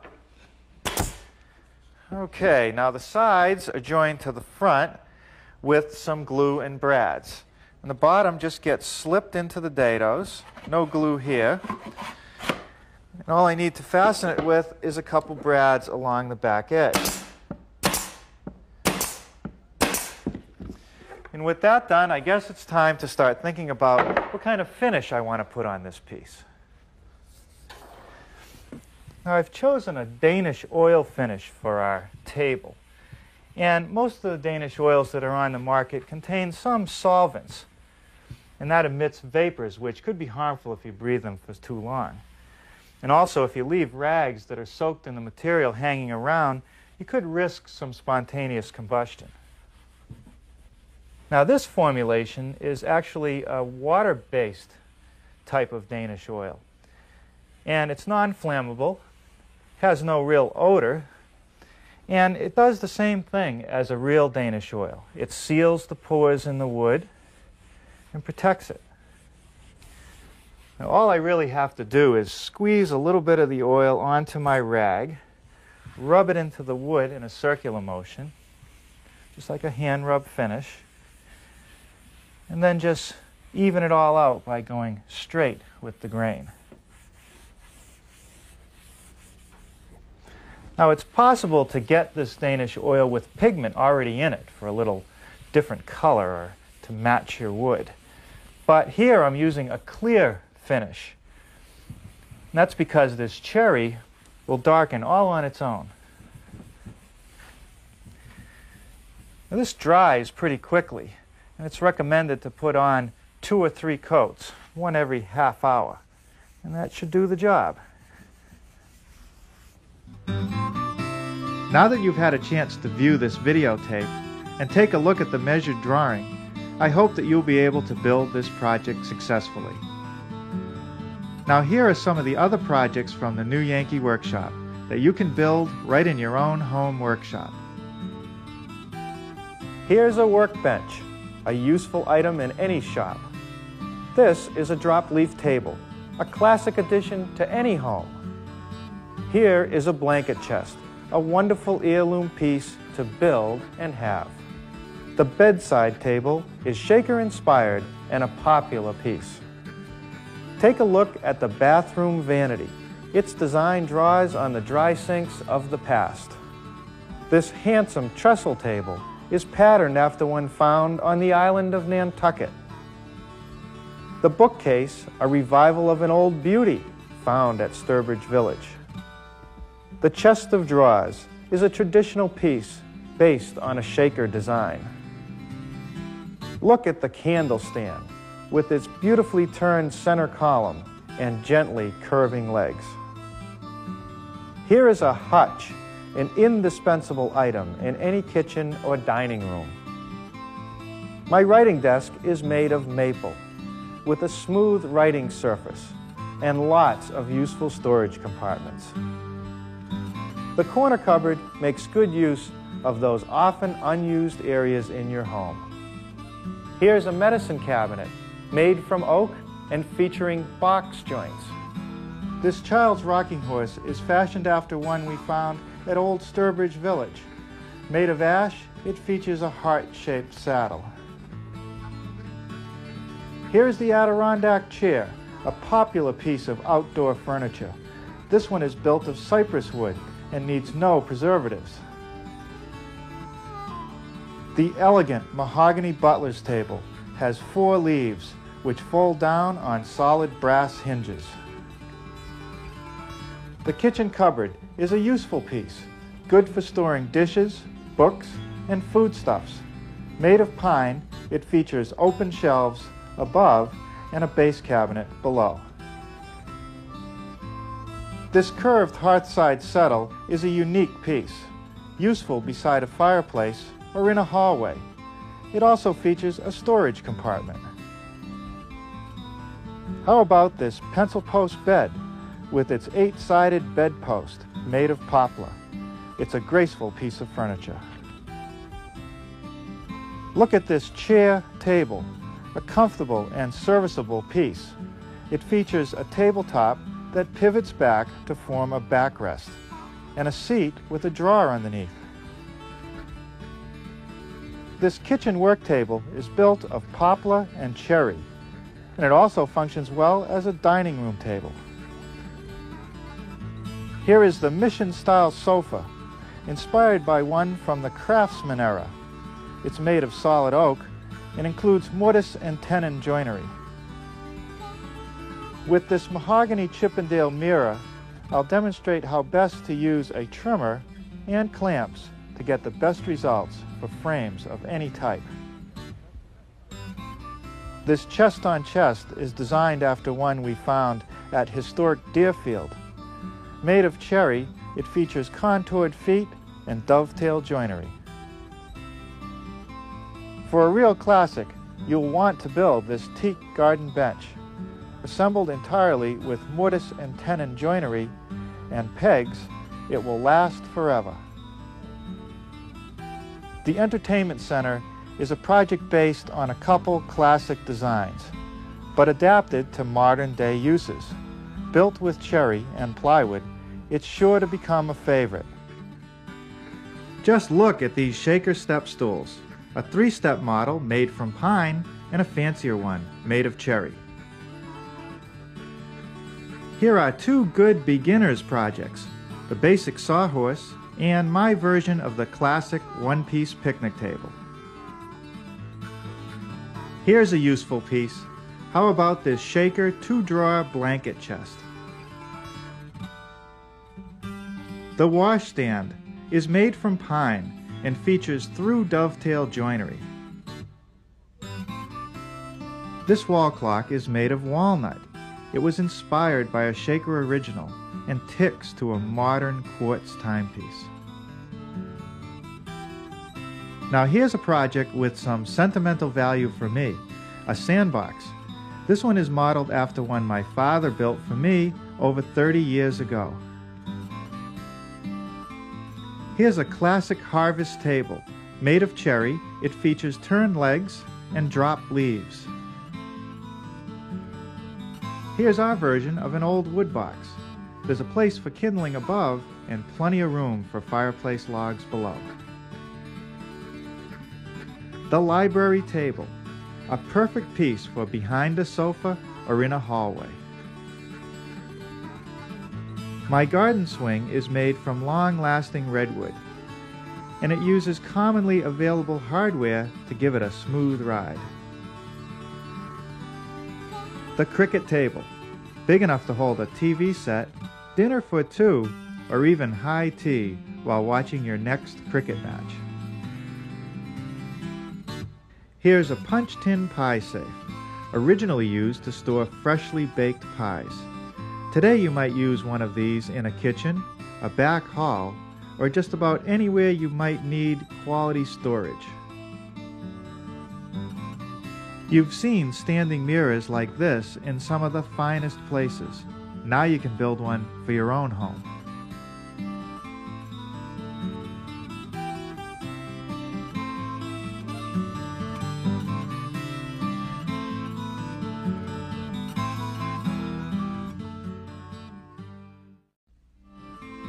Norm Abram is the author of the book, The New Yankee Workshop, which is available in bookstores and libraries nationwide.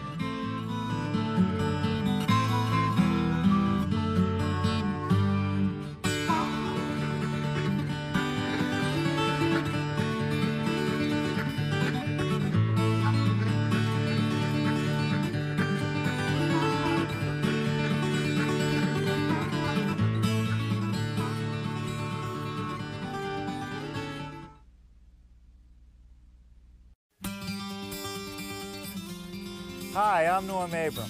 Welcome to the New Yankee Workshop. But today we're going to build this old-fashioned garden swing. Now it's a challenging project, but I know you can do it. And I'll show you how next, right here on the New Yankee Workshop. The New Yankee Workshop features the craftsmanship of Norm Abram. 75 years ago, this would have been a common sight in American backyards, the garden swing. And in those quieter days before television, 4 people could sit out here swinging gently and while away a summer evening. Now this, of course, is an antique, but it incorporates some nice features. It swings easily and still quietly. And the contour and shape of the seat is actually very comfortable. But if there's anything wrong with this swing, it's the choice of materials. It was built with pine. And since it has to sit outdoors all the time, it has to be painted. And as you can see, the paint just won't stick to it, just flaking off. Now also, pine is not very resistant to rot. So the bottom of the uprights and a lot of the joints have just disintegrated. Well, there's a lot of good features in this swing, but I don't think it's safe at any speed anymore, and it's time to build a replacement. But I think I'll choose a different wood. maybe redwood. Before we get started, I want to reassure you that if you'd like to build an exact copy of today's project, that a measured drawing and a materials list is available. You'll hear more about that before this program ends. I'd also like to take a moment to talk about shop safety. Be sure to read, understand, and follow all the safety rules that come with your power tools. Knowing how to use your power tools properly will greatly reduce the risk of personal injury. And remember this, there is no more important safety rule than to wear these safety glasses. Let's go outside the shop and take a look at the swing set that's set up out here. It's actually our prototype. Now, one thing for sure is I'm not going to have to paint this one. It's made out of all nice, clear heartwood redwood. You know, it's actually safe to sit in. It doesn't take much to get it going, just a little bit of pressure. Now, we'll start today by building the frames which actually support these seats. There's one over on this side, and there's one over here. It's a trapezoid in shape with a top piece, two standards, a cross piece at the bottom, and some braces. So let's get started by building the frames. Here are the 4 2x4s for the main frames. Now the bottom of these 2x4s are actually going to come in contact with the ground. And so that I get a maximum amount of bearing surface, I'm going to have to make a compound cut. It'll be angled this way and this way. Now the radial arm is a good choice to make that cut. I first tilted the blade 12 degrees from vertical, and now I'm going to just swing the arm so that it's 13.5 degrees from 0. Now with this setup, I'll be able to cut the bottoms of all my supports, and I'll also make a similar cut at the top, for looks more than anything else.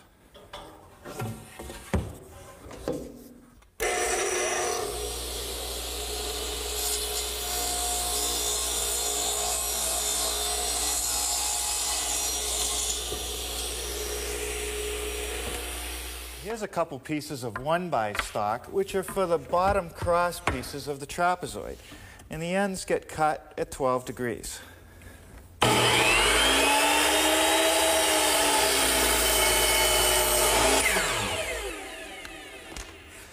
Now the length of these pieces is 83 inches from long point to long point.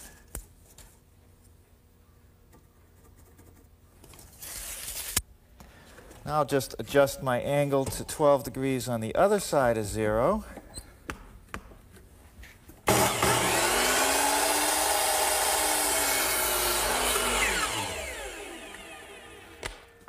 Now the top piece of each frame is made from a 2x4, and the angle is the same, 12 degrees.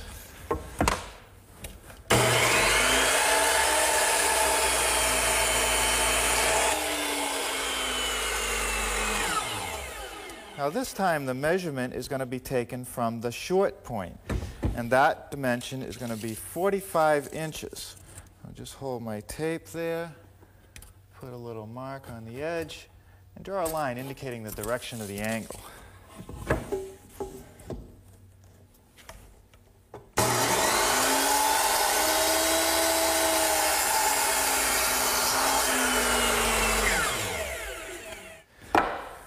Now on the antique swing set, the cross pieces were just mounted on the surface, bolted together. But I think it's much stronger if we let them in.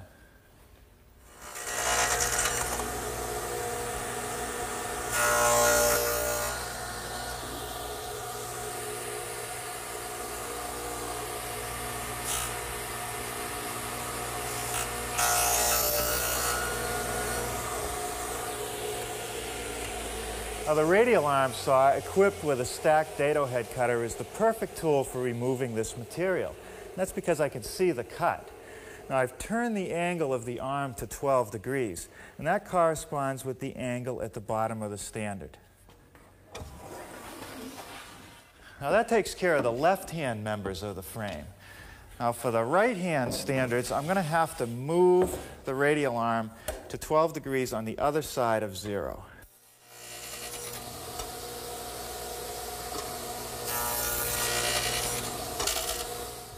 Well, that takes care of the dados at the bottom of the standards. Now at the top, it's a little bit different. I want the 2x4 cross pieces to sit in a notch. Now the angle is still 12 degrees, but obviously I'm going to have to deepen the cut.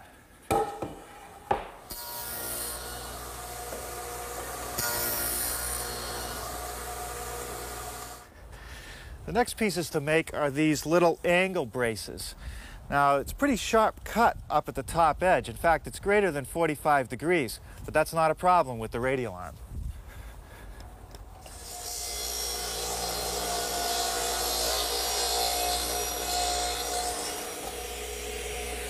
Okay, I'm going to need 4 of those. Well, now I'm ready to cut the pieces for these cross braces. And they're a little tricky. Down here at this end, this angle is 36.5 degrees. Then I want to measure from this long point along that edge up to here, which is 49 7/16 inches, and then cut this end at 8 degrees.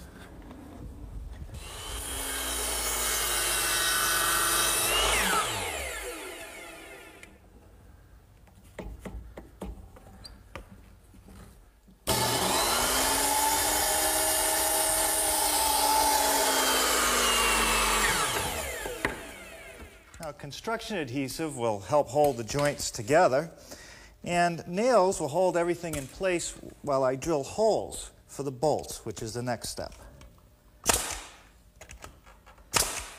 Okay, now we got these braces. Down here, I'm just going to use a clamp to hold it together while I drill the holes.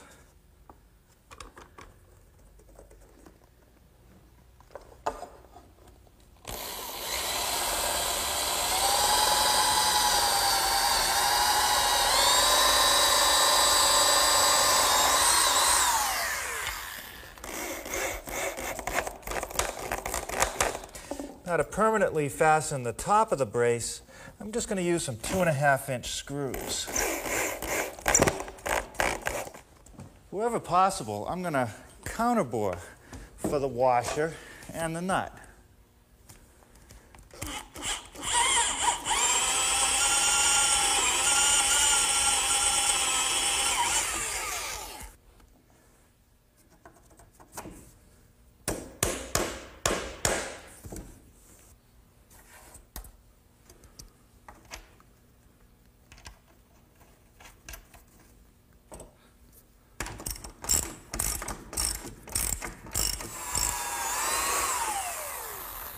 Okay, with the cross braces held in place with some clamps, I've just drilled the holes for my bolts.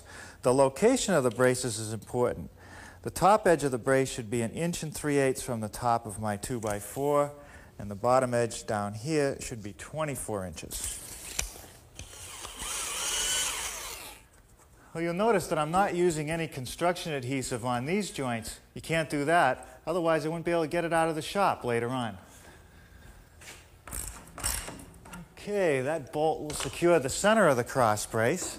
And now I want to drill 2 more holes right up through these 2x4s.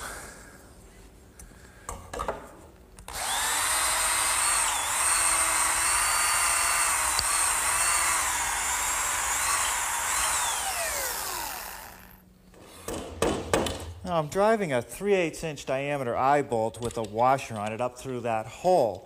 And this is a standard hardware item, as is all the hardware I'm using on the project. Well, next I want to start working on these vertical members from which the seats hang. And they're going to take a lot of stress and strain, so I want to make sure they're properly reinforced. Now, the first thing I want to do is bore a hole down from the top for this eye bolt. It has to be perfectly centered and straight. So I've set up my 5-in-1 tool in a horizontal boring mode. I've clamped a straight edge to the table to position it side to side, and I've set the height so that it's centered. Now I'll just bore a hole about 6 inches deep.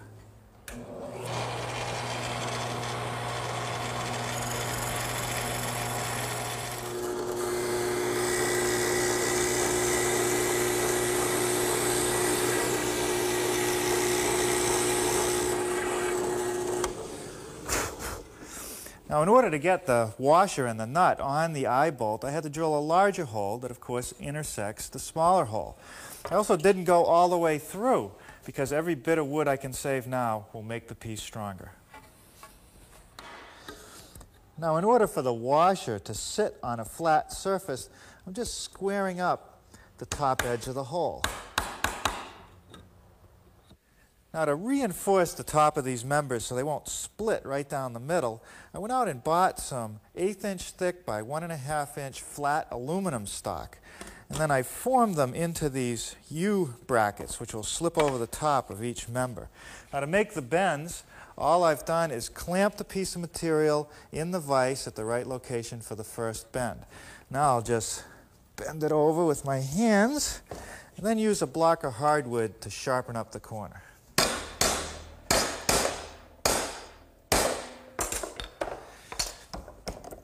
Well, now I'm going to turn it around, place it in the other way, and if my measurements are right, it should fit the top of that 2x perfectly.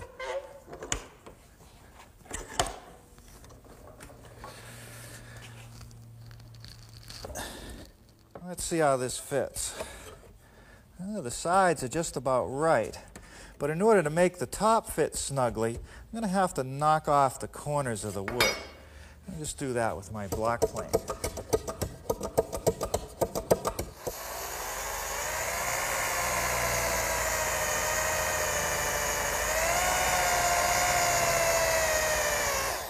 Now, if I measured carefully, these holes I'm drilling through the top of the metal brackets will align with the holes I drilled through the top of the wood piece. Okay, let's see how it all fits together. Put the bracket on there, and put the eye bolt in with a washer. It's going to be a little snug, so I'm going to use a mallet to... Okay.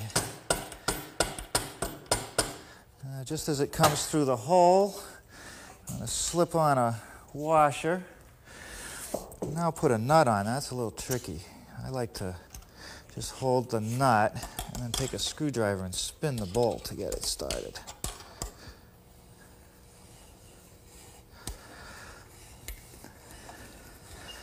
Okay, and now another screwdriver to keep that nut from spinning around.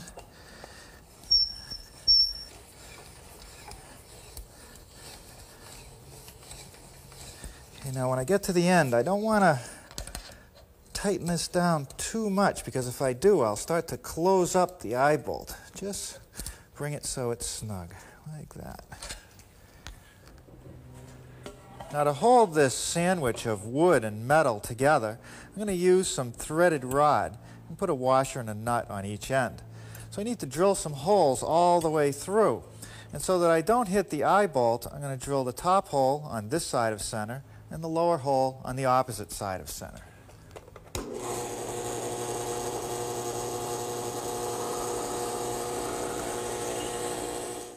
I just slip the rod through, put a washer on it, and a nut. Now, those two rods and that metal bracket is going to add significant strength to the top of these members. And that's just about as far as I wanted to get today. So we'll come back tomorrow and finish it up.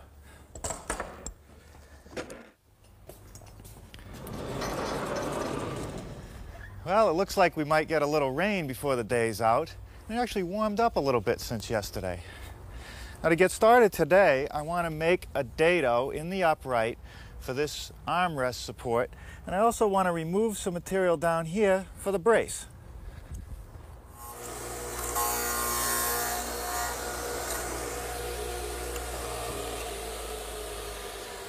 The dado for the armrest support is at 10 degrees to the vertical. The angle for the notch for the lower brace is 38 degrees.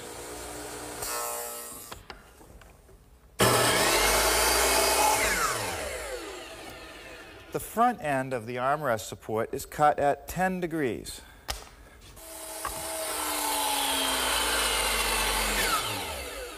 The other end is cut at 5 degrees. The next piece to make is this angle piece, and it's pretty complicated, several cuts. The first cut here is 38 degrees, which corresponds to the notch that I made. The bottom cut is 90 degrees to that first cut. Now up at the other end, we want to make a cut that's 41.5 degrees from this side, and the back is not 90 degrees to the first cut, it's slightly angled back at 5 degrees.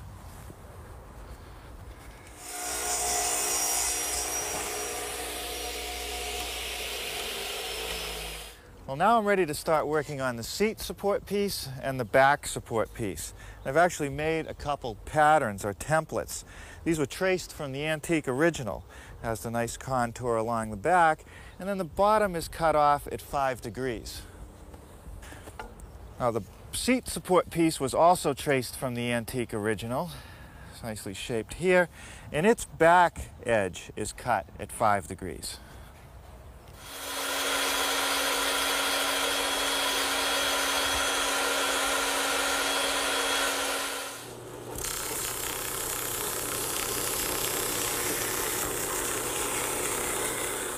Okay, now let's assemble all the parts. First, the armrest support. A little bit of construction adhesive. Just put it in place. I'm going to tack everything together with nails. I'll bolt it up later. Okay, now I'm just going to flip the assembly over. And the next piece is the seat support. And there's a couple layout lines that are important. The first one is right here at the front of the seat support. It's 10 degrees off the bottom. And what that does is positions it front to back. There's also a line on the hanger piece, which is also at 10 degrees, and it's 14.5 inches from the bottom up to the line.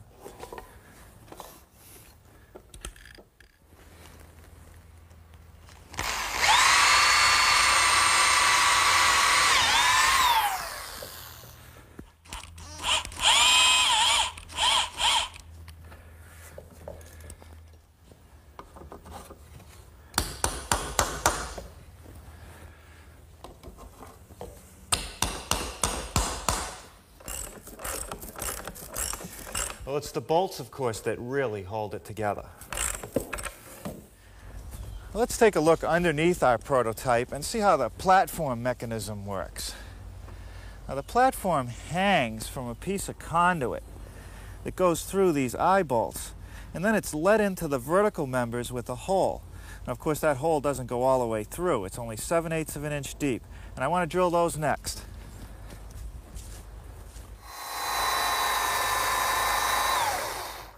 Now you'll notice that I installed a piece of tape on my drill bit. That way I'll know exactly where the depth should be.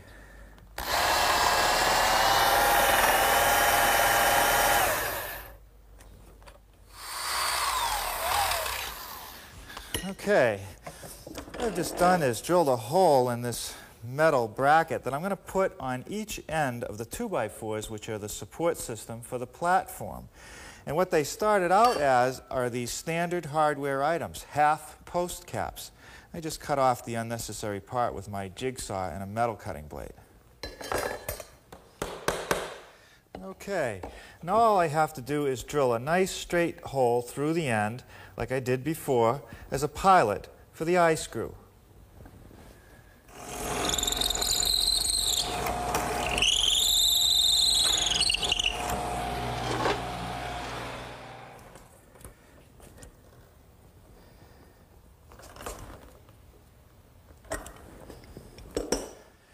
After the first two slats have been nailed on either end of the platform members, it's a good idea to check it for square. And I do that just by taking diagonal measurements. I know that when they're equal, it's perfectly square. And that's good. So now I can put down a little more construction adhesive along the top of the frame member. I'll install the rest of the slats. I'll nail them in place with some 6-penny galvanized finish nails.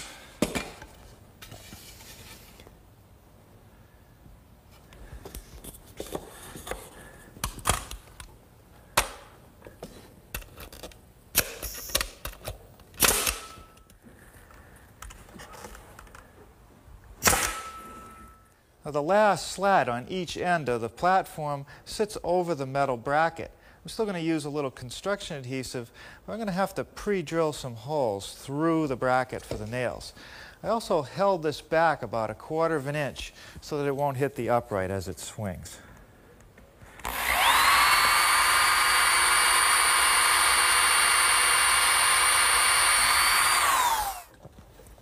Because of the span of the slats is so long, I'm adding a stiffener in the middle. I'm just pre-drilling holes and using some 1 5/8" galvanized screws.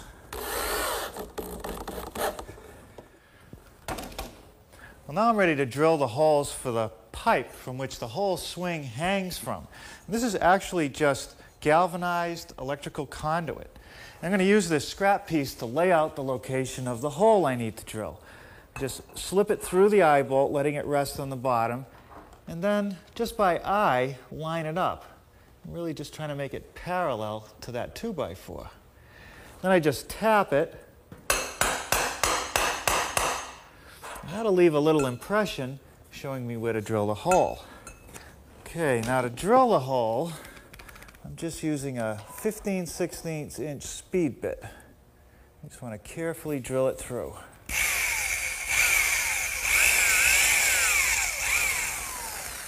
Okay. Now I only need to drill one hole all the way through, and that's just to slip the conduit in. On the other end, I need to drill the hole only deep enough to hold it. Now you might have noticed that the cross brace covers part of the hole for the conduit. That's actually deliberate, because it'll help hold it in place later. But it does mean I have to unbolt the brace and lift it out of the way. Now the conduit just gets slipped through the hole I drilled and through the eye bolt. And then one of the hanging sections goes on, and the other one. And I just slip it through the other eye bolt and give it a little tap to drive it home. Okay, now with the other conduit set in place, I can re-secure the cross brace. Okay, it's coming along now. Now let's install the platform. Well, let me show you the sequence. First, there's a piece of 1/2 inch conduit. Then on each end, a washer that I've flattened one side out on so that it can be tight against the eye bolt. Now a little spacer of 3/4 inch conduit on each end, and another washer. And I've had to just nip a little bit out of it so it'll clear the bolts that are actually on the seat frame. Just lift the whole thing up and slip it into the holes that I drilled earlier.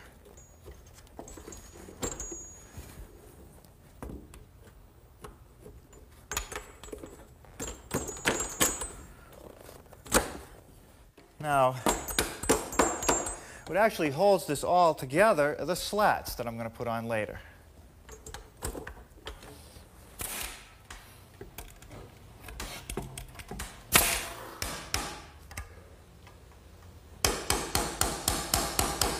Okay, now this spacer that I just toe-nailed in is simply there to keep these hangers from moving in. Now let's put on the armrest. Okay, that takes care of that. Now, I guess I'm going to have to disassemble part of it. Take off these cross braces, drop these seats off, otherwise I won't be able to get it out of the shop. Bring it up to the garden, set it up, and take it for a test spin. Okay. Now that it's all assembled, it's a good idea to put a couple drops of oil in all those pivot points once in a while. Let's test it out. Sam seems to like it. All right, that's nice. Norm Abram is the author of the book, The New Yankee Workshop, which is available in bookstores and libraries nationwide.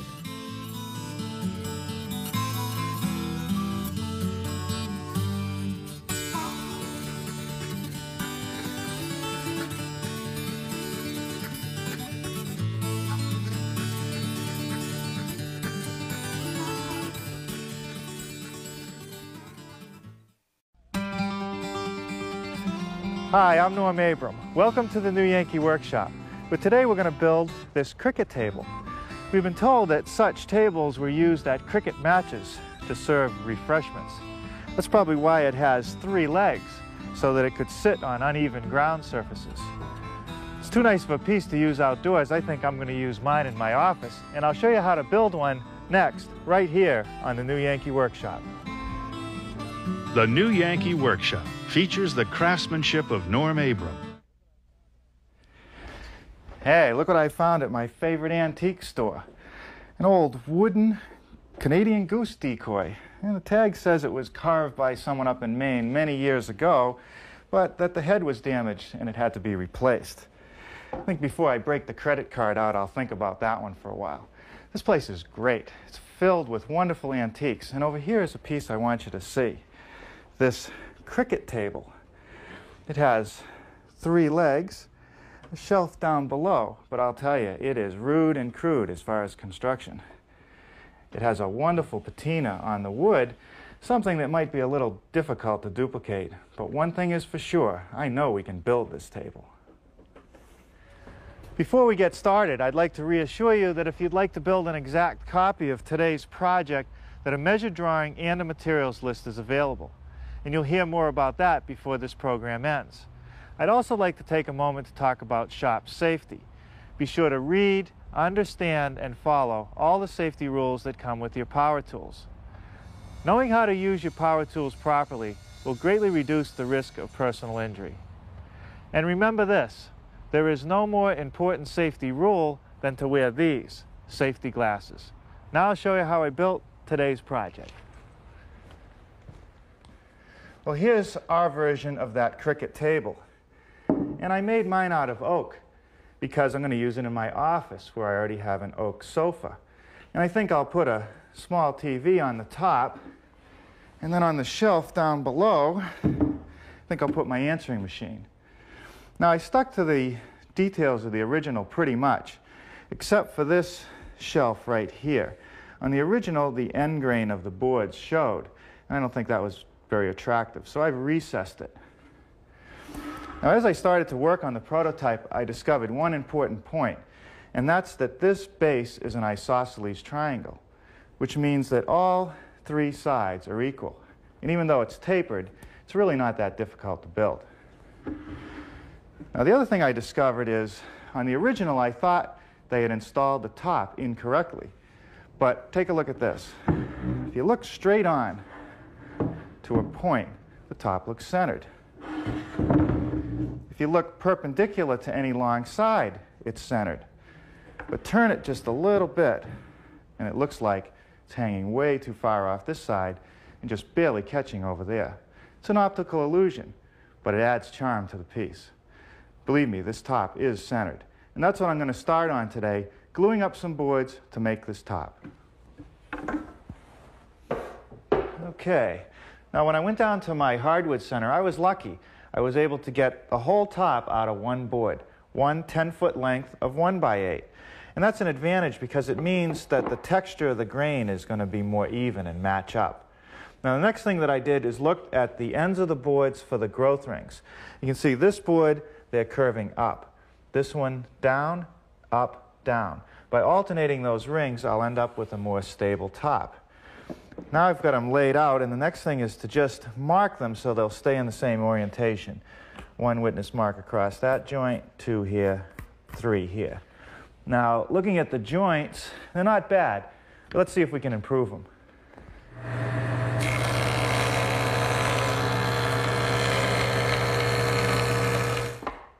Oh, now that is a nice tight joint. See what a great job that tool does? Now, as you might expect, I'm going to reinforce all these joints with some biscuits. And the first thing I have to do is do the layout. Now, because this is going to be a circular top, I don't want any biscuits too far out where they might show when I cut it. So what I've done is established the center point approximately for the table. And using my tape, I'm marking where the edge might be. About a 29-inch diameter. And make sure that there's no biscuit in beyond that area. So I'll come back about 3.5 inches, and then I'll mark about every 8 inches.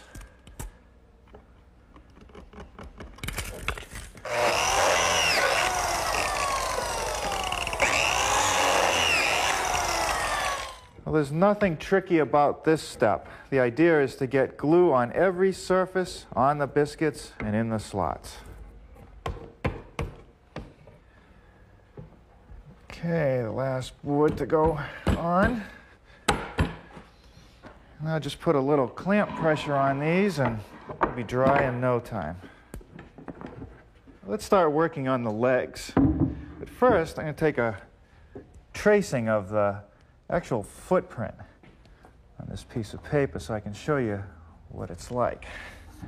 Okay, now I have to extend these because they've been sanded, but this angle right here is 60 degrees, the outer corner of the leg. And as it goes along the side, it comes to a 90-degree corner on this side and a 90-degree corner on this side. And that's so that when the rails are installed, they'll be square to the leg. And this angle right here is 120 degrees. Now to make the legs, I picked up a piece of oak at my hardwood outlet that's about 2.5 inches thick.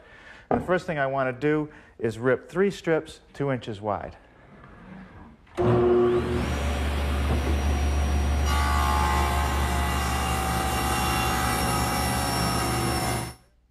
Okay, now with my saw blade tilted to a 30-degree angle and my rip fence moved over so that I'll get 2¼ inches to the long point, I'm going to rip each piece, and that'll give me the sharp angle, or the outside of the corner of the leg.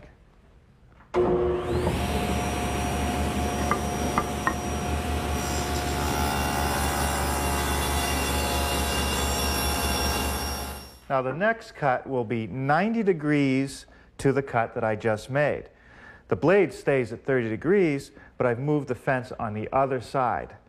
As with both cuts, I'm leaving a little bit of extra material so I can plane it smooth later.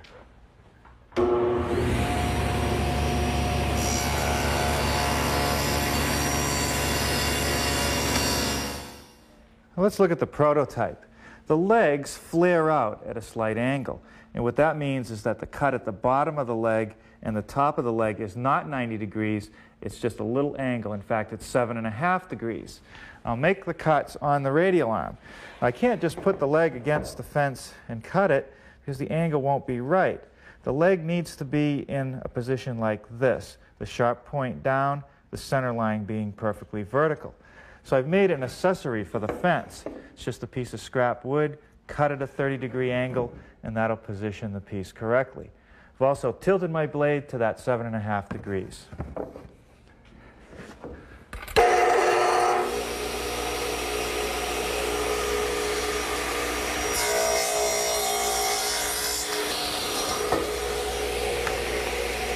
Now the length of my leg is 26½ inches from long point to short point.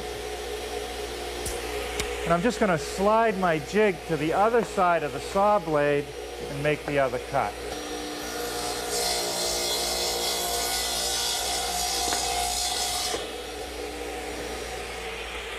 Let's take a look at the prototype. Now that the legs have been cut to size, the next thing to do is to mortise for this lower rail and for the upper rail.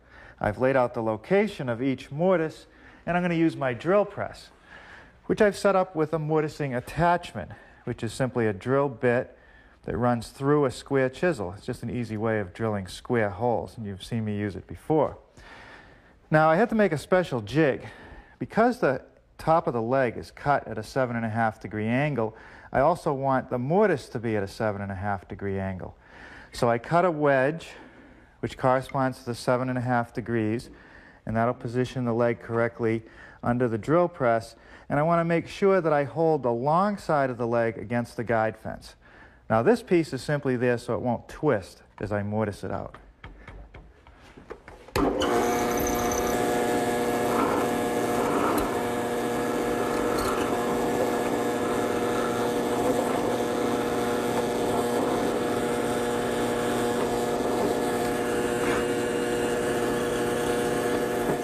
With the first set of mortises cut, I've got to modify my setup a little bit. So when I made those first cuts, you could see that the drill will travel parallel to that top cut.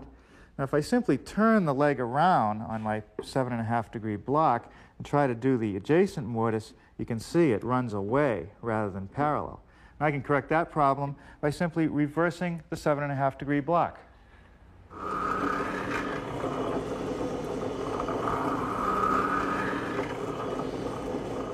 Well, now it's time to start working on the rails. And the rails have tenons on each end which fit into the mortises that I just cut in the legs.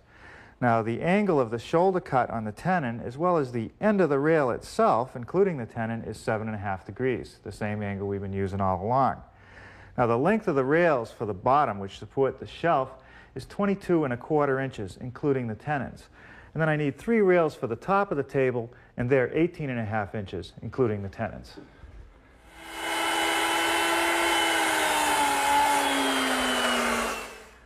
Well, now I'm ready to start making the tenons on the end of the rails. So I've installed a stop block, and that controls the end, or the length of the tenon. I've put my stacked dado head cutter in, and I've swung the radial arm to 7.5 degrees. I've also carefully adjusted the height so that I remove just 1/4 inch of material. Now with this setup, I'll be able to make 1/2 of each tenon, and that's because of the angle.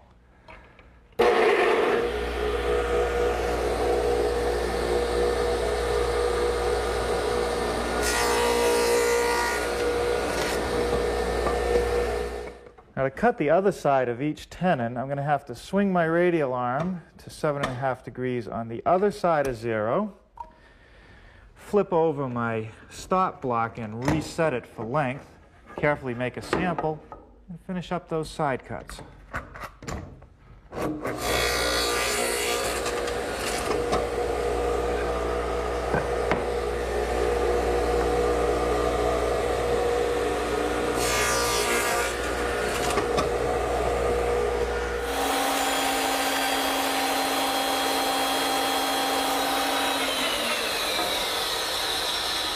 Now using my bandsaw, I've made a couple cuts to give me the correct tenon height, which is 1.5 inches.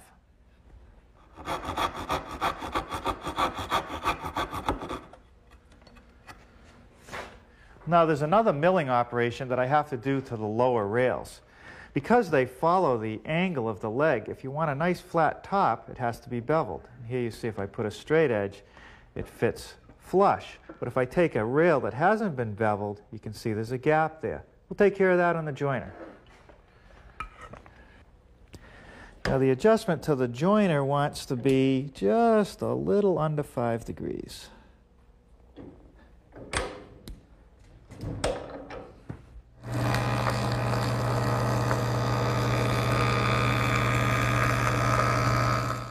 Now there's just one more milling operation to be made on these lower rails, and that's a little rabbet to recess the boards from the shelf. Now just like everything else in the project, it's not a simple rabbet. It has to be angled. The angle will be the same as the angle I used to bevel the top. So I've set up my table saw and tipped the angle to 5 degrees, just under 5 degrees, and now I'll make the inside cut on each rail.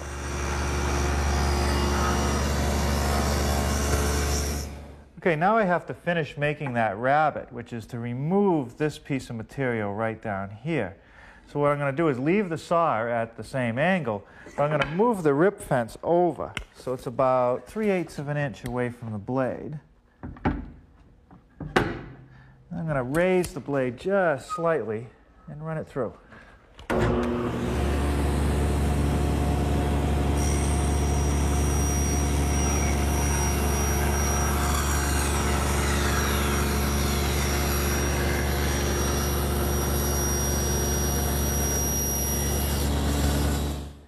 Now before I can assemble the base, there's one more thing I have to do to the legs. When I looked at the original, I thought there was something wrong. It looked like the bottom of the legs were curved out. But as I studied it more closely and checked it, I noted that the outside of the leg was straight, just like I've made these. But that the inside of the leg was straight only from the top down to about the bottom of this lower shelf, and then it tapers in about 3/16 inches overall. And what that does is gives the piece a little more elegance. Now to make that taper, I could belt sand it, I could hand plane it, I could even do it on the joiner. But I'm going to use my stationary belt sander. And just by holding the piece in a vertical position, I'll be able to give it a little bit of a taper.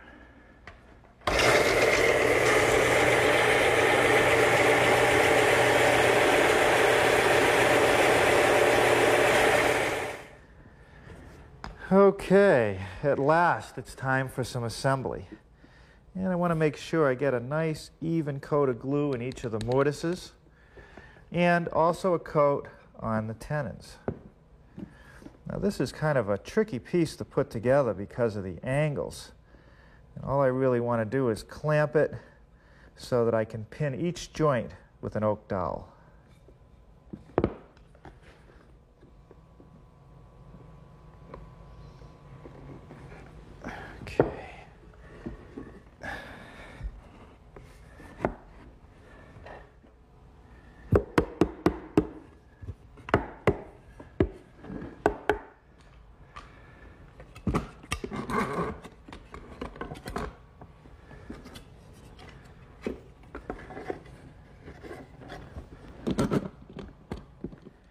Okay, now it's time to drill a hole for the oak dowel. I'm going to use a 3/8 brad point bit, and I've put a piece of tape on it to tell me how deep to drill. A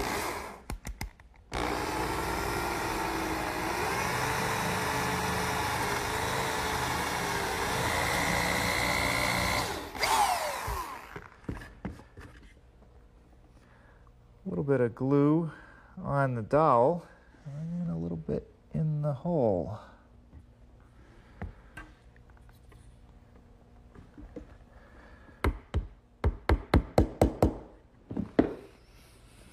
Okay, well now the clamps have done their job on this side, so I can remove them because the dowels are set in place, and I'll put on a couple more rails.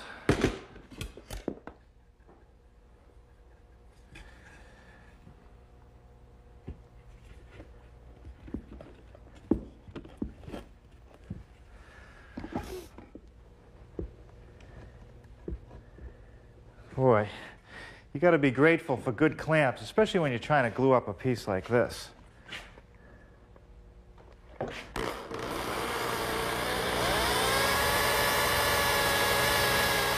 Now this is where it gets a little interesting. I have to leave one set of rails completely loose as I install the third leg, or else I'll never get it together.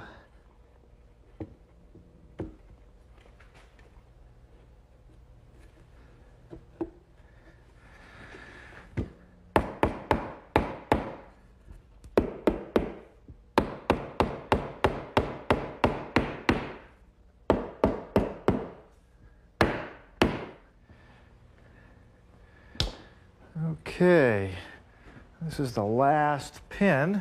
I can unclamp it and set it aside to dry, and I think we'll finish up this project tomorrow.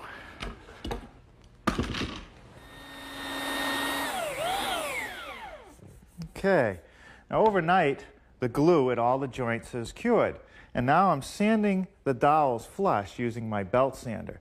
After I finish that, I'll smooth everything using my random orbit sander.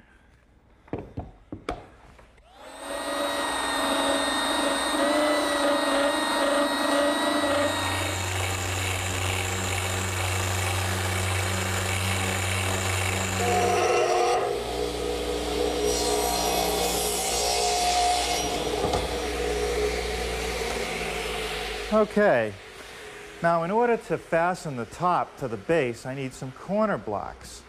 Now, they're just going to fit in there like this. They're cut at 30 degrees on each side, just made out of pine, but I also have to bevel it so that it's tipped a little bit in this direction because the rails follow the flare of the legs.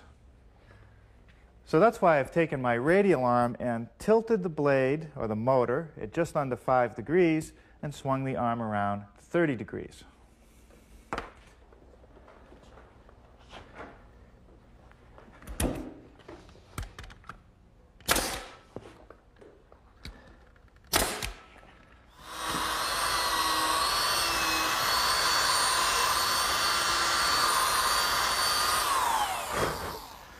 Now I'm pre-drilling holes for the screws that'll fasten the top. And you'll notice that I've elongated them. And that's so that the top will be able to expand and contract freely as it comes into different moisture conditions.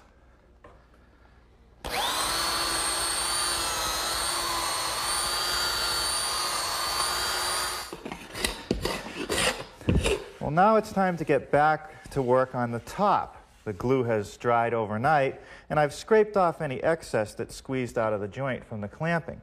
I've also taken the time to drill a little pilot hole. It's a 1/4 inch diameter, about 3/8 of an inch deep, and it's centered on the blank. I'm going to use that pilot hole to cut the top. It's going to be a pivot point that I'll use over here at the bandsaw with my circle cutting jig. Now the jig is just an extension of the table. There's a center line that's perpendicular to the saw blade, and you can see several holes I've already used for different diameters. Now I've set my pin in this case at 14 3/8. That'll give me a 29-inch top. Now all I have to do is set the blank over the pin, and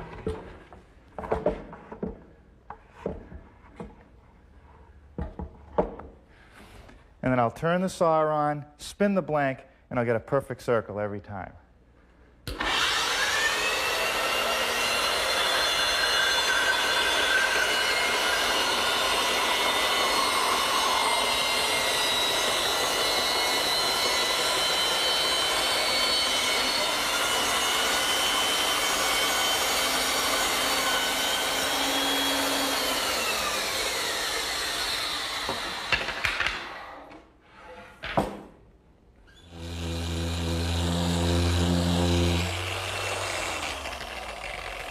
I'm using my random orbit sander to smooth up the edges of the tabletop, smooth those marks left by the bandsaw.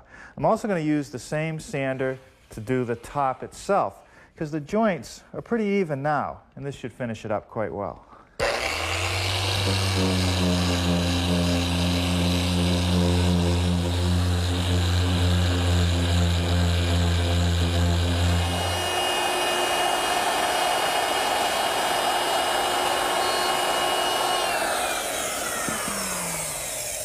I've just eased the top and bottom edges of my tabletop, and I'm simply using my router, which is set up with a 1/4 inch rounding over bit, and I've only exposed a little bit of the cutter because I don't want the whole quarter round.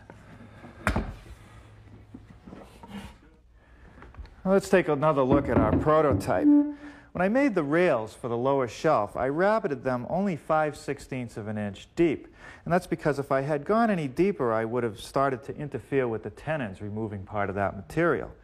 It also means that the shelf material or the wood can only be 5/16 of an inch thick. Now I could take 3/4 inch stock, run it through my surface planer, but that would waste a lot of material. What I'm going to do is take 3/4 inch stock and resaw it, or split it right down the middle.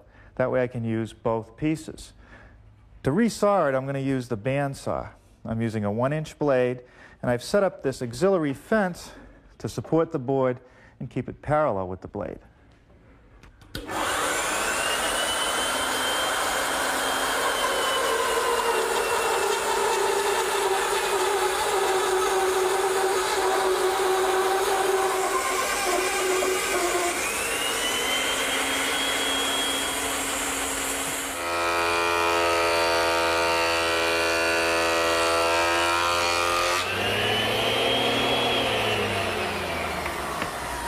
Well, I pass through the surface planer and I get rid of all those bandsaw marks. And with all the pieces for the shelf carefully fitted, and actually I left a little room around the edges so that it can expand, I've just dropped them in place, no glue, just some 3/4 inch brads to hold them. Now I'll just take the base, flip it over onto my top, get it positioned on some marks that I made, and fasten it with some 1 1/4 inch screws.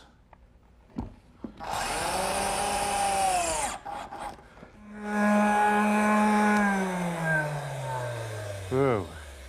But that 220 sandpaper really makes a smooth surface. But before I take this outside for a cricket game, I guess I better put a coat of finish on it. Now for our cricket table, we decided we wanted sort of a pickled oak or a limed oak look. So I've chosen an oil-based stain that's called silver birch. It has a little bit of a green tint to it. I think it kind of makes the oak look nice. Boy, I'm really pleased the way the stain turned out on this piece. It gives the wood a nice, rich look. Now that I've got the stain just right, I'm protecting everything with several coats of a hard and durable satin finish polyurethane. Now that you've had a chance to view this videotape and take a look at the measured drawing, I hope that you'll be able to build this project successfully.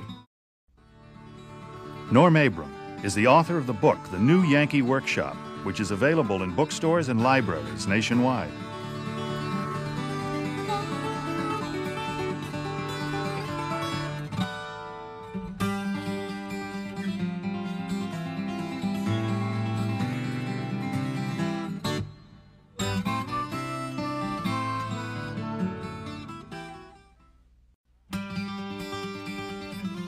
Hi, I'm Norm Abram. Welcome to the New Yankee Workshop. But today we're going to build this punch tin front pie safe. Now our inspiration came from an original we found in a stroll through a wonderful old antique shop. I'll show you how to build the cabinet and we'll have some fun punching the tin. That's coming up next, right here on the New Yankee Workshop. The New Yankee Workshop features the craftsmanship of Norm Abram.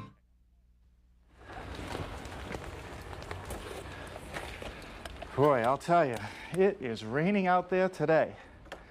I can think of only two places I want to be on a day like this. I either want to be in the shop building furniture, or I want to be browsing around in an antique store like this. Now, I've been here before, and there's a lot of interesting pieces to see, and the prices are pretty good. Look at this chest, this blanket chest. Looks quite similar to the one we built. And over here, a nice pine hope chest.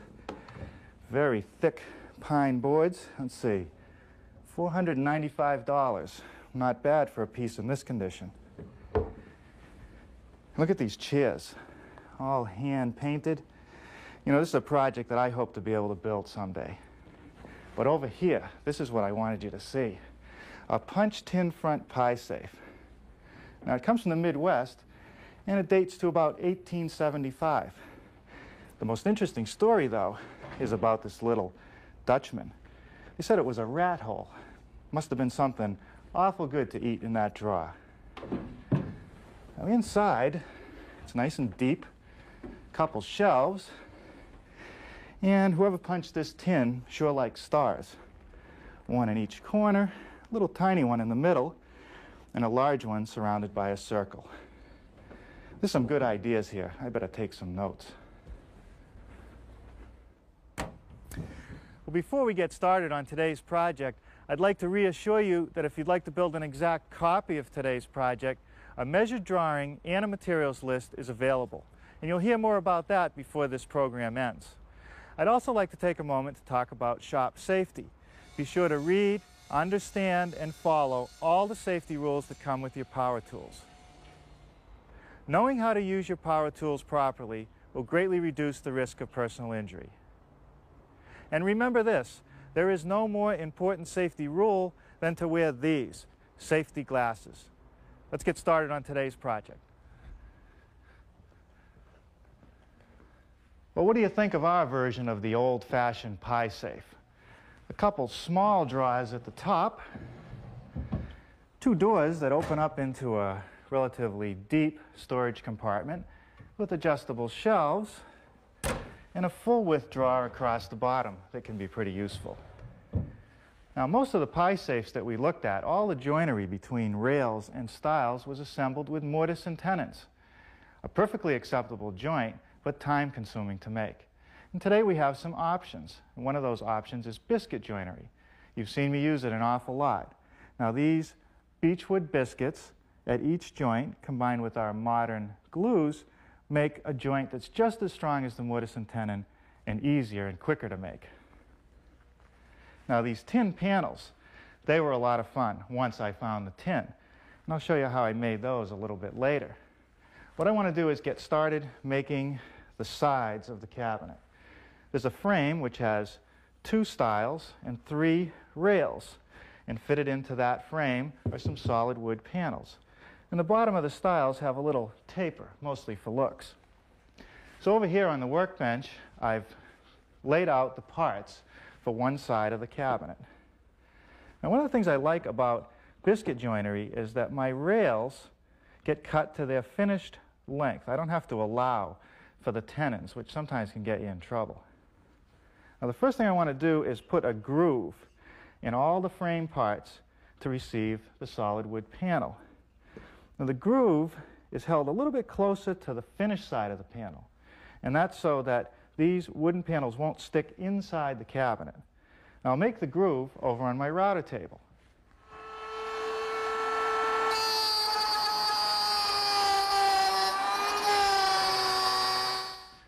Now, the grooves that I have to make in the stiles run from rail to rail, plus about a ½ inch. And that's because I don't want to put a groove where my biscuit is going to be located later. Now, to make that groove, I need to do what's known as a plunge cut, or plunge the piece over the router bit. So I've installed a piece of tape and put a pencil mark a ½ inch on each side of the bit. And by lining up my layout line for the rail, I can place it in the right position.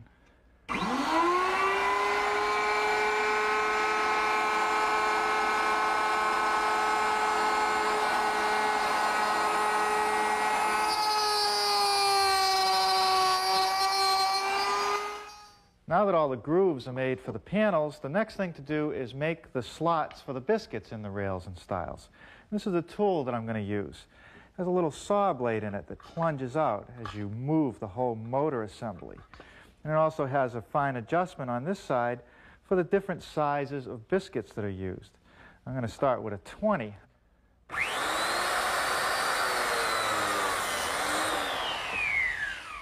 And that's all there is to it.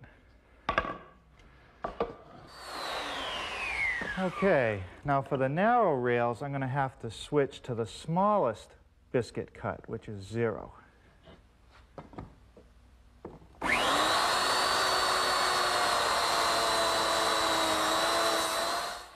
Here are the 4 pieces of pine for my panels.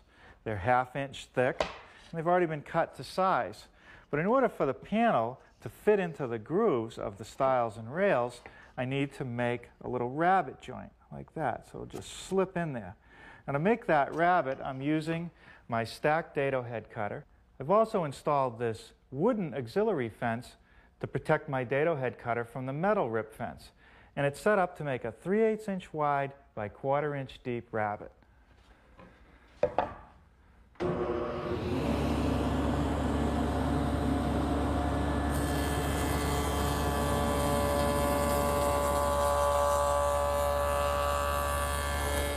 The bottom of the stiles on the side panel have a slight taper, as I showed you before, and that's mostly for looks. I'll do that over here. I've clamped the piece in the workbench. I'm going to use a handsaw to make the cut. I'm going to leave the line because I'm going to smooth it up with my block plane.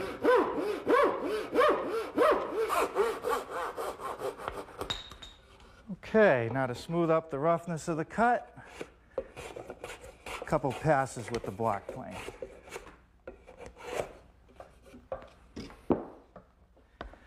Well, now we're ready for some assembly.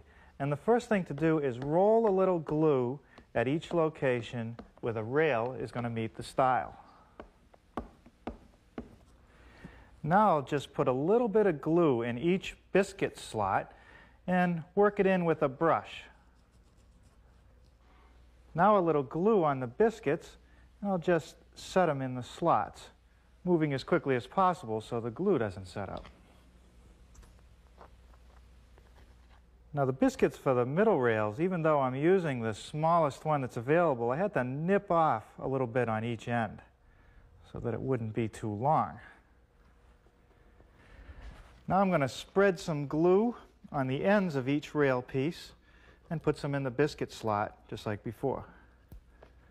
Now before the glue sets up, I might as well put this rail in position.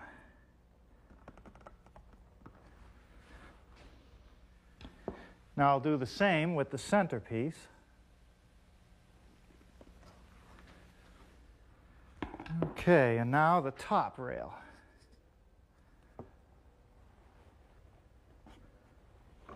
Okay, now I'll just slip the panels in.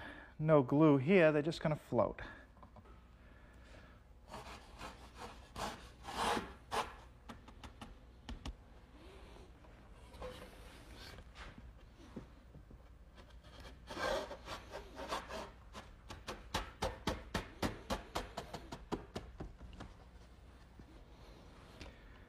Okay, and now I'm just going to slip the other stile into position.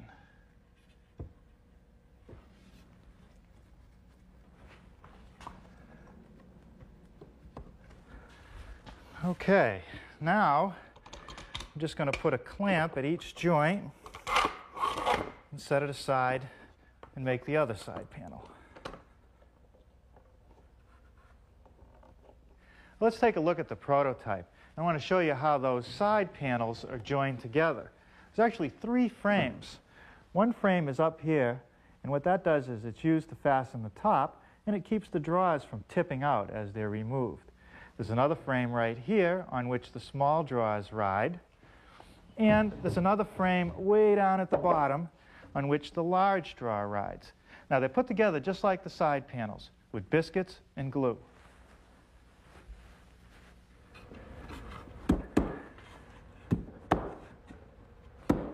Okay, that's the last of the frames. Put a little clamp pressure on this one. We'll get to work on the doors.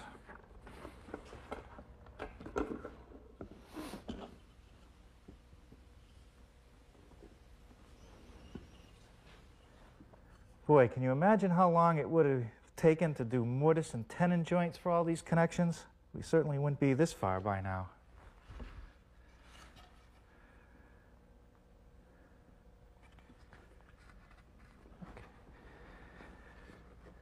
Okay, now before I put the last clamp on, I want to check this door for square, and that's simply done by taking diagonal measurements.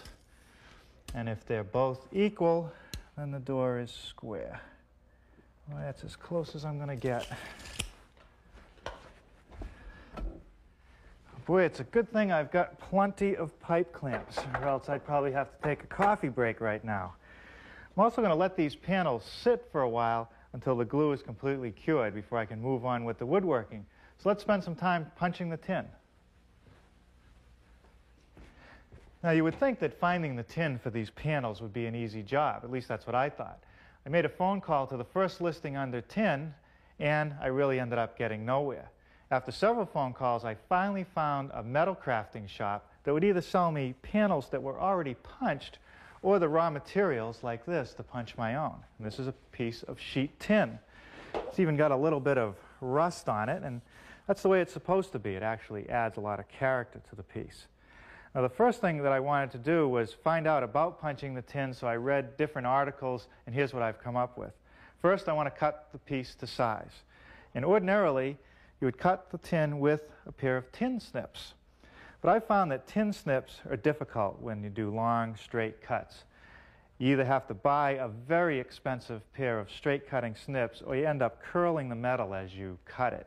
So I found a much easier method, and that's just to use a framing square and a good sharp utility knife. Now, the height of my panel is 10 3/4, so I'm going to set my square to 10 3/4, and then just score the metal 6 or 7 times.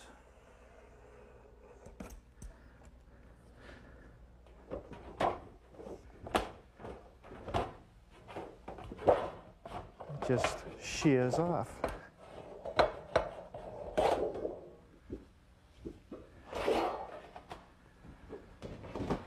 Well, now for the design of the tin punching. I discovered that most of the panels on the pie safes were inspired by quilt patterns or butter molds. This one was inspired by a quilt pattern, but I guess you could call it an Abram original. I sat down at my drafting board and sketched out a perimeter and a pineapple in the middle. Then I took a felt tip pen and put a dot every place I wanted a punch mark. Now, because you can only use the patterns once, I made several photocopies for all the panels. Over here, I've set up a station to punch the tin. I made the patterns a little bit longer so that I could fold them over the edges of the blank tin. That way it would be held in place a little bit better. Now I'm setting it on a piece of particle board. You could use masonite, or you could even use plywood as long as it didn't have any voids in it, because if there's a void, the punch will go in too deeply. I'm just going to use some screws to hold these angles down. You could also use a piece of wood if you want.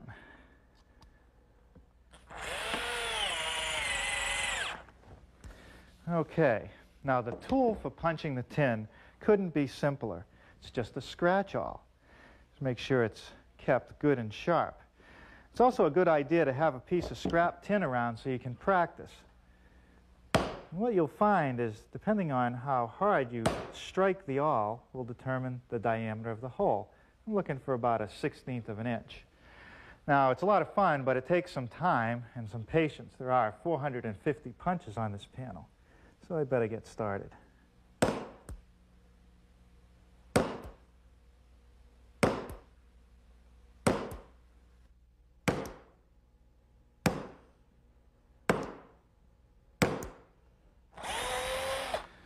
Where I know when I made the first panel, when I unscrewed it like this and it curled up, I was terrified. It looks okay. But what I discovered is that if I just gently roll it back into shape, that I can get it to sit flat. Well, 5 more to go. While I was punching those tin panels, the glue had ample time to dry, so now I can get back to work on the wood. And the first thing I want to do is scrape any excess glue from each joint and then sand them smooth.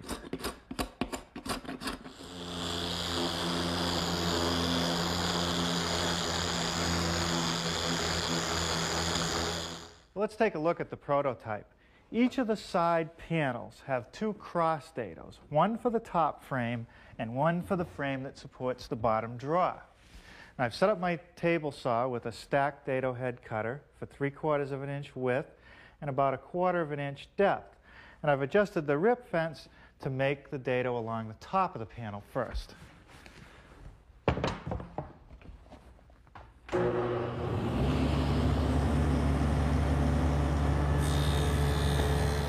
Well, now I'm just going to readjust my rip fence to make the dado for the bottom draw support.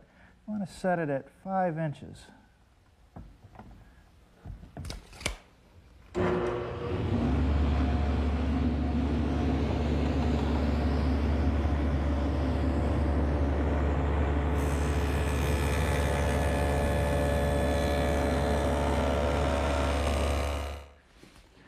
Okay. Now on the back of the pie safe, I've recessed the plywood. And to do that, I needed to make a rabbet in the side panels. So I've set up the table saw to run those.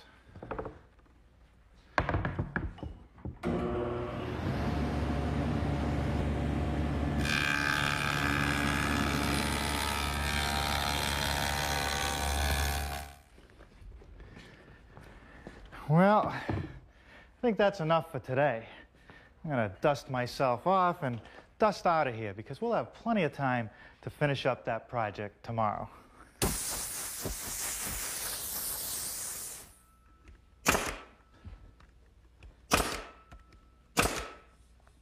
Well, I got started this morning by completing the work on the side panels. I've installed 2 cleats, one up at the top here to support the small drawer runners, and one down at the bottom to support the fixed shelves, just with glue and nails. Next, I want to work on this cross frame, the frame that supports the small drawers. And I've installed side guides and now a backstop, held in place with glue and nails.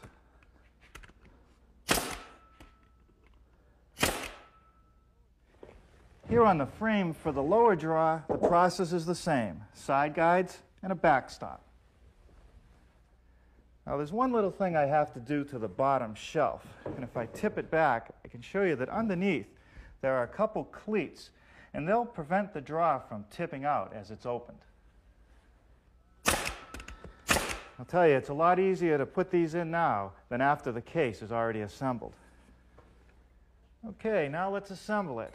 First, the small drawer support frame, held in place with some glue and screws.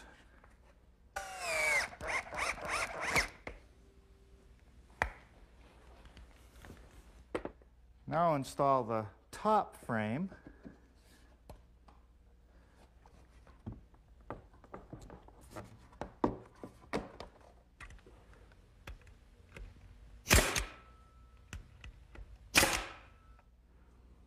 And now for the bottom shelf.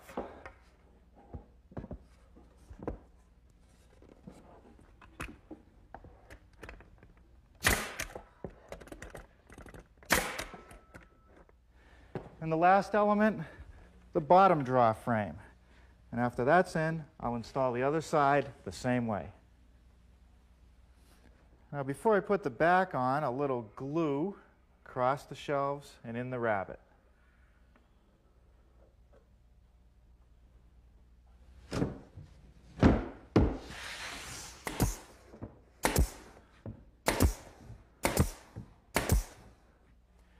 Well, now it's time to start installing the face frame.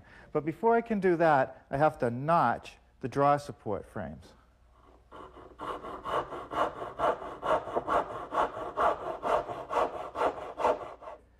All right, now we're ready to install the face frame. First, the stiles. I want you to take note that I've made some slots for the biscuits where the rails are going to meet, and I've also taken the time to mortise out for the hinges. It's a lot easier to do it now before it's installed. So with the glue in place, I'm just going to set the stile down and nail it with some 4-penny finish nails.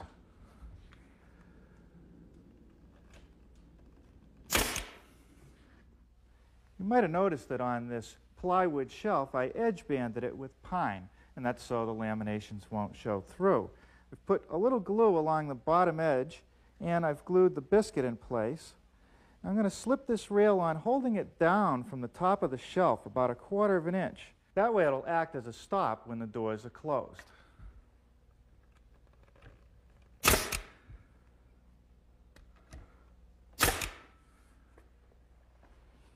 All right, now up at the top part of the face frame, there's a couple more pieces. One is this center stile. It's a divider between the drawers.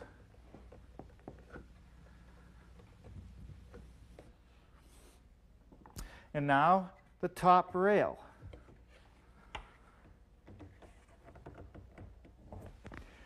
And finally, the last piece of the face frame, the other stile.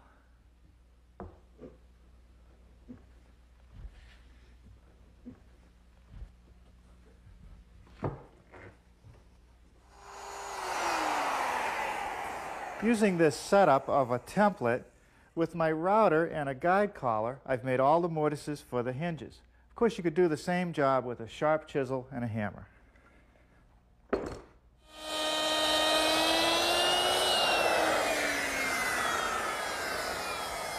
This rabbet that I'm making on the inside of the door frames is to receive the tin panel. And I'm making it using a 3/8 inch rabbeting bit in my router. Well, the router is great, but you still need a chisel to square up the corners. Okay, that takes care of hanging the doors. I don't want to put the tin in yet, not until after the finish has been applied. Now we'll attach the top. The top is made from 3½ pieces of 1x6, which I glued and biscuited together. I've cut it to size and sanded it smooth. Now it hangs over the side and front of the case by about 1 3/8 inches. And I'll fasten it with some 2-inch screws, but because I'm in such tight quarters, I'm going to have to drive these by hand with a little stubby screwdriver. I think this pine scotia does a nice job dressing up the top edge.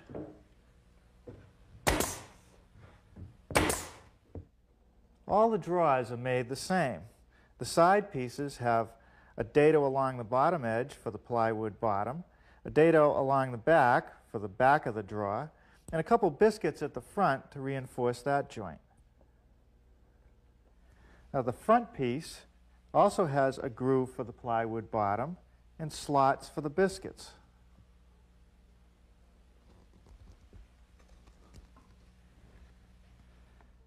I'm just using the clamps to pull the joint tight until it's nailed.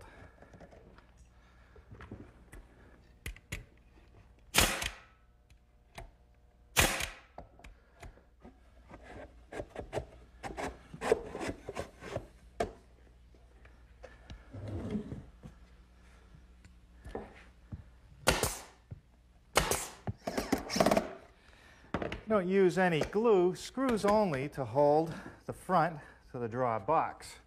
Now the tin and the hardware will go on later, after we put on the finish. We always get a little nervous when we start staining pine, and it's because of the grain of pine, and you put stain on it, it tends to get blotchy and doesn't look very good.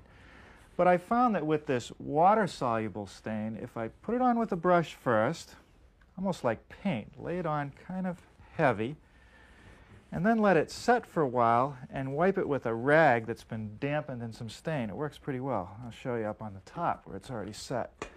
Just take the rag and dip it in some stain so that it's damp, and then work the panel. And you can see now I kind of even it out, and it looks pretty good. Okay, I'd say that that's just about the look I want. Now I'm going to let this stain dry for a few hours. Then I'll protect the entire piece with 2 coats of satin finish polyurethane.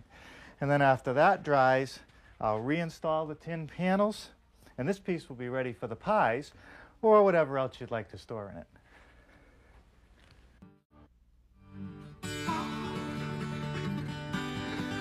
Norm Abram is the author of the book, The New Yankee Workshop, which is available in bookstores and libraries nationwide.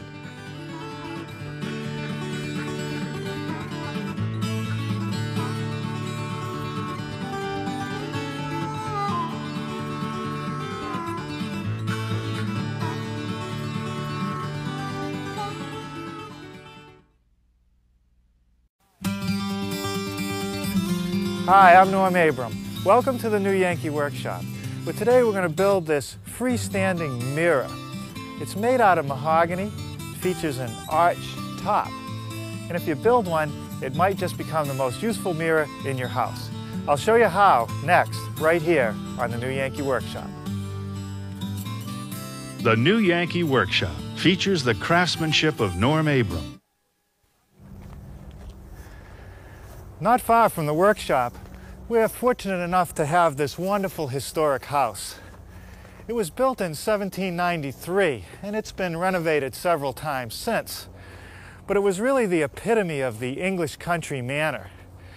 Today it's looked after by the Society for the Preservation of New England Antiquities. And up on the second floor in the bride's room, there's a wonderful old mirror I want to show you.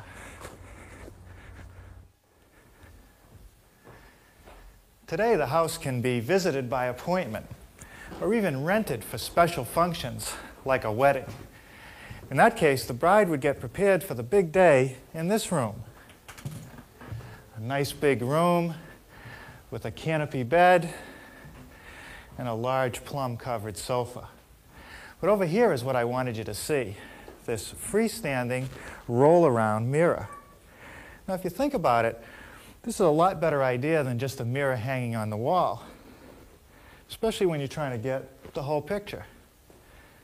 Now, don't get me wrong, but we're not going to be able to duplicate these 19th century details back at the workshop, but you get the general idea. Before we get started, I'd like to reassure you that if you'd like to build an exact copy of today's project, that a measured drawing and a materials list is available. And you'll hear more about that before this program ends. I'd also like to take a moment to talk about shop safety. Be sure to read, understand, and follow all the safety rules that come with your power tools. Knowing how to use your power tools properly will greatly reduce the risk of personal injury.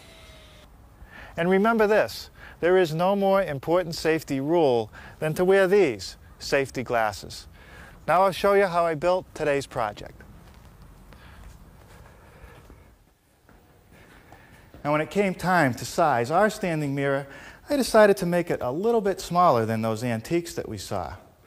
Those mirrors were massive, and they usually sat in large rooms with high ceilings. And that's luxury that most of us don't have. Also, because of their size, they were very heavy. The larger the piece of mirror, the heavier it is. So I made mine about 18 inches wide and about 68 inches tall. That way, a 6-foot person like myself, standing back only about 3 or 4 feet, can get the whole picture. Now, to add a little bit of elegance to the mirror, I decided to do an arched top. It looks difficult, but it's not bad. Now, here's the stock I'm going to use for the frame of the mirror. It's 1 1/8 inch thick mahogany. Now, the first thing that I did to get started was actually make a tool in the form of this template. It's just a piece of 1/4 inch plywood, and I laid out the inside radius of the arch and the outside radius of the arch. Now, I suppose I could cut this arch out of one single 12-inch wide piece of stock. And first of all, that would be very wasteful because all this would get thrown away. And up here, you see the grain, it's running pretty much along the length of the arch. But as I move down towards the ears, it starts to become perpendicular to the length of the arch. And that's very weak. So traditionally, arches like this were made from several glued up pieces. One here, one here, one here, and one here. Now, all the pieces for the arch are cut at the same angle, 22.5 degrees. Now, this first piece will sit right here. And you'll note that I've made it a little bit longer. The bottom edge will be trimmed off later. Now, all I have to do is cut the other 3 segments. Okay. Well, that fits pretty well. Now, this is a tough piece to clamp up when it's glued, and I discovered in building the prototype that if I knocked off the corners of these 2 bottom pieces, it was helpful. Now, the cut will be 90 degrees to this face, and I'll make it at the miter box.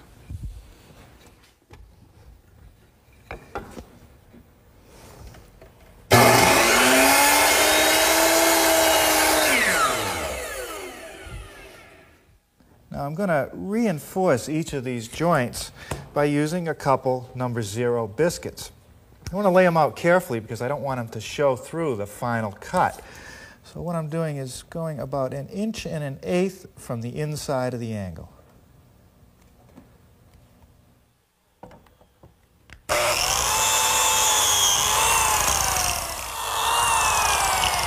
Now, by readjusting the fence slightly, I get the second slot for the other biscuit. Okay, I think that's everything. Now, getting ready to glue this arch together is sort of like getting ready to make a heart transplant operation. You better have all the tools close at hand, or else the patient's going to die. Now, when I made the prototype, I tried to use just a simple strap or band clamp. But it didn't work very well because I have an open-ended piece they wanted to squeeze together, and I just couldn't get enough pressure to close the joints tightly. So I'm going to use a combination of clamps. A pipe clamp along the bottom to keep these pieces from spreading out. A long bar clamp to go right at the midpoint. It'll be up against the pipe. And then some smaller bar clamps to pull this joint together. Now, to clamp tightly against the wood, I made some little wedges, and I applied some sandpaper to them so they won't slip as I put the pressure on. So now we're ready, we'll start gluing it up.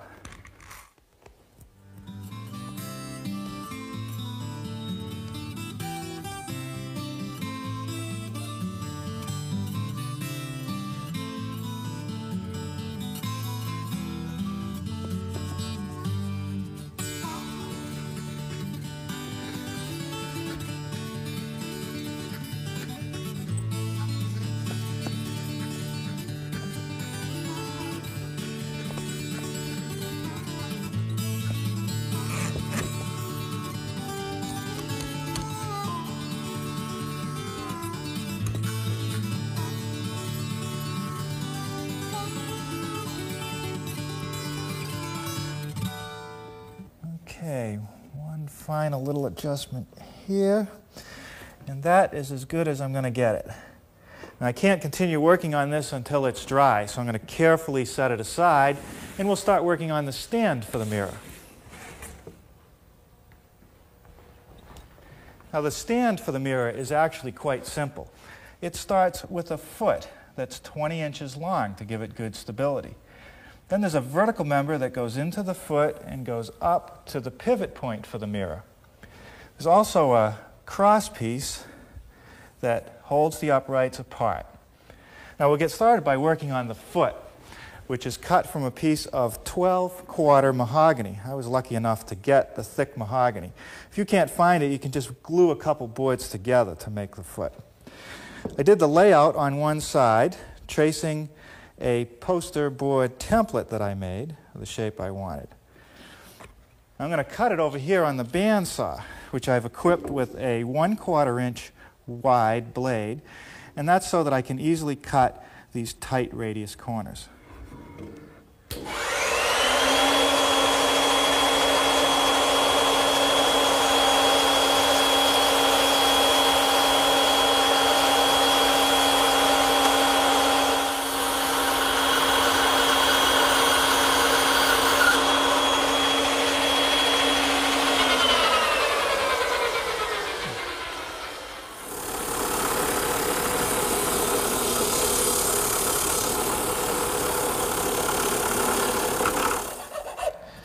Now, the drum sander does a nice job smoothing out most of the contour. It doesn't quite get the last 3/8 of an inch before the step up, and I'll clean that up just using a fine rasp.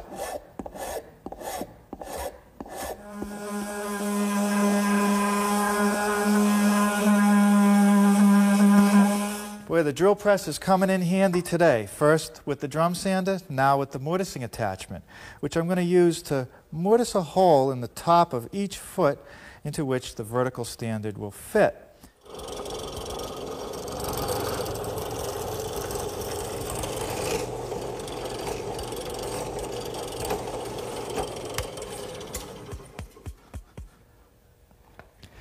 Now, while the mortising attachment is still in the drill press, I want to make a mortise in these vertical pieces to receive this cross rail. I've laid the mortises out on my stock, which is 8/4 or 1 5/8 thick. It's 2 1/4 inches wide, and the mortise is centered across the width. I want to drill it about 1 inch deep.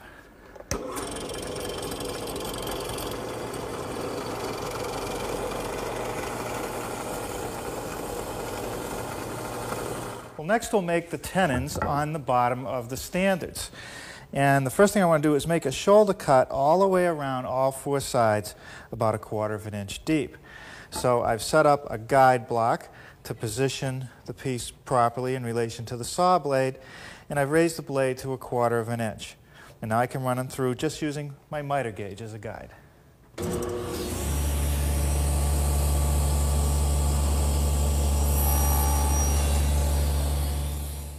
Now for the cross piece that joins the 2 standards, I need to make similar shoulder cuts on each end, but this time only 1 inch in. So I have to readjust my fence. First I'll move my stop block, then measuring from my stop block, I'll set it at 1 inch. Move my block back and run them through.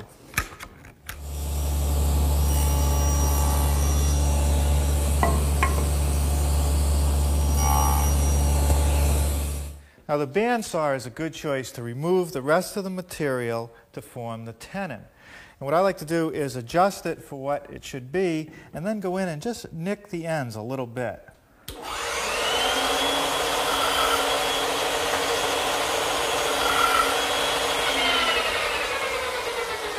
Now as a final check before I actually cut the tenon, I bring it over to the actual mortise and see if it's going to be okay. And that looks pretty good, so I can run them through.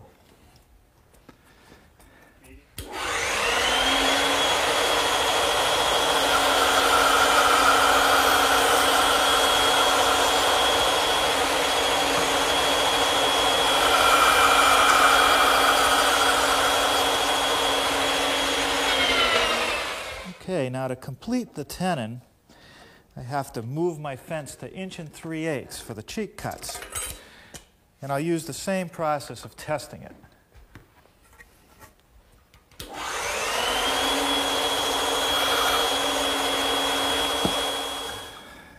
Good. say that's going to be fine.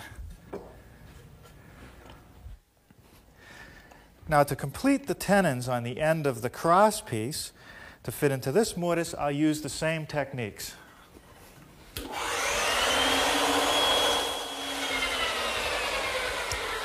Okay, let's try that. Good. Now we'll mold the edges. Now the first edge that I want to mold is the top of the standards, both on the outside and on the inside. Now the trick here is to hold the router base flat on top of that standard. There's not a lot of room. Now I'm going to use a OG bit, a 5/32 OG bit, which is equipped with a little ball bearing to guide it along the side of the piece.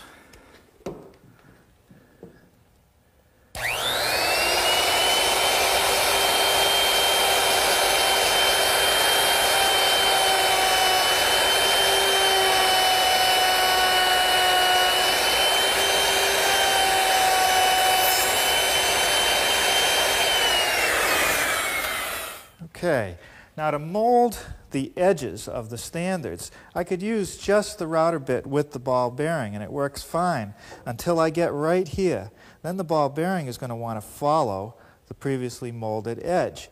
So I've installed a guide fence, which will help me keep the bit running straight past that intersection.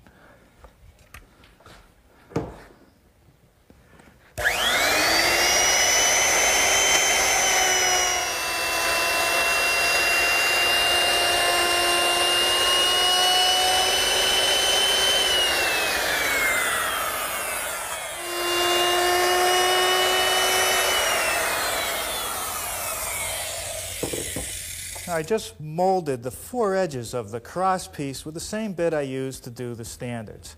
Now for some final sanding. Okay, well that takes care of all the sanding of the parts for the stand. But before I put it together, there's one more thing I want to do, and that's to drill a hole through the uprights for this swivel screw.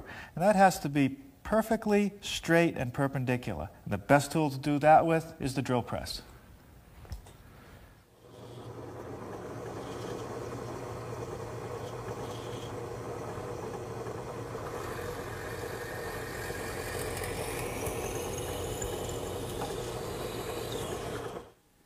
Well, now it's time for another glue up. A little bit of glue on the tenon. Just spread it out evenly. And I've already put a little bit inside of the mortise. And now all I have to do is just slip the pieces together. Okay, that's nice and snug. No need for any clamps here. Now just slip the tenons from the centerpiece into the uprights. And here I will use a clamp to hold it together while I set it aside to dry.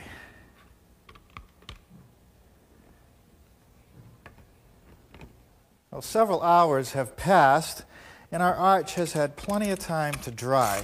So now I can just take it out of the clamps. It's nice and rigid. And bring it over to the bench where I have my template.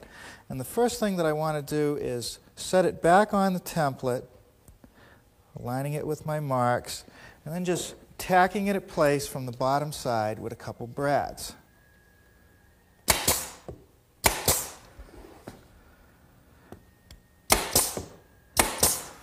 Now the first step in forming the arch is to trim the bottom edges right here along the radius line.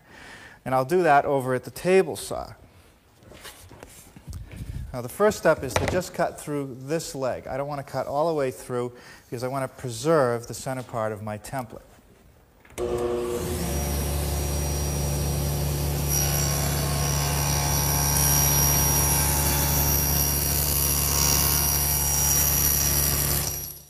Now over here at the bandsaw, I've set up my circle cutting jig, which is really just a piece of plywood that extends the table. And along it there are several holes which represent different radii. Now this pin right here is for the outside of our arch. So I slip the template over the pin, and by rotating the entire piece I'll be able to cut the outside radius. You've got to cut the outside first, because if I cut the inside I'll no longer have a pivot point.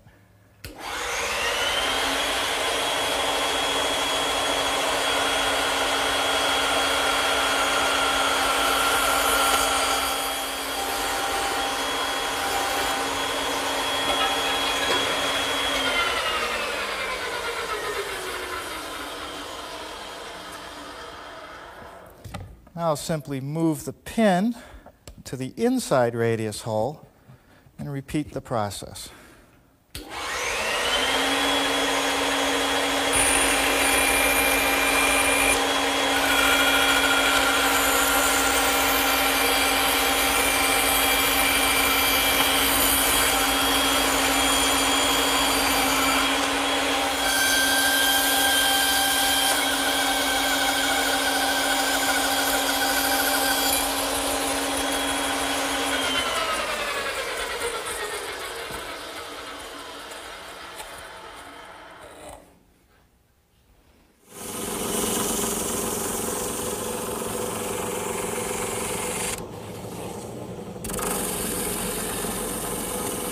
Now, the sequence is very important here, and when I rough cut the sides for the mirror, I made them a little bit wider than necessary, and that's because I can't determine the final width until the sanding of the arch has been completed. Now that that's done, I can size the piece. You can see I need to trim about 1/8 of an inch, and I'll do that at the table saw.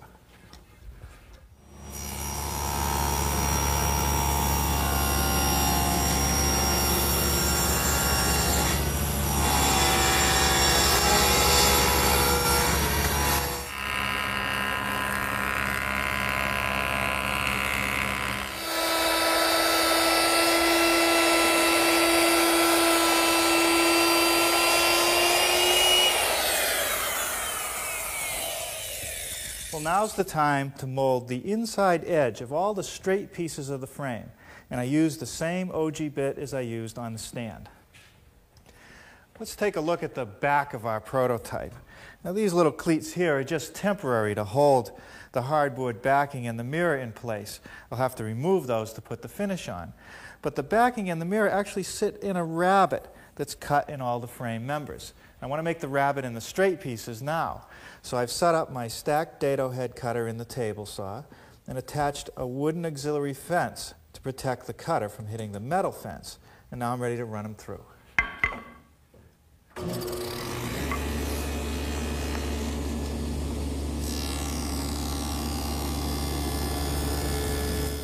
Well, now I'm ready to cut all the straight pieces to the correct length. Now, the top of the side pieces will just get a square cut, butts up against the arch. The length of the side piece from the square cut to the long point of a 45-degree miter will be 48 3/16 inches. Now, the most accurate way to mark the bottom piece is to take it and place it against the arch and simply mark the very outside point of the arch on each end, and that'll give me the long point of my 45-degree angle.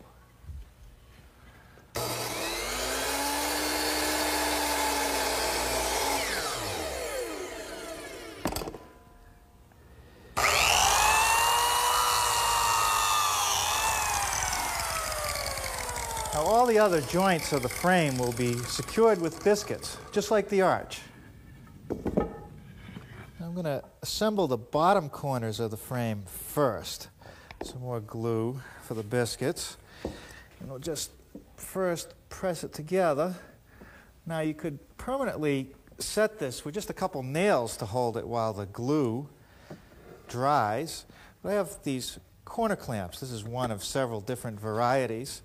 And what I like about these is that they have some soft rubber feet, which prevent it from marking up the wood as it's clamped in place. Okay, and now we're ready for the arch.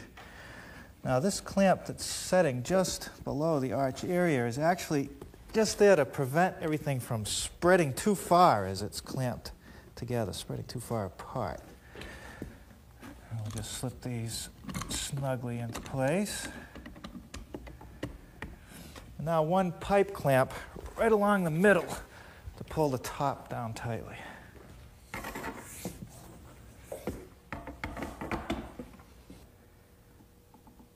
Okay, we'll just gently clamp that in place, let it dry overnight, and finish it up tomorrow.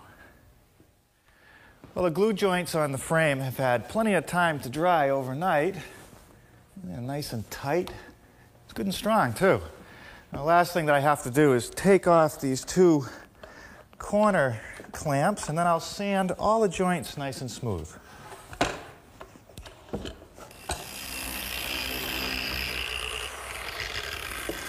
Now I don't want to rush this sanding step because the smoother and more even I get all these joints, the better the routing operation is going to turn out, which is next.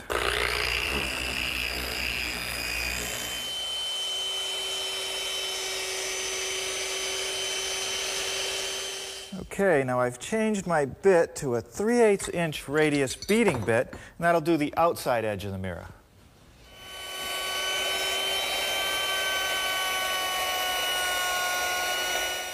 With another router bit change to a 1/4 inch rounding over bit, I can now ease the back edges of the frame.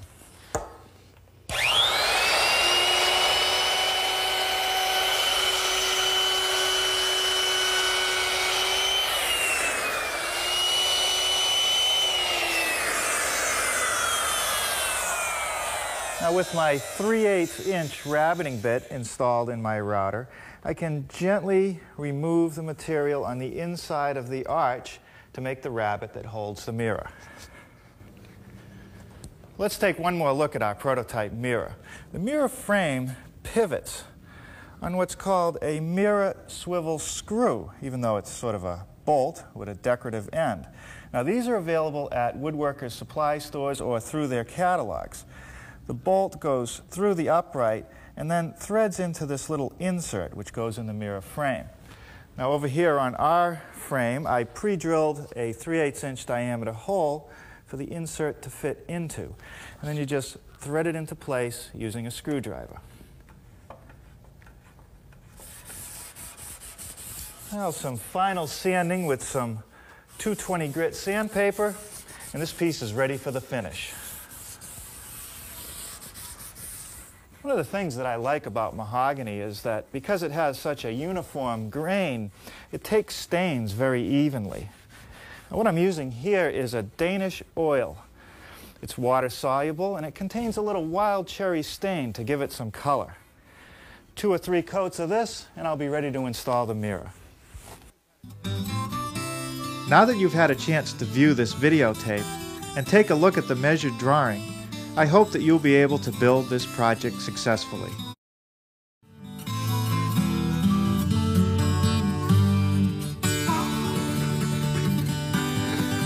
Norm Abram is the author of the book, The New Yankee Workshop, which is available in bookstores and libraries nationwide.